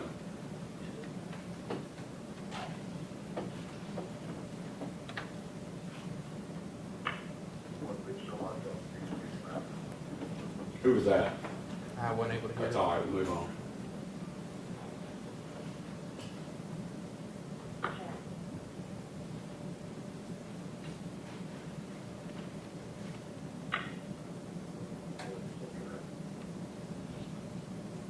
You probably couldn't make that out because I couldn't, right? No, sir. Moving on.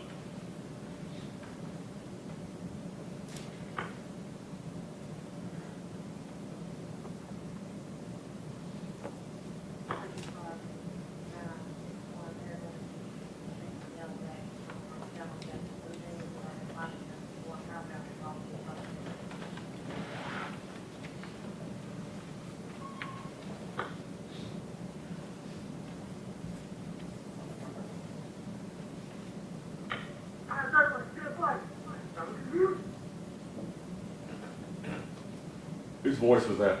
Sounded like Officer Justin Smith. Wasn't quite as clear as before, was it? No, sir.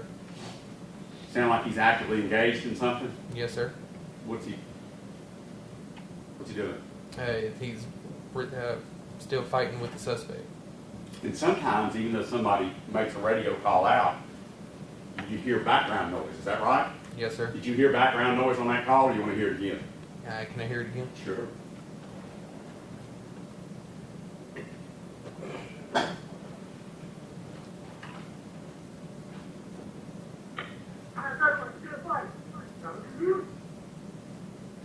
You actually heard two voices, didn't you? Yes, sir. Was that the background noise I was talking about? Yes, sir. Could you make it out what the other person, the mystery person, was saying? No, sir. Hitting at 1825.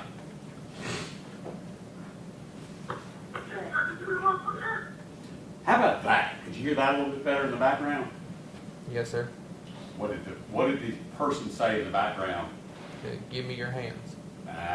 What did he say? Can I hear it one more time? Sure.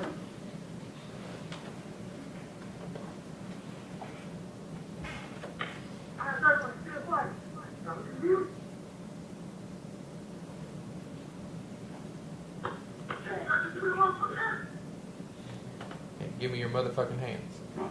So the call is Justin's voice going out, but you hear someone in the background saying, "Give me your motherfucking hands." Yes, sir. Do you have any idea whose voice that was? It sounds like Officer Martin.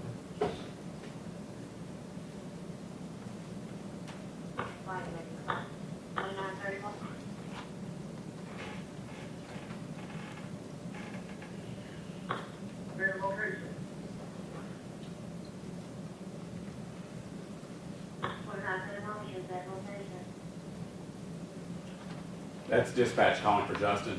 Yes, sir. Is it because she wants to know his exact location? Yes, sir. Moving on at 1851.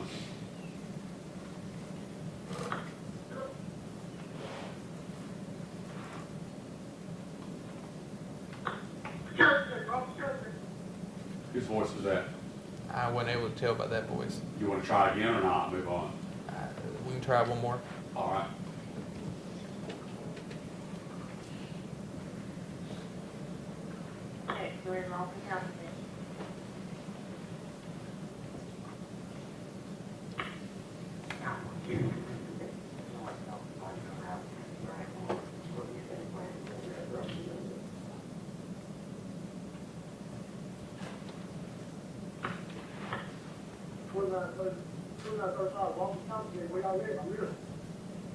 Whose voice was that? That was Officer Haley. He's 2935. Yes, sir. Moving on at 1931.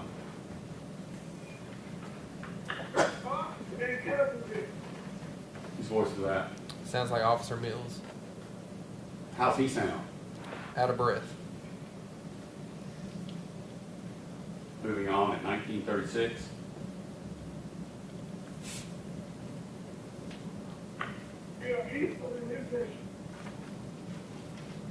That was Mills again, wasn't it? Yes, sir. Moving on.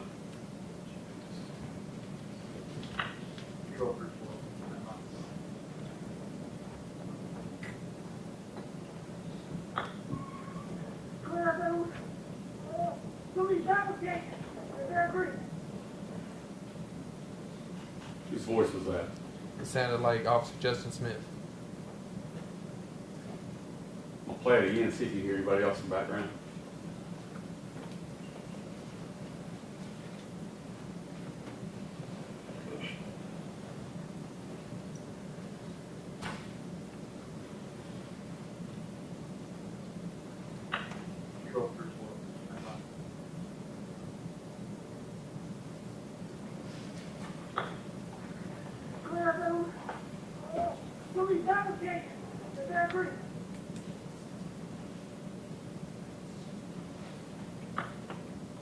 Who's that?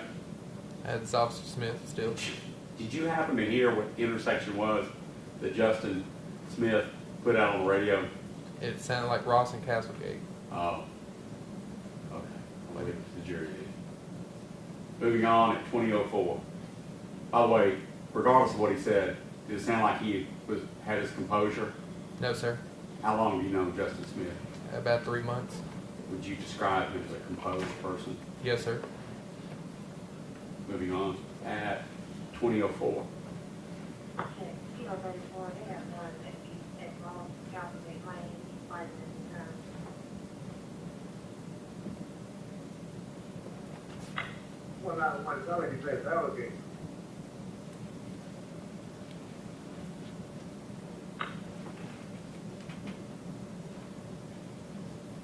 Who is that? Lieutenant Smith. And was he confused, or could it be that Justin put out the wrong street name? He sounded like he was confused with how the dispatch was saying the street name. Moving on at 2026.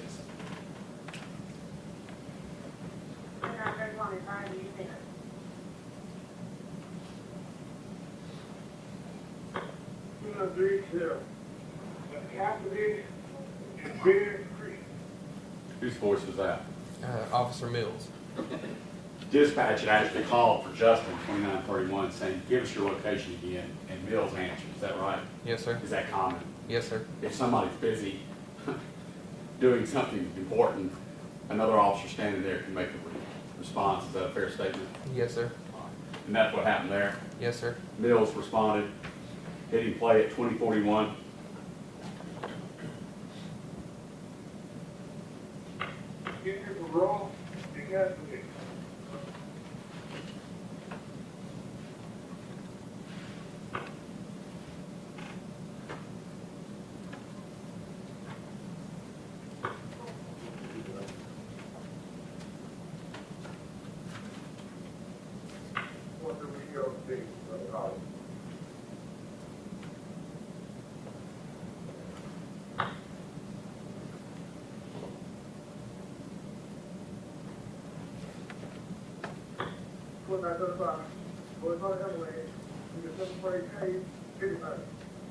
All right, first of all, whose voice was that?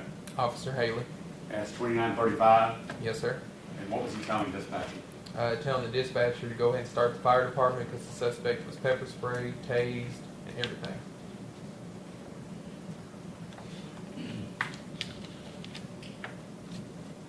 By the way, you were back at Ross and Raines during these transmissions, is that right? Yes, sir.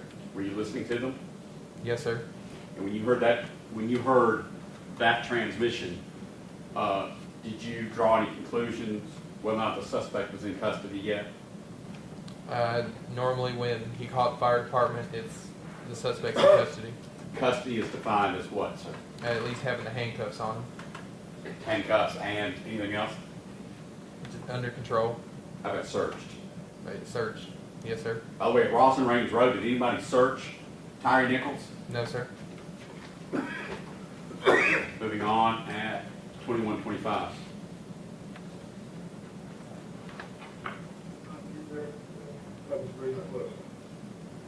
I couldn't make that out, could you? Yes, sir. What was it?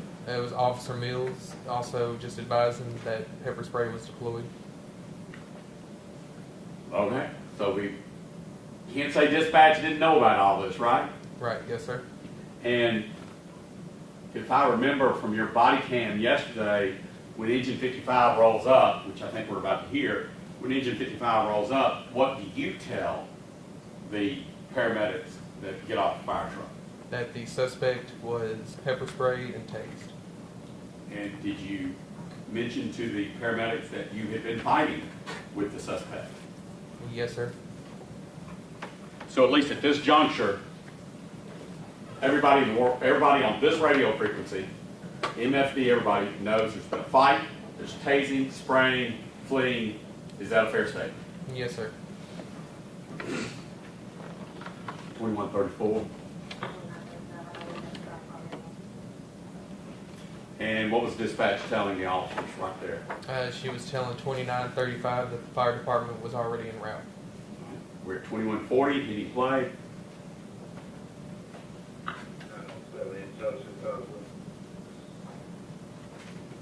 I didn't recognize it. Did you? No, sir. Go ahead on the plane.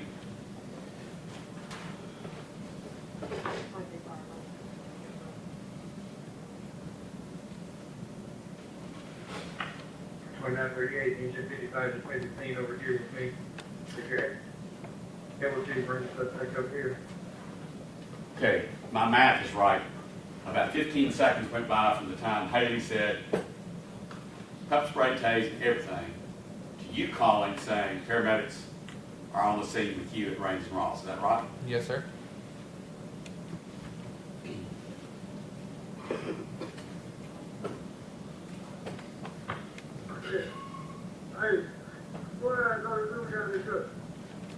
Ah, so who's 2932? 2932. I don't remember. Did you hear what 2932 said? That they have him in custody. Which is a little bit later than what we heard earlier, right? Yes, sir.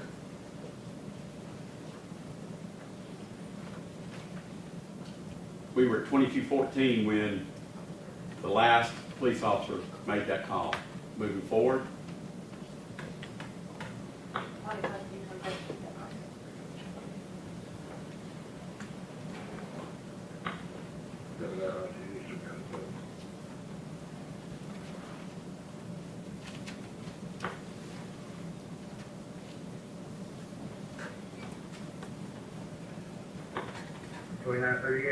Does the fire department need to come down to you, or are you bringing them back down here?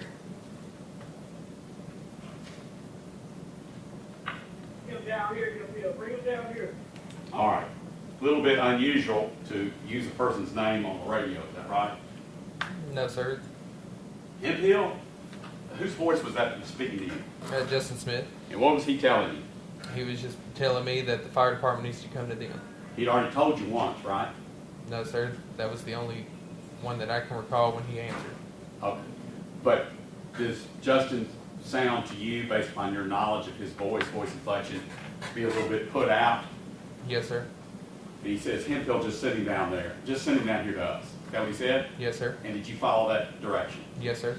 And by the way, what rank, not title, but what rank did you have at the Memphis Police Department? Just regular officer. Okay. And how's that work? Patrolman 1, Patrolman 2, how's that work? So you have patrolman probation, then you have regular patrolman, and at the time it was sergeant, lieutenant, and on up. We'll stop at sergeant. Okay, so it's probationary, or whatever you call it, patrolman, and then sergeant. Is that right? Yes, sir. Justin Smith's rank at the time of this incident was what? Same as you? Yes, sir. Patrolman. Yes, sir.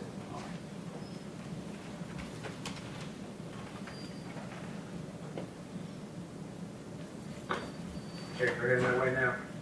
All right. That was you Yes, sir. saying what? That I'm sending the fire department that way now. You have testified in numerous environments, FBI, Department of Justice, State of Tennessee, District Attorney's Office. You have given your statements, and some of those statements have been sworn to. Is that right?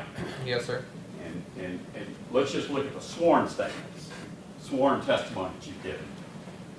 You were asked, and I'm asking you today, are you familiar with Justin Smith's reputation there at organized crime?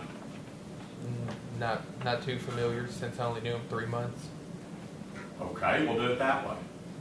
Do you recall your sworn testimony when asked to describe Justin Smith's reputation and your opinion of him? Very caring, laid back, and understanding. And does kind and gentle ring a bell for you in front of the grand jury stating that about Justin Smith? Yes, sir. Was that your testimony? Yes, sir, I believe so. It's very similar to what you just said. I just want to make sure you did in fact testify that way about Justin Smith. Yes, sir. What do you mean by kind and gentle? And did you say compassionate as well? What did you say? Understanding. Understanding. Yeah. Describe for the jury what you mean by kind, gentle, and understanding. Anytime I had a question or anything, I would always ask him. He wouldn't ask questions. He would just help me out at the best of his abilities. There was a time where I was probably going to be sent off of the team because I wasn't producing stats. So he told me ride with him in his car for a couple of days so he can help me get on track to doing what the Scorpion team needs to do. He also gave you some advice about what officers to stay away from too, didn't he? Yes, sir. Did you follow his advice? Yes, sir. May I have a moment with my client? Your Honor.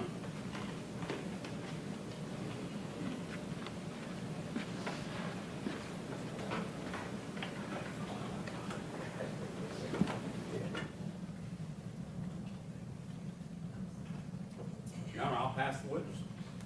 All right, I believe Mr. Perry is next. You need to use this up? No, there you go.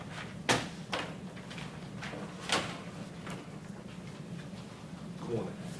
Good morning. My name is John Perry. I'm here on behalf of Tyre Bean.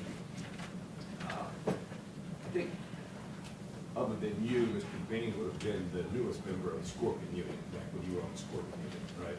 Yes, sir. If I recall, he was only there a little bit longer than me. Like about a month longer, is that fair? And Mr. Zumach asked you a series of questions, so I'm not going to go through all of that. I'll probably be up here about 5 minutes, but Mr. Zumach asked you before he sat down questions about how many different times you've talked and testified, etc. You've been pretty consistent, right? Yes, sir. To be honest, you've been precisely consistent from day one about what happened, about your people on the team, right? Yes, sir. And part of that consistency, the questions weren't always as pleasant and laid out as Mr. Martin Zumach just asked you, right? Right, yes, sir. And you've had opportunity to talk with members of the DA's offices, right? Yes, sir. And those communications were recorded, right? Yes, sir. Those communications pretty pleasant, and they just talked to you, asked questions, right? Yes, sir. There was no kind of browbeating, I'll call it. But was there? Not too much, no, sir. Now, it's a little bit different when you're across the street, right? Yes, sir. A little bit different when you're talking to the DOJ, right? Yes, sir. They try to, in particular, get you to change stories sometimes, right? Yes, sir. They use that same word, they browbeat you, right? Yes, sir. There was recorded transcript, 8 pages, where they tried to get you to change the fact that you heard somebody's hand on a gun, right? Yes, sir. And you didn't change that, did you? No, sir. You also were asked questions during that same grand jury testimony regarding whether or not you knew Kadarius Bean, right? Yes, sir. And I think you characterized it in that testimony, and tell me if I'm wrong, that didn't talk much. Right, yes, sir. Was he a pretty quiet guy? Yes, sir. And you said that he seemed like a good officer, right? Yes, sir. You said he was shy and just handled his business the right way. Yes, Is that sir. true? Anything about him, and you were asked specifically during that same inquiry where I was talking about the 8 pages where they took you through the ringer about whether or not you heard a gun, you said you stuck to it, I heard it, and found out you did hear it, right? Yes, sir. But when you're asked those questions regarding Mr. Bean, he asked you specifically, have you ever known him to use excessive force? And did he have a reputation for using excessive force? And do you remember your answer? Yes, sir. And what was that answer? I don't recall any excessive force or anything used by Officer Bean. You ever heard any kind of problems regarding his character and his reputation in the MPD? No, sir. Mr. Perry.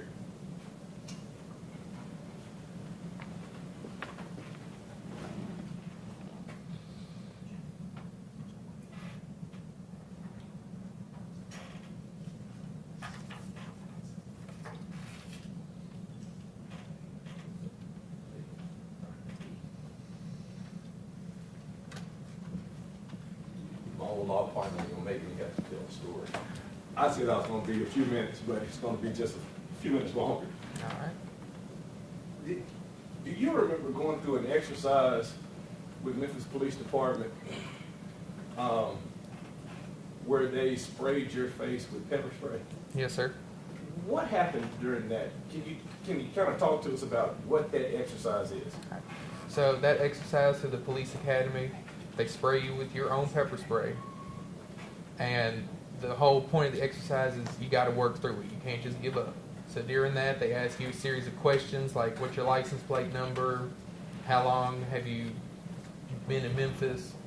After that, you have to, I believe it was, you had a training dummy laying on the ground. You have to try to handcuff them while you're still fighting the pepper spray. And then there's also another training dummy where you have to do a few strikes to them to also, you still got to keep working through this pepper spray.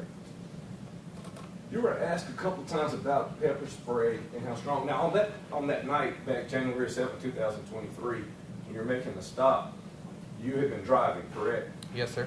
And are you at night, have you always worn glasses since you've been driving? Yes, sir. And on that particular night, did you have your glasses on? Yes, sir.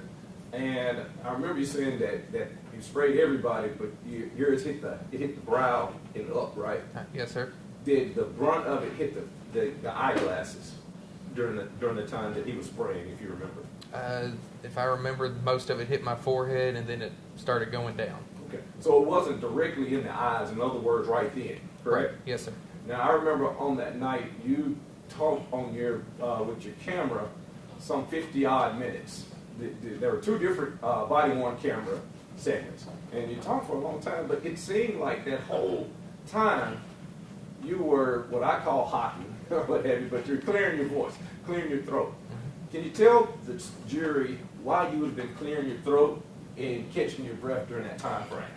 So the pepper spray that they used at the time, it blinded you, obviously, and it also affected your breathing and closed up your sinuses. Hence, hacking up because you're trying to get it out of your system. And if any of it's in your nose, they also tell you in the academy, to breathe it out your nose. If there's anything in your mouth, you got to get it out. When you get a burst of that in your eyes, is it possible to see as good as you can see right now? No, sir. Matter of fact, but for a few feet in front of you, can you see anything? No, sir. And on that particular night, do you remember that intersection? Yes, sir. Was there anybody out there stopping traffic and saying, hey, y'all stop, we got to run across these 4 lanes of traffic? No, sir, not that I remember. And were you running out there in the dark, basically, after having some pepper spray in your eyes? Yes, sir. All right. And was a pretty difficult experience. Yes, sir. Now, at the academy, you have to get it directly in your eyes, right? Yes, sir. All right.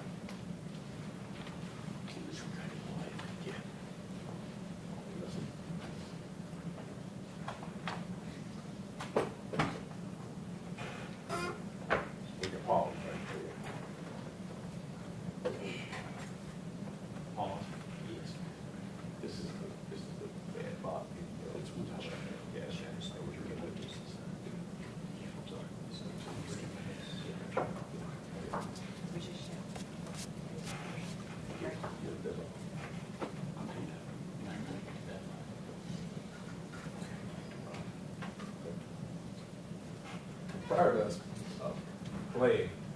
mean, we approach it. All right.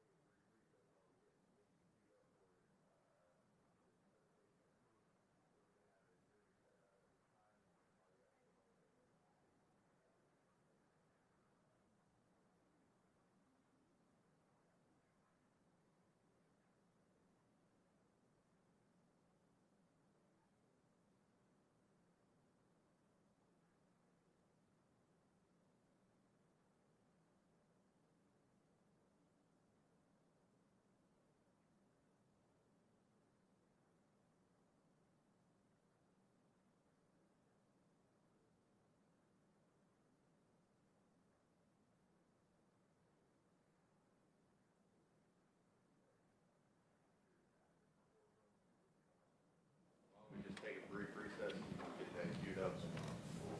Court stands in recess. Everyone went outside. Please stand here. You want to step down, you can't discuss your testimony. You have a seat reserved by the computer.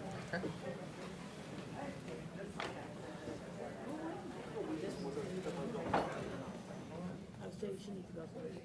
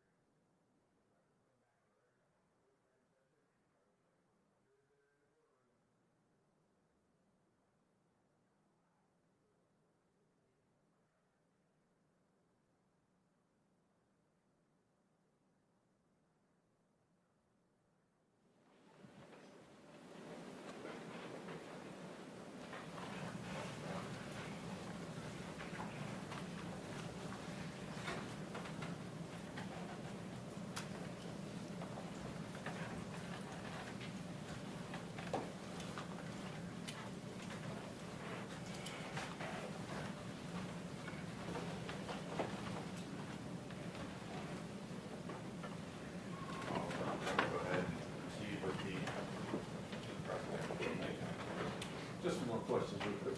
When you were on the scene that night, and after the incident, you had at some point described it that this was similar to fighting Bad Bob. Do you remember that? Yes, sir. And what do you mean by fighting Bad Bob? What is Bad Bob? So Bad Bob is a training exercise that they do at the police academy. Like I said, you know, they pepper spray you, and it's drills that you have to do so that you already know how strong pepper spray is, if it gets in your eyes, and how to work through it. And what did they ask you to do after being sprayed when you done the Bad Bob exercise? Can you talk me through it? Yes. So after they spray you, they first tell you, because when they spray you, your eyes are closed. And they tell you, well, we want you to take a couple blinks so that way it gets into your eyes and, you know, they can tell when it hits. They didn't ask like a series of questions like your license plate number, where are you at right now, how long have you been living in Memphis, and then after you answer a series of questions, they didn't tell you to go, I believe it was, do a couple strikes to a dummy, so that way you're fighting with the dummy while you're, you know, still blinded with pepper spray. After you do a good couple strikes, they tell you to move on to the next station, which is a training dummy laying on the ground, and it's handcuffing the dummy also while you're blind. Is it difficult to handcuff that dummy while you're blind? Yes, sir. And is it difficult as far as finding where Bad Bob is even while you're blind? Yes, sir. And it is, according to what you had said during that evening, that was pretty much similar to what you went through in actual real life that evening. Is that correct? Yes, sir. Was that a typical type of evening where you had pepper spray in your eye and had to run across 4 lanes of traffic? No, sir. And was that one of the most difficult interactions that you had while you were with the Memphis Police Department? It was one of them, yes, sir. And that was, and as you indicated, it put you all the way back in your frame of mind to being in the academy, having to deal with Bad Bob. Yes, sir. Pass it with John.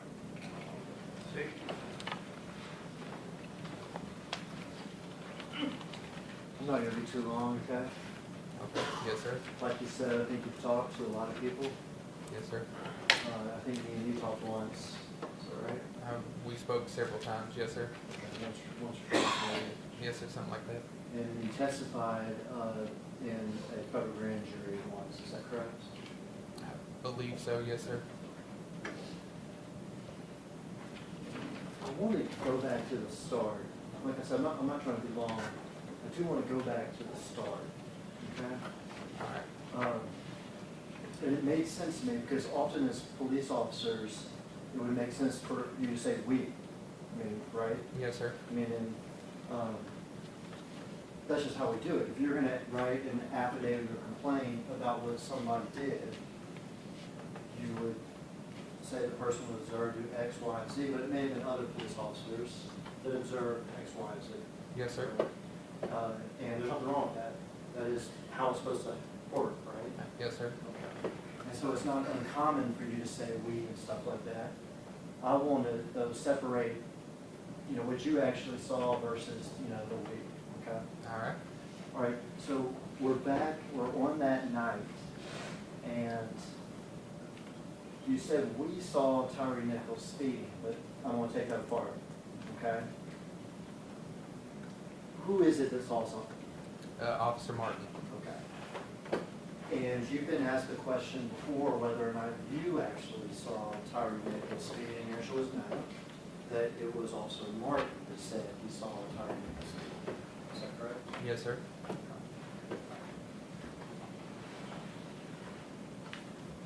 You were asked previously, so what did you actually see Tyre Nichols do? And your answer was that he changed lanes without signaling. Yes, sir. Once or twice. Is that correct? Yes, sir. And that is a traffic violation, correct? Yes, sir. Now, did you see, how do you know that when Martin said, I see him speak, is that on the radio or something? Yes, sir. So you hear Officer Martin say on the radio, I see a car speeding or whatever. Yes, sir. Did you see at that point Officer Martin activate his blue lights? A couple blocks up, yes, sir. Couple blocks up. Yes, sir. Okay, so this car is ahead of y'all, Yes, sir. and is at this point is Martin ahead of you, Yes, sir. and you're further back. Martin is ahead of me. I'm in the middle, and Haley's behind me. And you haven't seen this car speeding, No, sir. but you've heard Martin say that. Yes, sir. You travel some more blocks. Yes, sir. I don't know if you said a couple or a few, but whichever one, a couple or a few. And Martin activates his blue lights. Yes, sir. He doesn't keep his blue lights on, though, does he? No, sir. He flips them on pretty quickly. Yes, sir. And he continues to travel. Yes, right, sir. for just a little bit, right? Yes, sir. And then he flips them off. Yes, sir. And then the cars continue to travel. Yes, sir. All right, so we watched a video before of, as Mr. Zumach said, a videographer that did the route. Okay? But it sounds like it's not like him and Martin had his blue lights on the whole time during this route, right? All right, yes, sir. Blue light click on. I don't want to put words in your mouth, but presumably the car that was speeding didn't stop. All right, yes, Right? sir. I mean, even if you couldn't see it, it pretty obviously didn't stop, right? Yes, sir. So flick on blue lights, that car didn't stop. Flick off blue lights. Yes, sir. And then at that point, what are y'all doing? They were following Mr. Nichols. They were following. Now, they weren't pursuing him, were they? No, sir. Because it's even against the policy to pursue a car for that offense. Is that correct? Yes, sir. Okay, so flick blue lights on, car doesn't stop, flick them off, and we're just going to sort of follow the car. Yes, sir. That's sort of what's going on. Yes, sir. And while y'all are following the car, you see the car do a lane change once or twice without a turn signal. Yes, sir.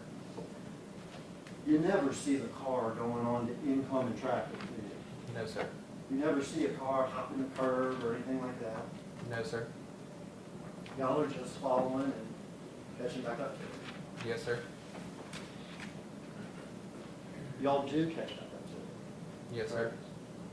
And when y'all do catch back up to it, blue lights come on. Yes, sir. And y'all are in cars that are don't look like police cars, right? No, sir. They're like Dodge Chargers or something. Yes, sir. And they're not marked MPD or anything like that. They're probably black. They're black. Mine was blue. Dodge Chargers, the lights are even on the inside. Yes, right? sir. So it's just that those panel sort of light things.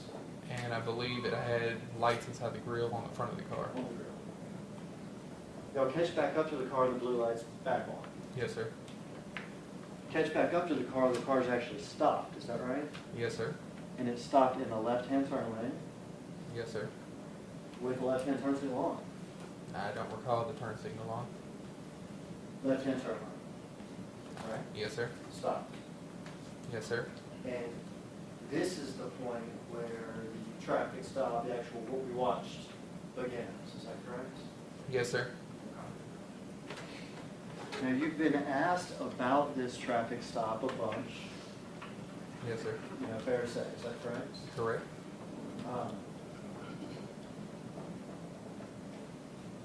Did you ever see, you've been asked these questions before, did you ever see Tyre Nichols take a swing at anybody during this traffic stop? No, sir. No, sir. Did you ever see him punch somebody during this traffic stop? No, sir. Did you ever see him kick anybody during this traffic stop? No, sir. Did he ever cuss at y'all during the traffic stop? No, sir. Did he ever spit at y'all during the traffic stop? No, sir. Not that I know of.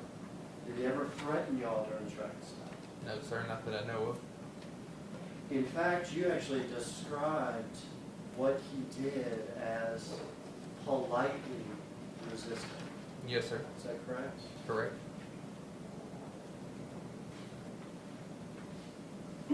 And you've been previously asked, well, what did y'all do, right? Yes, sir. You get out of the car with your gun drawn, is that correct? Yes, sir. But then you put it up, Yes, sir. is that correct? At some point during this conversation, you pressed the taser up to his leg or something? Yes, sir. But at that point, the electricity is not on the taser. Correct. I'm not trying to say you taser it. Right. Yes, sir. Yeah, you just have the taser pressed up to him. Yes, sir. You say something to the akin to, I'm gonna tase your ass or something like that. Yes, sir. Who says, I'm gonna break your shit? I believe that was Officer Haley. All right, so tase your ass, I'm gonna break your shit. He has been, thrown's not the right word. How was he taken to the ground? I don't recall how he was taken to the ground. I just know we were on the ground. We saw how he was taken out of the car, though. Yes, sir. All right. So he's taken out of the car, would you say forcefully? Yes, sir. You had told an officer on the scene that he was persuaded to get out of the car. Yes, sir. Persuaded to me sounds like there was a negotiation and, ultimately he was persuaded to get out of the car. But he wasn't persuaded to get out of the car, was he? No, sir. He was forcefully taken from the car. Yes, sir. On the ground, Yes, sir. he is being yelled at, Yes, sir. he is being threatened. Yes, sir. And you do have the taser weapon up to his body. Yes, sir.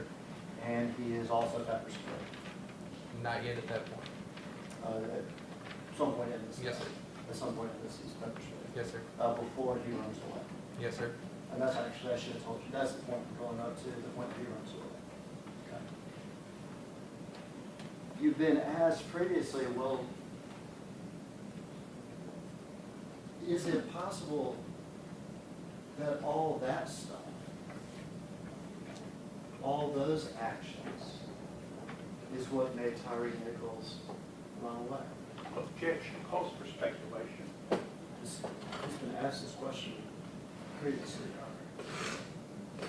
What question has been asked or is that? That question has been asked. In his prior testimony. Correct testimony in another hearing? Yes, sir. If I can have the attorney's approval.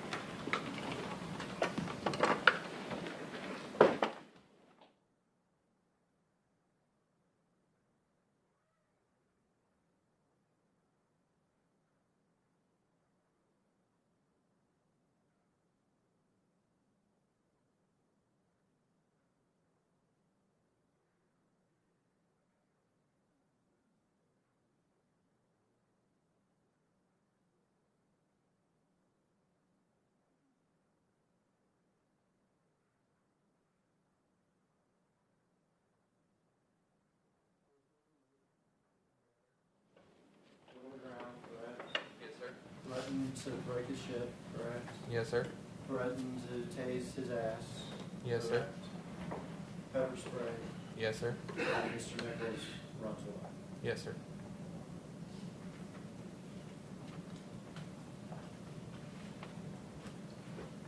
You heard Officer Martin say something, and I'll put words, well, what did you hear Officer Martin say when Tyre was being forcibly removed from the car? To let go of his gun. Okay, to let go of his gun. Yes, sir. And to be clear, you're asked some questions. I knew that was what you meant. You didn't hear anybody grab a gun. No, correct. I Like just you heard didn't Mark hear a say. hand hitting metal or something like Right, that. correct. You heard Officer Martin say, Let go of my gun. let go of my gun. Did you see Tyre Nichols grab for his gun? No, sir. You just heard Martin say that. Yes, sir. Do you know whether or not Tyre Nichols actually grabbed for his gun? No, sir. Did you in fact speak with Officer Martin after this incident? Yes, sir. Did that cause you more doubt as to whether or not Tyre Nichols actually grabbed for his gun? No, sir. I was just asking Martin if I heard what I thought I heard. Was reference made that it could have been something just tugging on his belt? Later on, Martin did say that. which is entirely different, right? Yes, sir.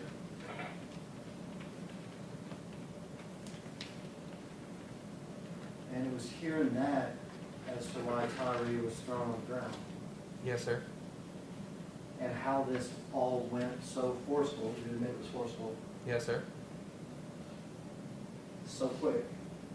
Yes, sir. With an individual who testified before wasn't even fighting y'all. Correct? Yes, sir. You described him as resisting, to be fair, correct? Yes, sir. You described it as polite resistance, correct? Yes, sir. But you were very clear that you would not consider that fighting. Right. Yes, sir. Yet he was threatened, yet he was pepper sprayed. And then as he ran off, you attempted to save him, correct? Yes, sir.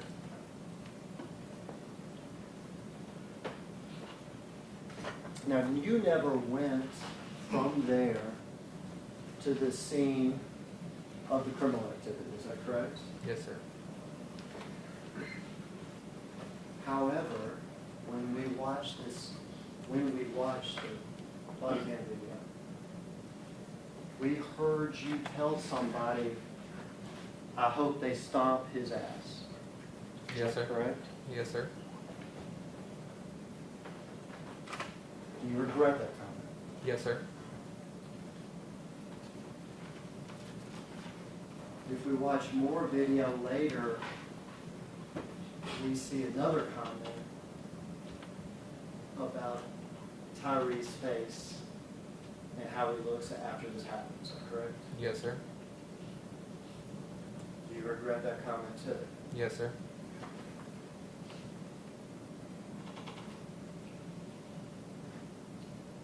But would you acknowledge that I hope they stomp his ass? There's something to that. Yes, sir. Have you ever heard in this police department of the term or the phrase or the concept of, some sort of street tax or some sort of street justice for somebody that runs for the police? Not just for Memphis Police. Yes, sir. More general, yeah, not just. Just police in general. You grew up wanting to be a police officer, right? Yes, sir. And you've heard this before. Yes, sir. Correct. You've described, or have you described before, how you've heard it, especially from older officers? Yes, sir. I think you told me, or not me, I think you made a statement, officers that don't even want to get out of the cars anymore, or whatever. Right. Yes, sir. So, old school, you hear them talking about the street tax. Yes, sir. Is that right? Yes, sir. Nowadays, it's not talked about in terms of street tax, is it? No, sir. Is there talk among the officers, though, that if somebody runs and you get them, that is a chance to get one punch in? Possibly, yes, sir. Do you want to try to get in more than one punch? No, sir. Why not? Because then it's too much. One punch is justice for running. No, sir. Well, what is it? Just putting handcuffs on them. Just put handcuffs on. Getting them under control, yes, sir. Well, prior you've been asked if somebody runs, correct? Yes, sir. That is common for officers or not common? Or sometimes officers try to get a little, and it was your word, street justice. Yes, sir. And you have acknowledged that one punch may be, I don't want to say acceptable, but let's say acceptable. Possibly, yes, sir. Well, more than one punch, unacceptable. Yes, sir. And I think even we talked, a punch can also be called pieces, right? Or a piece. Yes, sir. So one piece, a lot of pieces though, problem. Right, yes, sir. Ultimately, you watched that Sky Cop video, didn't you? Yes, sir. Is that the stomping that you were hoping for? No, sir. Was that beyond anything? Yes, sir. Can you repeat? Was that beyond anything that you were hoping for? Yes, sir.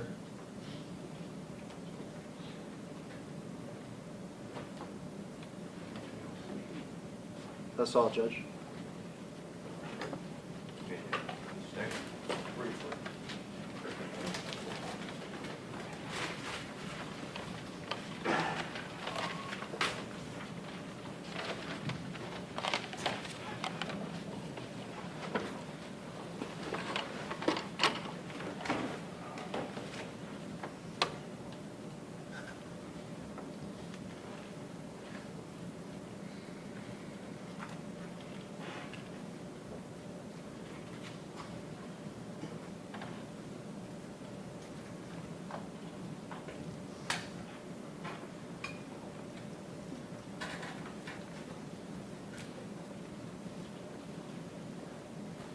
Good morning. Good morning. You talked, Mr. Hackman just asked you about Officer Martin seeing the blue Nissan Sentra speeding, correct? Yes, sir. And you relied on that to initiate the stop, or participate in initiating the stop, correct? Yes, sir. Even though you hadn't seen speeding at that point? Correct. Yes, sir. Am I correct that you did see traffic violations by that blue Nissan Sentra? Yes, sir. Your own means to interrupt, but this is his witness, Mrs. Levy. Thank you. What traffic violations did you see the blue Nissan Sentra engage in on the riverbank? Fleeing from the police and multiple lane changes without a blinker. And did you see traffic violations by the Sentra on Rains after the turn? No, sir.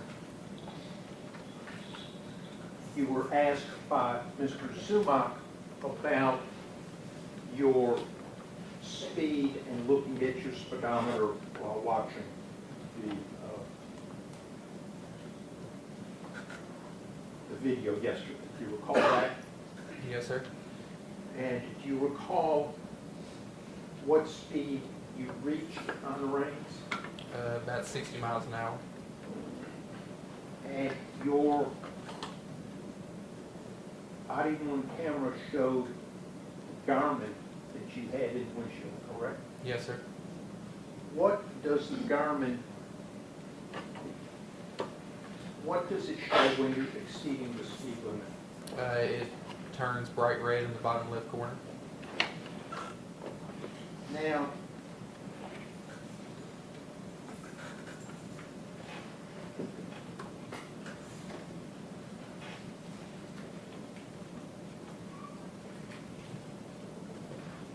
did you see Demetrius Haley used soft, empty hands control as part of that stop? Yes, sir. When? When he pulled Mr. Nichols out of the car. And did you hear Emmett Martin say, I felt somebody tug on my belt during the traffic stop? Later on, yes, sir. During the traffic stop, what did you hear Martin say? Let go of my gun. And you reacted to that? Yes, sir. At the traffic stop, did he ever say anything about tugging on his belt? No, sir.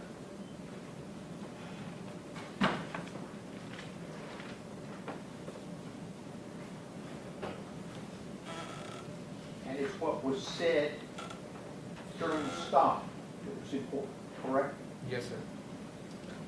You had to, you're trained to assess the threat at the time, correct? Yes, sir. Again, Judge, I think, this is witness and this is leading. Great question.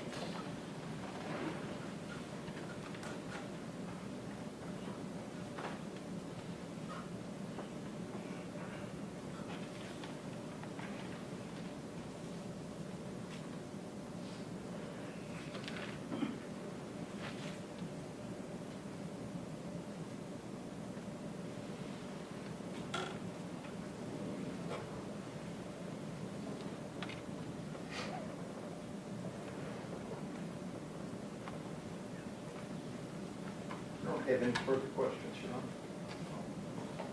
Mr. Zuma, anything? Yeah, I don't have anything. Fair?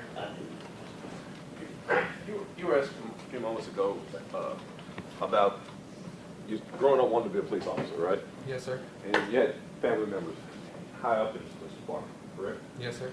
And you end up reaching that goal as a police officer, right? Yes, sir.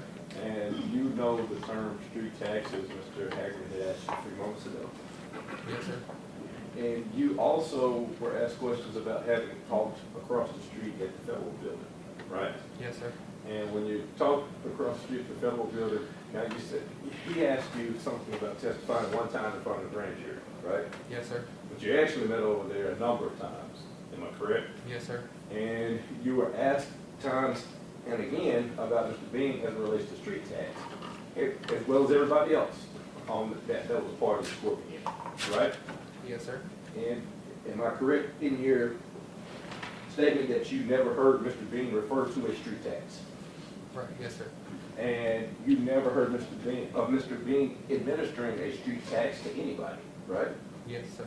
And in fact, you were asked questions about seeing videos, and you saw videos eventually over at 302, and gave a statement, I guess called a 302, right? You know what a 302 is? You don't, you don't. No, sir. All right. You did give statements to the feds, to the federal, I guess, to the Department of Justice and members of the U.S. Attorney's Office. Do you remember that? Yes, sir. And you might not, and if you haven't seen them, don't worry about it, but did you ever see a typed up form of the statements that you gave? Not that I recall. All right. Do you remember that you were eventually shown videos regarding the incident? Yes, sir. Now, when you were first asked questions, you weren't shown any videos, right? Not that I remember, no, sir. Right, but when they did show you videos, you said yourself that it looked like Mr. Bean was just trying to get him into handcuffs, right? Yes, sir. And you, according to what you said at that time, said that it didn't seem like he's doing anything wrong when you're looking at the video, correct? Yes, sir. Thank you. Anything else from the state? Yeah, I don't know what points the videos we're talking about. He wasn't doing anything wrong. We're talking about the point of the video when Mr. Smith pressing Mr. Nichols down and Mr. Martin soccer kicks Tyre in the head. They weren't talking about Mr. Martin. Okay. So they were just asking about the movements of Mr. Bean. I was talking about Mr. Perry was only asking about Mr. Bean. Soccer kicks were wrong. Yes, sir. All those hits to the face were wrong. Yes, sir. Those kicks after he was already on the ground were wrong. Yes, sir. Anything else from this witness?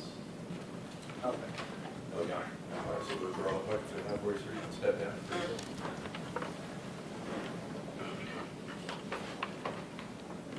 All right. If I can have the attorney's approval.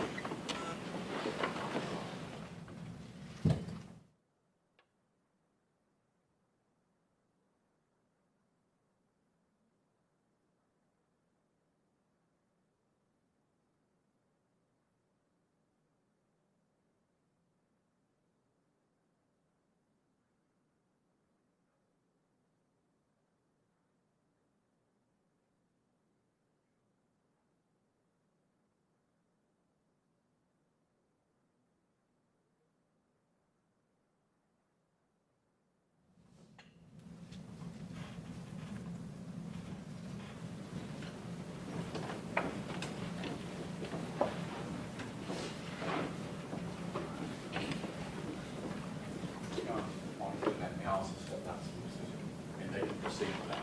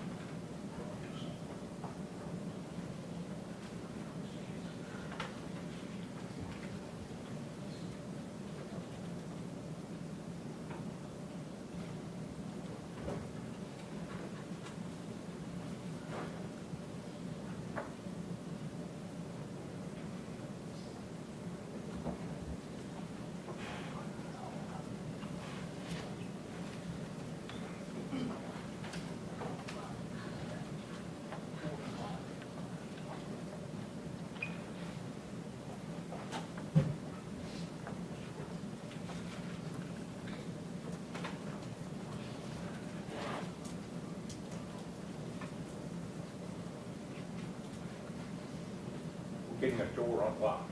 All right, Mr. Nichols, who was going to be your next witness? Jordan Riley, Your Honor.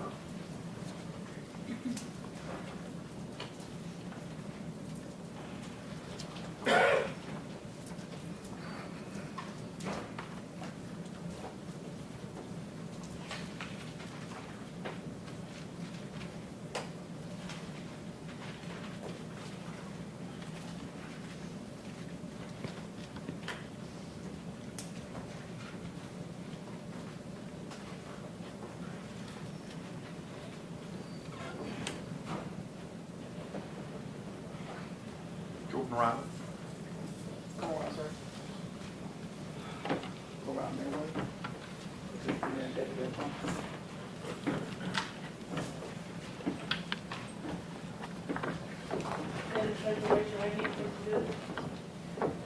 Sir, do you solemnly swear affirm that the testimony you give today will be the truth and nothing but the truth to help you God? Yes, sir.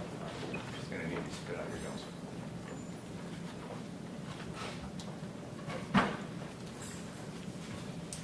All right, Mr. Tangley, you can proceed.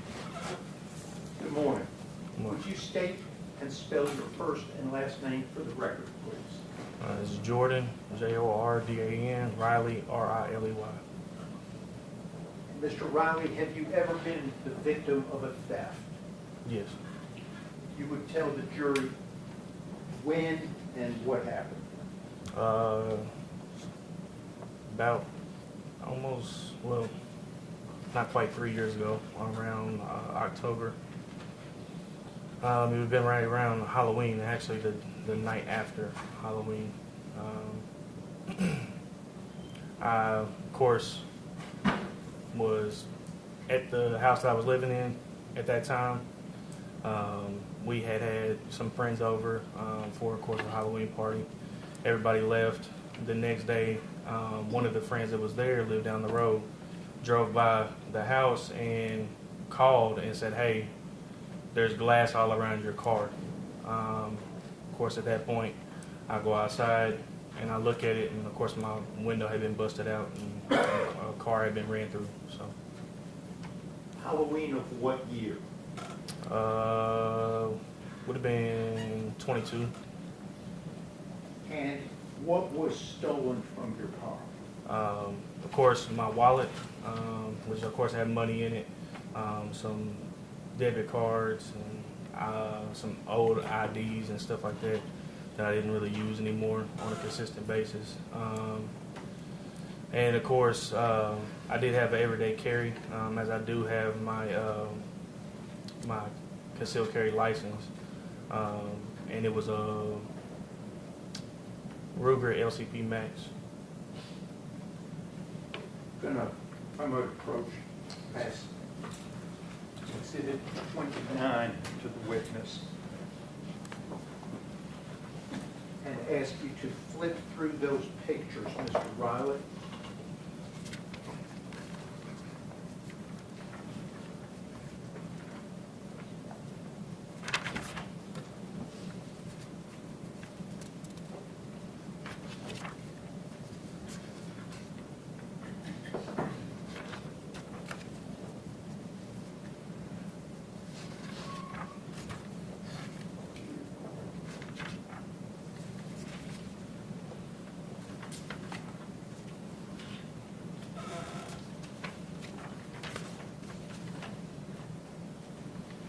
Yes, sir.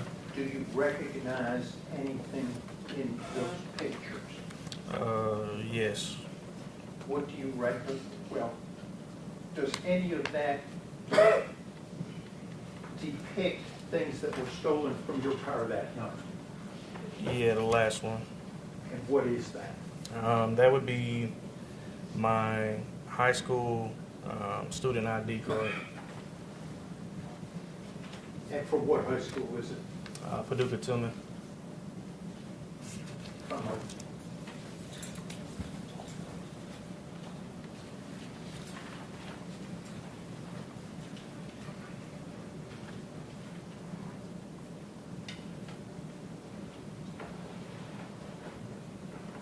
Is that what you're talking about was stolen from your car Halloween night 2022? Yes, sir. How do you know Tyre Nichols. I have no knowledge of him or any association to him. Did Tyre Nichols have your permission to have any of your property at any point? No, I've never met him. I don't have any further questions for this witness. Mr. Zuma? Sir, you've seen your photo ID. Is this one of the first times you ever seen that photo ID since the night it was stolen? That's the last time I've seen it, like as far as, you know, it being in possession of somewhere. And you did do a police report. I don't know if you covered that. Did you do a police report on this break-in? Yes, I did. And were those items listed in the police report that you were missing? That was included in the wallet that I told them that it was stolen. Have you been contacted by law enforcement or family members of anyone at all to say, hey, we have your photo ID? No. That's all I have. Very. Sorry. All right, State. Do you know the name Keyshawn Ayers? Who? Keyshawn Ayers. No. You aware that he was arrested, prosecuted, and pled guilty to a series of car break-ins on that Halloween night in that neighborhood? I do not. I never got any update on That name anything. doesn't name it to you? No, sir. You have no idea how your ID ended up in Tyre Nichols' car? None at all. I went to sleep that night after, of course, you know, hanging out with some friends, and then woke up the next morning and had to file a police report and everything, and then had to be at work the next hour. So. And how years later you find out somehow that car ended up in Tyre Nichols' car? Yeah. Yeah. Just finding out about all this. All right, thanks, sir. Yes, sir. That's it. All right, anything else of this witness? No. All right, so those are all the questions we have for you, so you can step down and free to go. Thank you.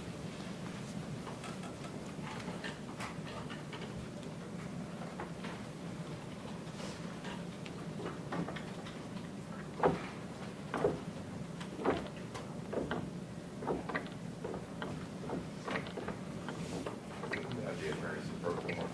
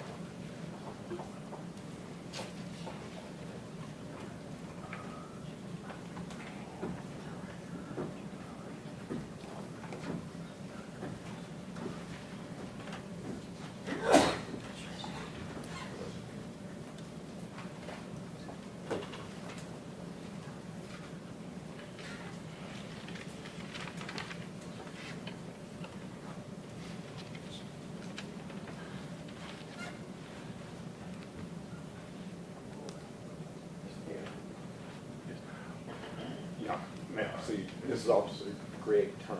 All right.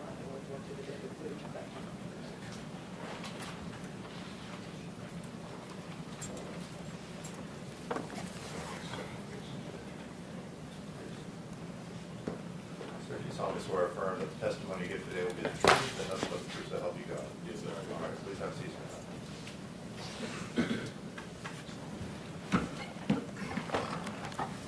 See, John, Mr. Turner, will you please state your first and last name and spell it for the record?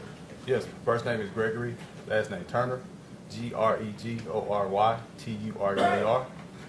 And are you currently employed with the Memphis Police Department? Yes, sir, I am. And what precinct are you in? I'm at Range Precinct. And how long have you been with Memphis Police Department? 14 years. And during those 14 years, have you come into contact with Darius Bean? Yes. How did you come into contact with Darius Bean? I was his primary FTO. And can you tell this jury what an FTO is? Field Training Officer. And how does that FTO program work? When he comes out the academy, he get assigned an FTO, which I was assigned him. It works in phases. We have 4 phases. He comes with me first phase, 30 days. Go to another FTO in the second and third phase for 30 days each. And then he'll come back to me for the 4th phase until he finishes up his remaining days. And during that time frame, after being an FTO, well, let me step back. You said you were his FTO for 2 of those 4 phases. Yes, sir. And so you were the first phase and then the last phase. Yes, sir. 4th phase. And after the 2 terms as FTO, did you still work in the same precinct with Mr. Bean? Yes, sir. And this would have been around the year 2020 to 2022? Yes, yeah, so around that time. I can't say what time. I think like 2021, 22, somewhere around there. And from your memory, do you remember Mr. Bean going from your precinct to the Scorpion unit? I remember it, yes. I remember he told me he was joining that unit over there. Okay. And to your understanding, was that an application process, or did you get picked for that unit? You get picked off the merit of your work, what kind of work activity you have, good work effort and stuff. So. And so both as your field training officer time frame and during that 2-year period, y'all were still working out of the same precinct? Yes, sir. Yeah. Can you tell this jury about the officer you know as Tadarius Bean? Oh, Tadarius, he was a humble guy, well-mannered, listened. He's probably one of my favorite trainees, as we call him. He went above and beyond. I didn't have to repeat myself twice, which I really respected in him. Superb young fellow when I had him. Didn't cause me into trouble. Constantly, listened to me, listened to my guidance, and understood where I was coming from. And just overall, just a good young man during that time frame that I had him. Yeah. During the time that he would have been assigned to you, he was right out of college. Did you know that? Yeah. Yes, sir. All right. Yeah. And he had, so he would have been around 21, 22 years old. Yeah. Pretty young guy. Young, yes, sir. As a young man, did he take his job seriously and show maturity? Oh, yeah. Yes, sir. At that age, I wouldn't have thought he was 21 at that time. In other words, was he getting himself together, or was he got together? He was put together. He was well put together. So, yes, sir. And is there any critiques as far as his character that you have and his reputation in that precinct and in Memphis Police Department? His reputation was good officer. That's how you can come involved with that unit that he went to as being a good, prudent officer on the streets. And you don't have any critiques of his character at all? No, sir. No. Pass the witness, y'all. No, I have nothing, Your Honor. Just briefly. Mr. Turner, you said you worked with Mr. Bean 2 years, 90 days. Sounds about right? About right. I know I trained with him for, probably 60 days, maybe, or about 50 to 60 days. But we worked together once he finished his phases. We worked together until he turned, till he had a year on. He had a year. So that's when he came out probation. So I can't remember when he technically went to the unit, but I know shortly after he came off probation, he went there. So. And in that time, you knew him to be, you said, a good guy. Yeah, yeah. But you would agree with me, good people can make bad choices, right? Yeah. That's all I have, Judge. Anything else for this witness? I don't have anything further. All right, so those are all the questions we have for you, sir. You can shut down. Yes, sir. Thank you.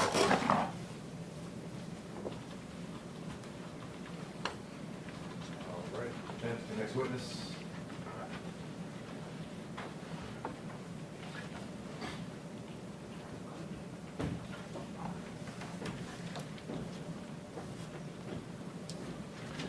Next, I'm going to call Kevion Taylor.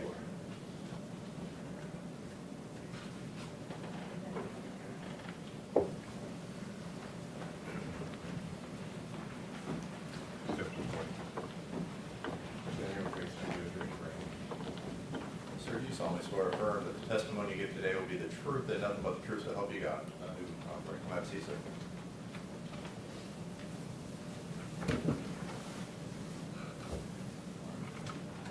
Proceed, John. Yes, sir. Mr. Taylor, will you please state and spell your full name for this court? Kevion Taylor, K-E-V as in Victor, E-O-N, last name Taylor, T-A-Y-L-O-R. And Mr. Taylor, what's your current occupation? I'm a pastor of a church and I'm an attorney. And you're licensed in the state of Mississippi? I am, yes, sir. And do you know a person by the name of Tyre Bean? Yes, sir, I do. And how long have you known Mr. Bean? I've known Mr. Bean for about 7 years. Now, you said you're an attorney. You met Mr. Bean 7 years ago. Where did you meet Mr. Bean?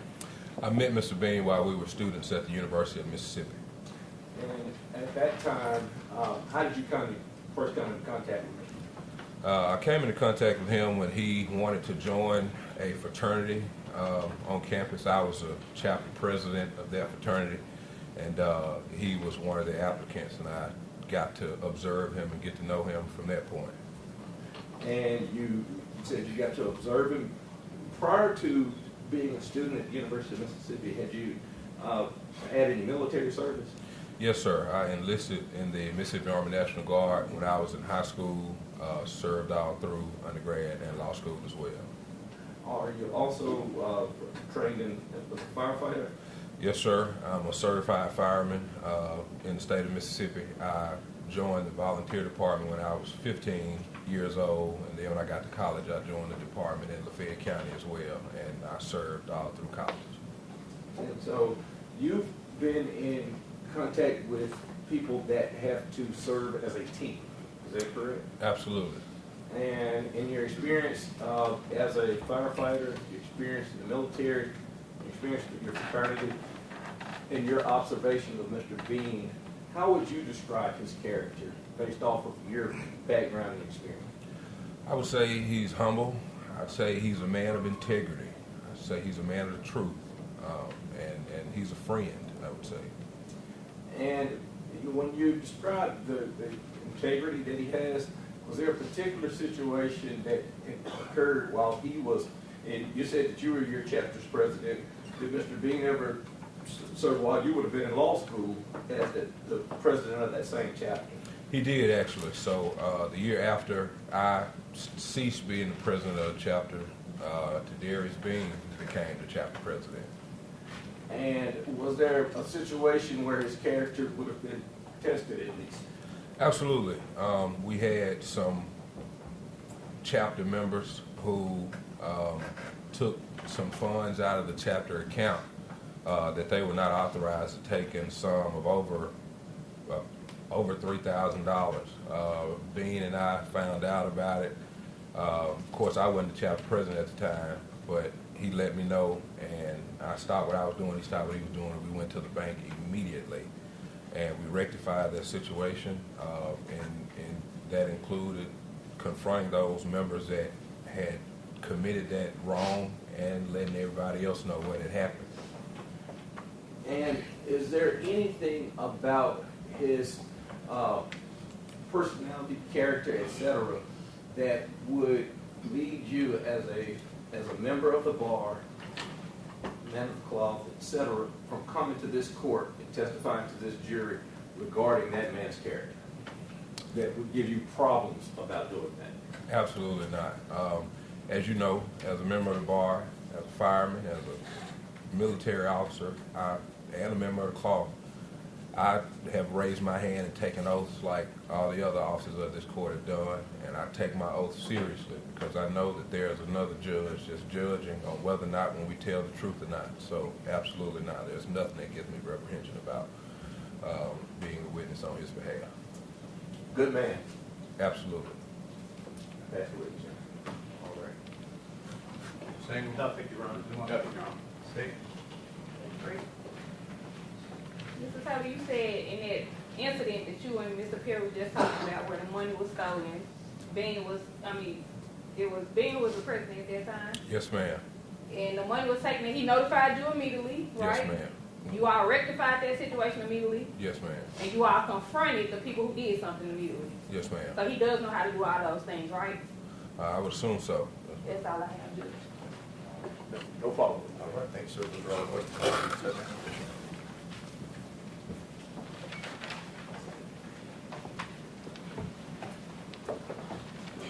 The court would call Mr. Brian McKinney.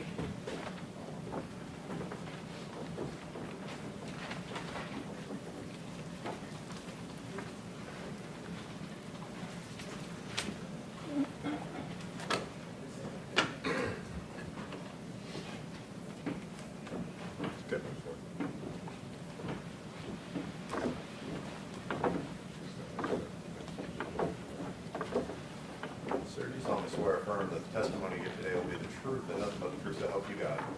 All right, have a seat, sir. Good proceed. Mr. McKinney, will you state and spell your full name for the court? Bryant McKinney, Bryant, McKinney, McKinney. Mr. McKinney, currently you work in corporate security, Yes, sir. I'm in corporate security leadership. and McKinney, did you go through the police academy with Mr. Tadarius Bean? Yes, sir, I did. Do you remember what class that would have been? 133rd. And you, did you know Mr. Bean prior to going through the academy? No, sir, I did not. And after the academy, did you all maintain friendship? Yes, sir, we did. And in your experience while in the academy and subsequent to the academy, did you work with the MPD after coming out of the academy? Yes, sir. That's not going to amplify your voice. The court reporter is just recording it, so you don't have to. Okay, thank you. Good to know. And you speak up well, just keep your voice up. Understood. You worked with MPD after coming out of the academy? Yes, sir. Were you all in the same precinct at that time? No, sir. Right. And you indicated that y'all did go through the academy together.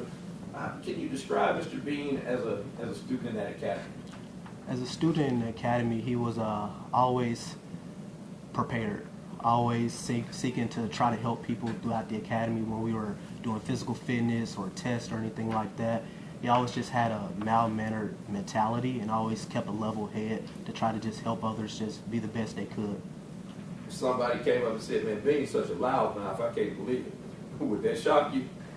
It would definitely shock me. Is Bean pretty quiet guy? Yes, he is. And would you consider him a serious guy? When serious matters arise, yes. There's a sense of humor, but he... Right, yes. I always got a sense of humor, though.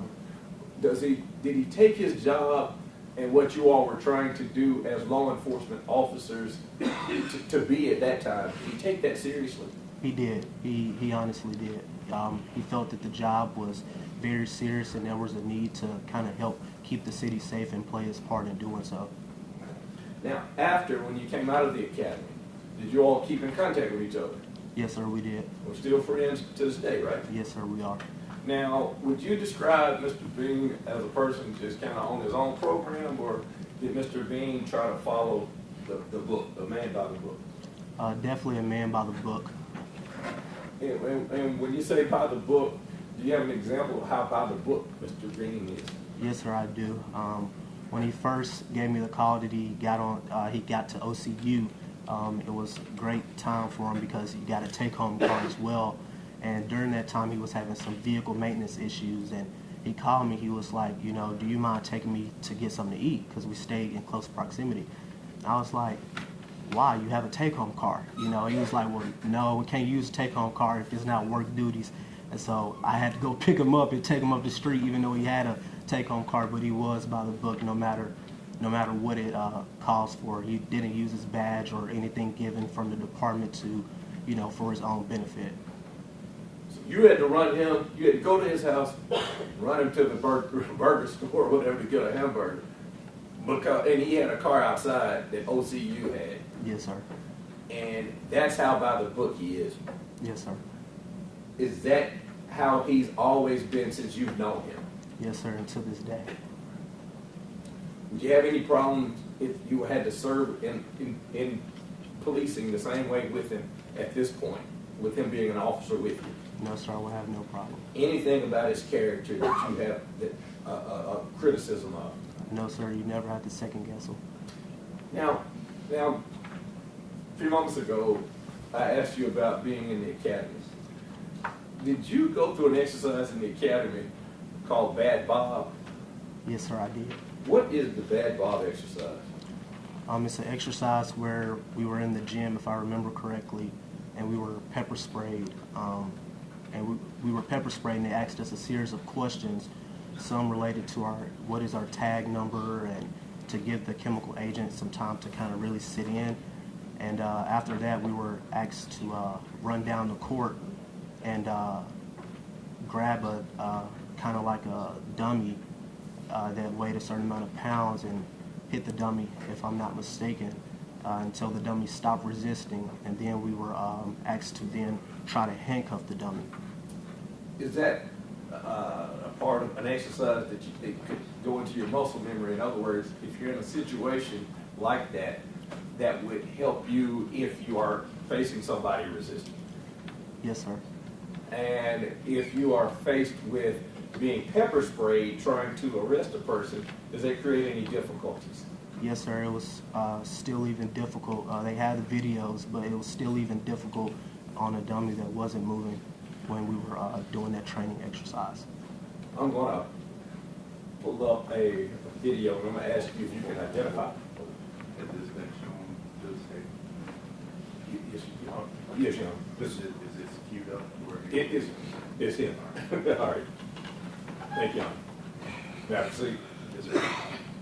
Can you identify for this jury who that person is? That's myself. Yes, sir. And is this prior to you being hit in the face with pepper spray? At this point, I think if we press play, it's right when they're about to spray me, if I'm not mistaken. And go ahead, you can just watch it. Yeah, that's when they sprayed me.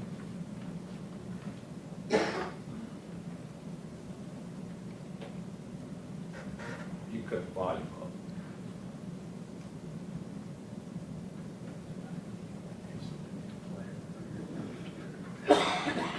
Pause it.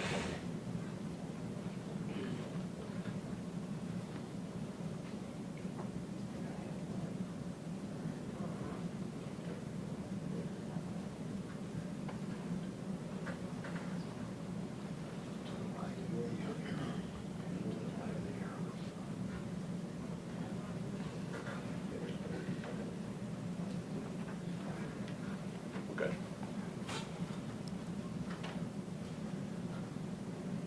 Little pain, a lot of pain. A lot of pain.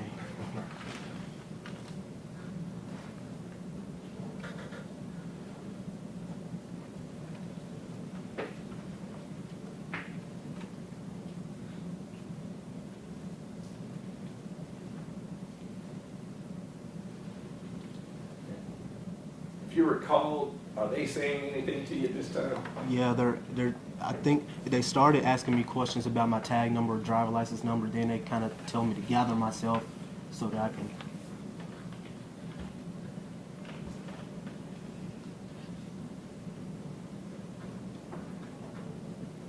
You remember them telling you go fight Bad Bob?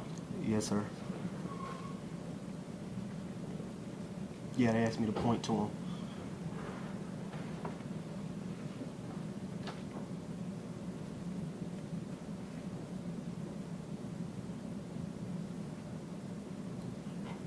Do you remember what you're saying during this time? Stop resisting. Stop resisting, stop resisting. And you can put that off. The next person. Mr. Singleton used the time. I apologize. I did 1:20. He started this Video stuff. started at 12. For the record, yeah, you can say for the record. For the record, video started at 12:22. It stopped at 13:55. All right, thank you. Now, even today, that would have been, what, about 4 or 5 years ago? Yes, sir. Do you remember that experience to this day? Yes, sir. Somebody says that, hey, will you do bad Bob for us in front of this jury? Would that be something that you'd want to come in here and do? Not at all. Now, during that exercise, you're allowed to put one hand over one eye, right? Yes, sir. And you're also advised to close the other eye that is being sprayed into, correct? Yes, sir. So that's somewhat different than if you have your eyes open and somebody sprays, right? That's correct. You think it would have been more intense had you had your eyes open and got a direct spray? Yes, sir. And to be honest, I still tried to time it and close my other eye.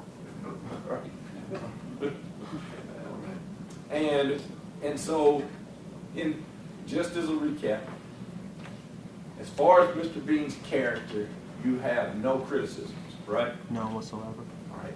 And then the second phase, being pepper sprayed and being asked to stop a person that's resisting, and then subsequently, it's not captured on there, but you also have to put handcuffs on something, right? Correct. Is that difficult, even in a controlled environment? Extremely. Oh, everything, right? Very briefly, Mr. McKinney, you're sprayed in one eye at the academy, correct? Correct. And the other eye closed. Yes, sir. And it looked like, were you pinching your nose so you didn't inhale the pepper spray? Yes, we were told, if I remember correctly, to kind of cover the nose area. And they sprayed a closed eye. Well, I was supposed to be open, but yes. And then you had to blink. Yes, blink to get it in the eye. Yes, sir. That's all. That experiment that you did with the Memphis Police Department as part of your training, prior to them squirting you in the eye with one squirt, were things tense? Were you scared?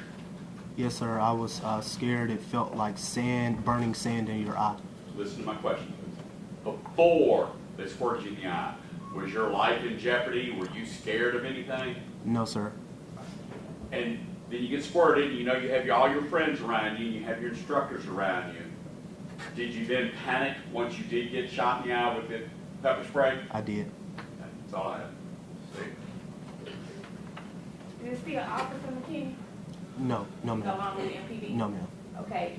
When you were going through Bad Bob, this was a training exercise, right? Yes. And it was supposed to help you all be able to withstand the effects of pepper spray, correct? To get lifelike experience as close as possible. Gotcha.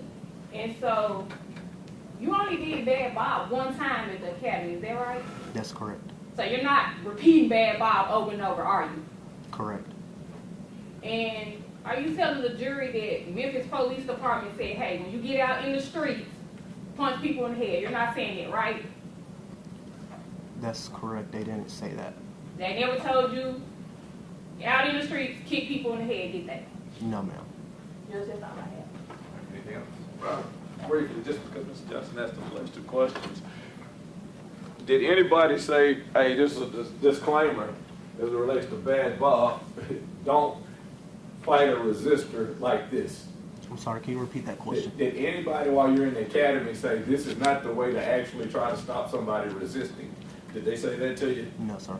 As a matter of fact, did they advise or encourage you to strike Bad Bob with a lot of force? They did. And that was during a time that they sprayed you, correct? Correct. And then after striking him with force, you were asked to put the handcuffs on. Correct. Anything else to this witness? Nothing, Your Honor. Sir, those are all questions. Sit down. Thank you.